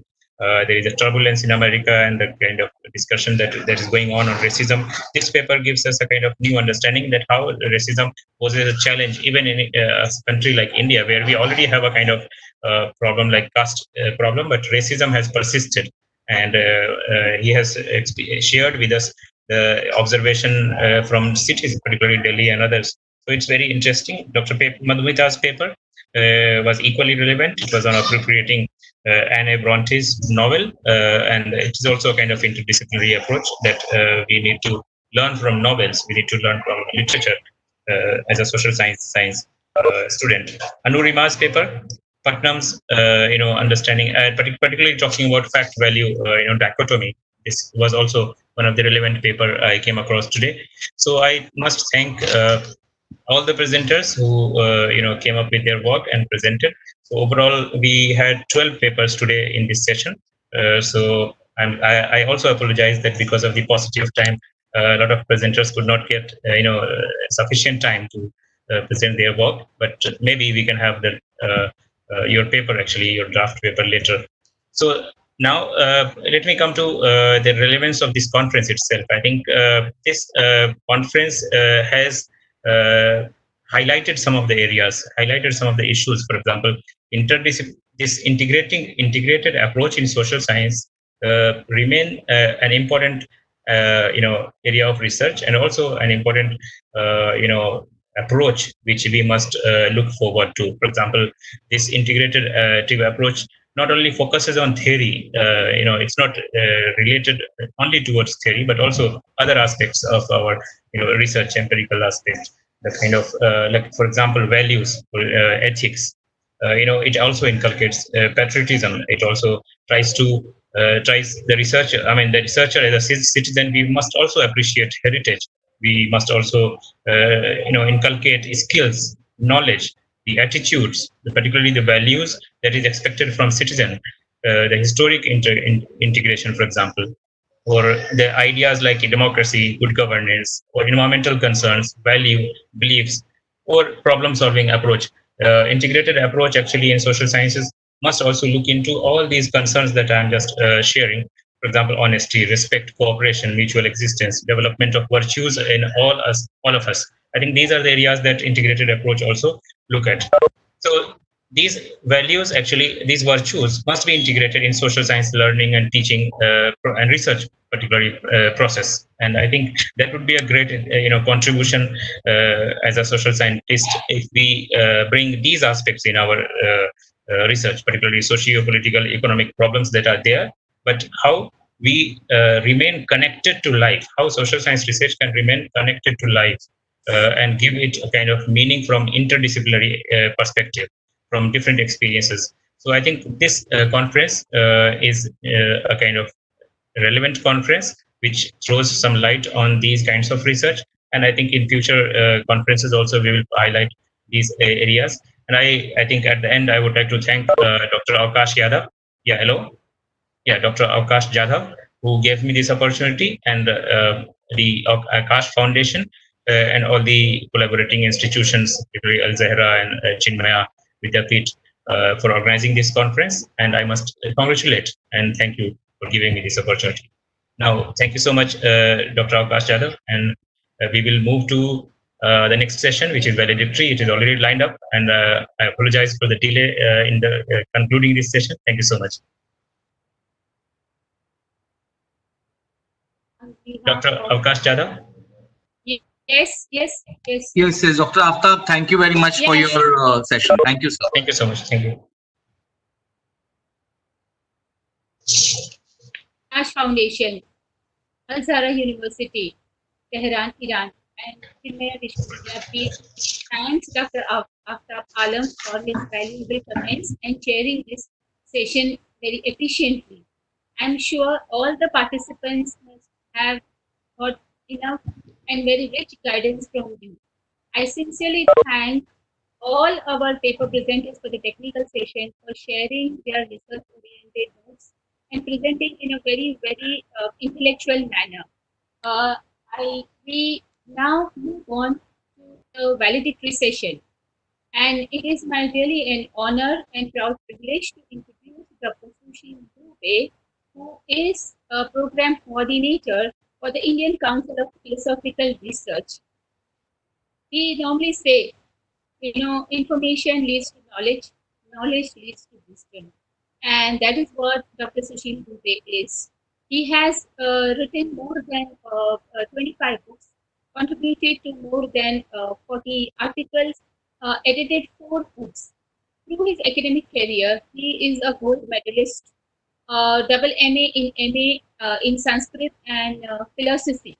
He is on more than 30 committees of administrative and academic matters. His specialization includes yoga, Sanskrit, Indian and Western philosophy, both. And also he is joint editor of a prestigious journal of Indian Council of Philosophical Research, and he is an editor of Darshanam, the Hindi Sanskrit journal of ICPR. Sir, we heartily welcome you to present your valuable thoughts on research and research ethics, for research and publication ethics, Dr. Sushim Dubey.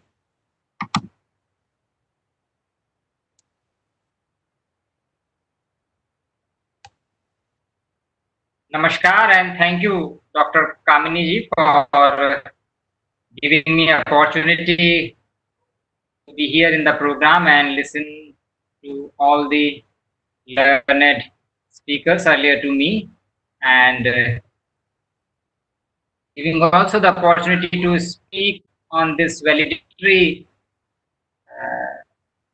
occasion of this program. And I would like to first thank that this program has been conceived and thought, and now at this juncture it has been successfully brought to the Kaash Foundation, Jadhav Saab, and of course you have been behind me for making all the things which I could help you in the way, and of course Al Jahra University and another partner, this Chinmay Vishwavidyapeeth.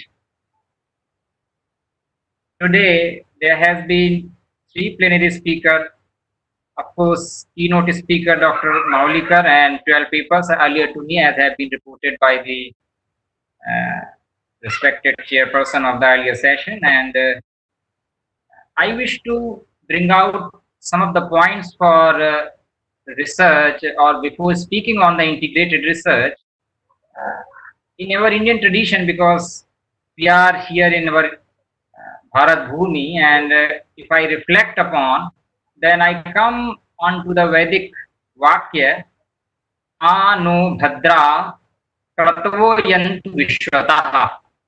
This is the invocation of also mine for initiating my speech here in this program, and also a very significant Vedic mantra.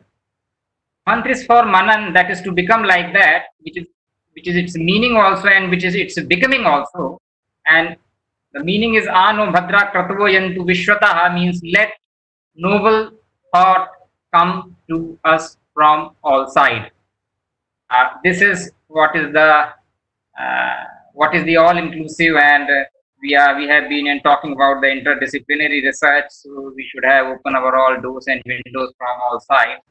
And of course, another vakya which I would like to invoke is from the Vedic Vangmaya. It is Charaiveti Madhum Vindati. Wandering one gathers honey. The very significant, very old sayings are there, and which are behind us in our all research endeavor, and all it should be there in all our research attitudes. Of course, for the integrated research, so many terms have been used spoken by earlier to me, like values.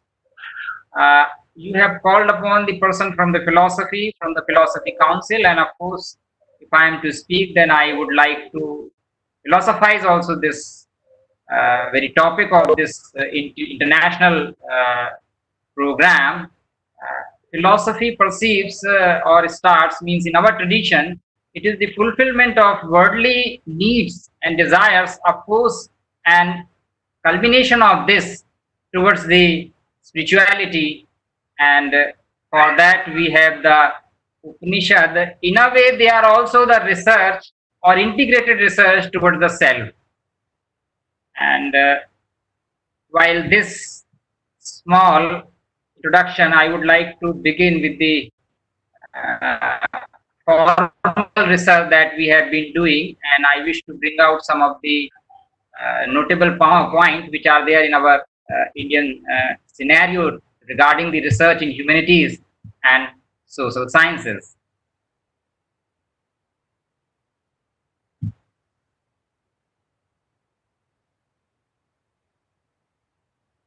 I would like to make some of the presentation here and giving some of the statistics and factors, giving the scenario of the research in humanities and social science in India, Indian university system. And later on, I would also like to relate upon the interdisciplinary research, why it is required in the scenario. And of course, I have already spoken about something on the philosophical angle, which I would again come back at the end to conclude upon my speech. So I start here with what is the research, very general term. As we see, train and retain, attract highly skilled human resources towards development, particularly after post-graduation, we have doctoral research. And the word I have here bringing into the notice of our listener, our honorable people who are associated with it, that is the key role player in knowledge economy. We have the financial economy and we have the knowledge economy, and research is the major tool for bringing a positive outcome hitherto unseen. These are the propelling factors in the research, and that it is the imperative and part of duty to a policy maker to utilize the ability of young capital of researchers to gain from this capital of knowledge economy. So research we see, because being in the council and of course from the higher level, from the lower level, there should be the meeting point and this knowledge economy. And we have the young researchers, not only limited to India, but around the world. And we have to utilize their talent and to shape them in a way that that should be the for the betterment of society, values, and all those things which are covered under the word value, development, and of course to the inner satisfaction, ultimately towards the peace, towards the self, knowledge, and spirituality. I would like to include to the word integrated research here. I would like to see some of the slides here. Higher education scenario in India, and the database. We have 993 universities in India, and structure of university systems, because we have the we have here other faculties around the world, from Philippines, from Iran, and other parts of the here international conference. Number of the university system like this. And what is here for our attention, that undergraduate subjects, we have the highest number of enrollment in India. But when we come to the post-graduation to PhD, there are the difference. As you see in social sciences, we have the highest number of social science humanities enrollments. But when we talk about the number of PhDs, means doctoral researches, which are ultimately producing the research, or which are the factors of research in our country, or which are in general, they are the research which are produced in any country. Here in Indian scenario, we have the highest number of enrollment in social science and humanities. But in terms of research, this is the engineering and technology which are the highest number of research enrollment. And of course, thereafter the science. And this is again the sum of the data, that if we have 100% of undergraduate students, then we have only 13.9% for postgraduate, and in MPhil very less number, and 0.5% only from undergraduate to research. They are leading, they are there. So why this data is significant? Because here we have to focus more on the research, quality of the research, shaping of the research, and utilization of the young capital, which I have already brought into the focus in earlier this presentation, one of the slides. So this research should be very valuable. This research should be very much optimal. This research should be shaped in a way that our young capital should tend to shaping our knowledge economy. Of course, another slide showing the number of research increasing in India from 2012 to 18-19, continuously increase of the research. These all data are based on the All India Survey on Higher Education conducted by the Ministry of Human Resource Development. They are based upon this. And we have another word for cutting edge research, when we have the so much less number of research persons from graduate to postdoctoral doctoral researchers. So this is the word comes that research should be shaped and refined in a way that it involves awareness and inclusion of local knowledge paradigm and should come over what has already happened. Some of the things I would like to show to our viewers about the research functions.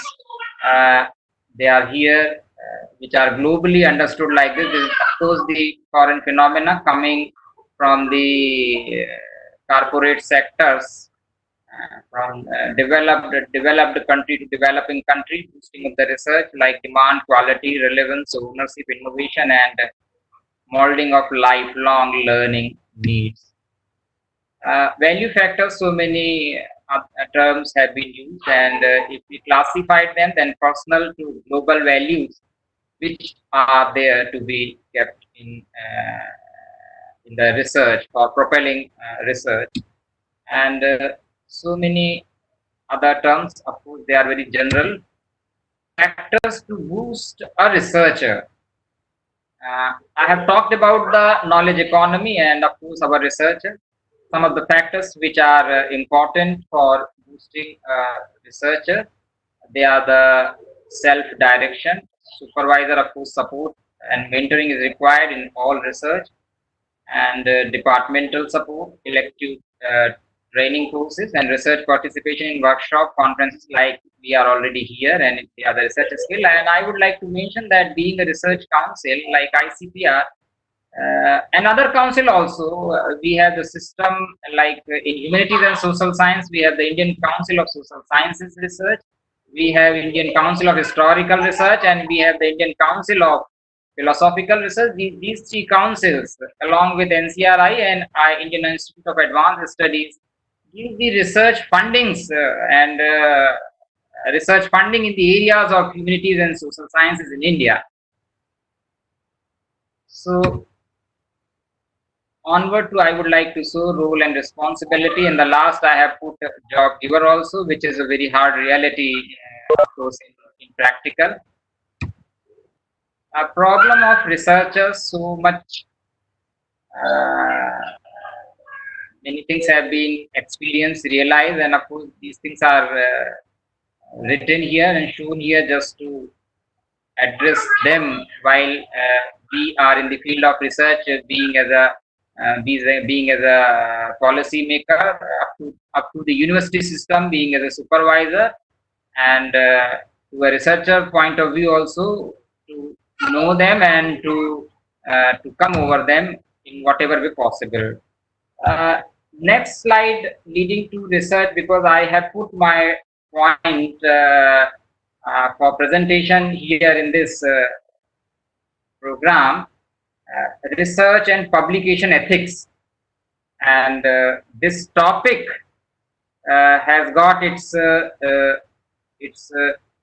origination or its starting point because the University Grants Commission, which is of course the encompassing and regulating body here in India in higher education, it has made mandatory for all PhD researchers to have a compulsory component for in the very beginning of the after registration, research and publication ethics, because all research, if we see in a form of organized formal research, they are leading towards publication of it and establishment of the facts, and of course it requires for publication in the form of research paper, and these are the some of the pyramidical format they are kept in from bottom to top, from clear hypothesis of facts, ideas to the novelty, which is propelling or pointing out the research, what should come out after the efforts of a researcher. Other factors which are role and relation of an author or a researcher with various factors, they are of course common, but they are what at some juncture very important, because many times a very good research or very good research intention doesn't get fructified, doesn't get matured, or it is affected by many factors, and because of that, research takes the shape which could have taken the shape rather in more advanced or more inferior or superior way. So one has to adjust it, and this is also required as a skill, as an art, as a matter of fact, also to have a good relation as linking with all these things and managing this and becoming a coordination of all these for good research and research paper, of course.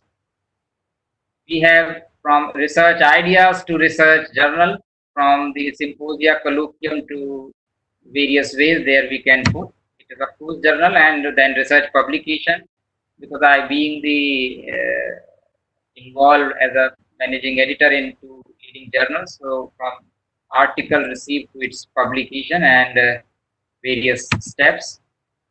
Of course, research misconduct have been too much talked about in Indian scenario for last, I think, for more than 1 year, because of the plagiarism and many issues and so much coming out, so many 35,000 journals in the Indian scenario, and they have been curtailed by the University Grants Commission, and a body that is the Consortium of Academic Research Ethics have been initiated by the University Grants Commission, which is taking care of the standard of research in Indian university system and research misconduct, where the plagiarism and other ethical issues about the research has been discussed upon. In international scenario, we have the Conf and other so many terms which I am just showing here. Maybe our researchers definitely be acquainted with all these terms. Of course, they are coming from the developed country like USA. They are much more in vogue there, and this research integrity we are talking about the integrated research, and research integrity is very much essential and vital factor in research. From the part of integrity, we say the honesty. This is actually how the idea of research comes in a person's mind, when he has the integrity of his own understanding, and that is propelling him to do something novel, something required, something which may be beneficial to him, from him to others, others to in general, to the society, or tending towards the various factors. So this sticking with the integrity is a propelling factor, and purely informal academic research, we have the honesty word here in all aspects of research, accountability in the conduct of research, and professional courtesy and fairness in working with others, and good stewardship of research on behalf of others. COPE is definitely the publication ethics committee on publication ethics, and is set up in the United States, and very much it is in vogue there, and it started with the medical field to the scientific field, and now we have here the parallel standard in humanities and social science in India in terms of care committee, which I have just mentioned, and core practice. Again, there are the various terms. I am receiving some message for perhaps concluding you, but before thanking you, I would like to mention about in our Indian system, university system, specifically when I am talking about the valedictory, and we have the research presentation, we have the system of journals, means research publications, and I am speaking on that. We are tending towards this atmosphere, we are tending towards the academic need of indexing system of our research, which is not here in a way that like we have the Scopus and Google Scholars, which have been there, and particularly in the area of in language other than English, they are not there. So in general, there is our planning to have one indexing system, and I am just mentioning one thing. Indexing system is there to index all our research which are being done, and which have been of course carried out to reciprocate or to avoid the plagiarism, duplicity. Of course, duplicity is the thing which is hampering the national our capital. Here, interdisciplinary research we are in the face of here in India, particularly in humanities and social sciences. And again, I would like to come back with because I belong to the philosophy area of philosophy and philosophizing. Darshan, of course, looking upon, reflection upon, it perceives the not only the problem but it perceives the solution also, and it satisfies also ourselves. And this satisfaction is not just like the pleasure or happiness; it is in the form of bliss that should be the outcome of a combined in a complete way of an integrated research in terms of individual researcher to the final outcome to the society or in general as a whole, cosmos on Brahmand.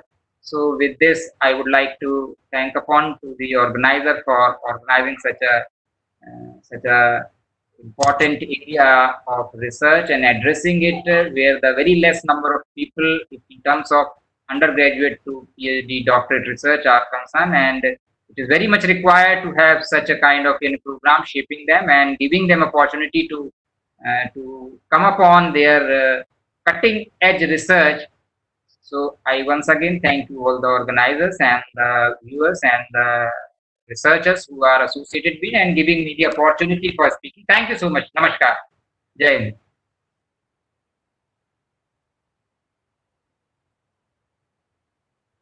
Thank you, Dr. Sushil Dubey. Can I request you to stop sharing your screen? And switch off your video.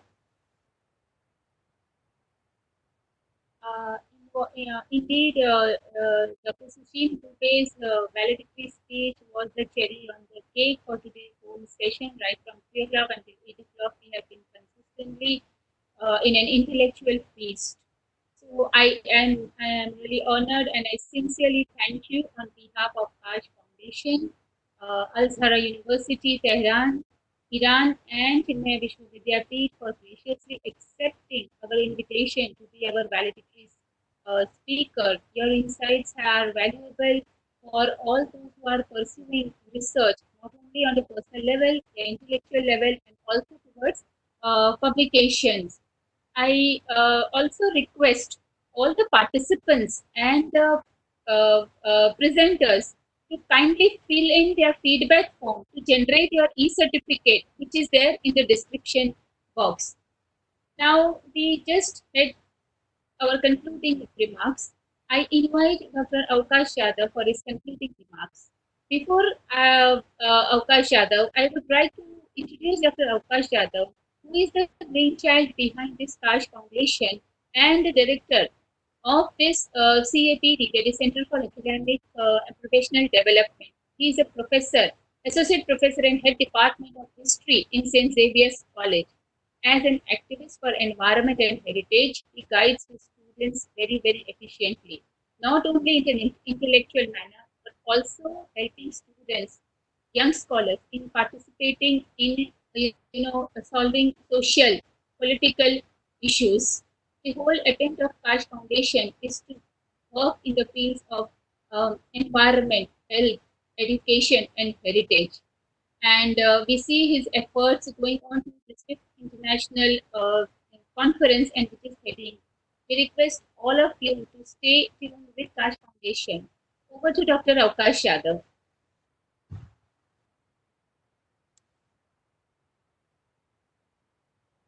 Thank you, Kamini, for those wonderful and encouraging words. They really made my day. And indeed, Kaash Foundation has been a precursor for many of such academic ventures so far, all this while. Once again, all the viewers and participants who were with us since afternoon, it's more than, I guess, 5 hours we've been rolling live. I would like to once again thank Al-Azhar University, Tehran, Iran, and as well as Chinmaya Vishwavidyapeeth for agreeing to be a collaborative partner. for the 5th International Conference on Integrated Approaches of Research in Humanities and Social Sciences.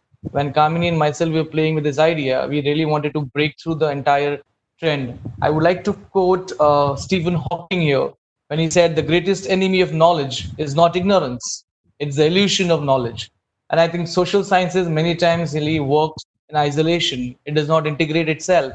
There are many other social sciences which can be taken into consideration while writing. For example, history can always take help from literature. It can always take help from anthropology, sociology, political science. Integrated approach is something which many times we feel is missing. Working in isolation sometimes gives us a very secluded version of the theory and of the research which we require as such.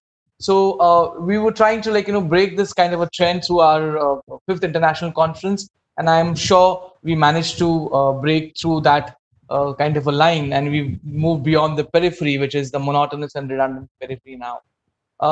We started our session today with our keynote speaker, the wonderful and erudite scholar, Dr. Gauri Mahulikar, who also happens to be the Dean of Chinmaya Vishwavidyapeeth, which is our collaborating partner. And she spoke on some Indic method and technical research. And she elaborated on the 7 aspects of research and how it has been imbibed in our ancient texts as well. Then we had effectively and efficiently uh, chaired session, rather plenary session by Dr. Singh, who managed to captain the 3 plenary speakers. That is Dr. Javani, who spoke on Iranian thinker and interdisciplinary method today. Then we had Nestor Castro, who joined us from Philippines and who spoke on research method in cultural anthropology. And of course, we had Dr. Kamini Gogri, who spoke on unraveling the manifold aspect of integrated research as such. The third segment was the toughest segment rather so far, which was again effectively and rather more meticulously managed and handled by Dr. Aftab Alam, who happens also to be professor of political science department from Zakir Hussain College, New Delhi. And Aftab managed to have in sequence 12 presenters in the session from 5 to 7:15 p.m. as such. And we really thank Aftab Alam for that wonderful maneuvering of the most difficult part as a chairperson. We had recently, just now, the concluding remarks which were given by Kamini, a very elaborate and thought-provoking session. I think the statistics which Dr. Sushin Dubey shared as a part of valedictory speech and presentation on research and publication ethics really is something which we need to really ponder upon, because research and publication is something which is generally spoken about but not executed upon as such. We do have a trend of various journals coming into the market, and we know the quality of papers which in fact come out through this. So I think there is a lot of effort which needs to go in how to get into this entire cleansing process of doing thorough research. We are so glad today to listen to many of our participants who did wonderful presentations. In fact, they tried, I would rather dedicate the entire conference to the wonderful 12 presenters who presented today, and they managed to cross all the boundaries and fences which were set so far. So congratulations to all the 12 participants, presenters, for the illustrious presentation as such. We would also like to take the occasion to invite you for our next upcoming event, that is the 6th International Conference of Center of Academic and Professional Development, which is going to get convened on 8th of June between 10 a.m. in the morning to 3 p.m. as such. The theme of the conference, 6th International Conference, is Emerging Trends of Research in Art, Aesthetics, and Social Sciences. This conference is in collaboration with Global Knowledge Academics Spain and Sagar University, Madhya Pradesh. So we want you to be part of this conference as well. I would like to come to the concluding part of this 5th International Conference. Again, thanking the collaborators, Al Azhar University, Iran, and Chinmaya Vishwavidyapeeth. And I would like to finish my concluding remarks with a quote of Joseph Stiglitz when he mentions about social science and its approach. And I quote, "The notion that every well-educated person would have a mastery of at least the basic elements of the humanities, sciences, and social sciences is a far cry from the specialized education that most students today receive, particularly in the research university." So taking our clue from there, I'm sure the valedictory speaker has set the ball in motion and we take it from there. So thank you all. Thank you viewers for being with us throughout. Thank you all the participants and all the presenters. And thank you to the keynote and the valedictory speaker for being with us and encouraging us in all this. So we sign it off today and we hope to see you soon on the 6th for the 6th International Conference on 8th of June. Thank you very much. Bye-bye. Thank you.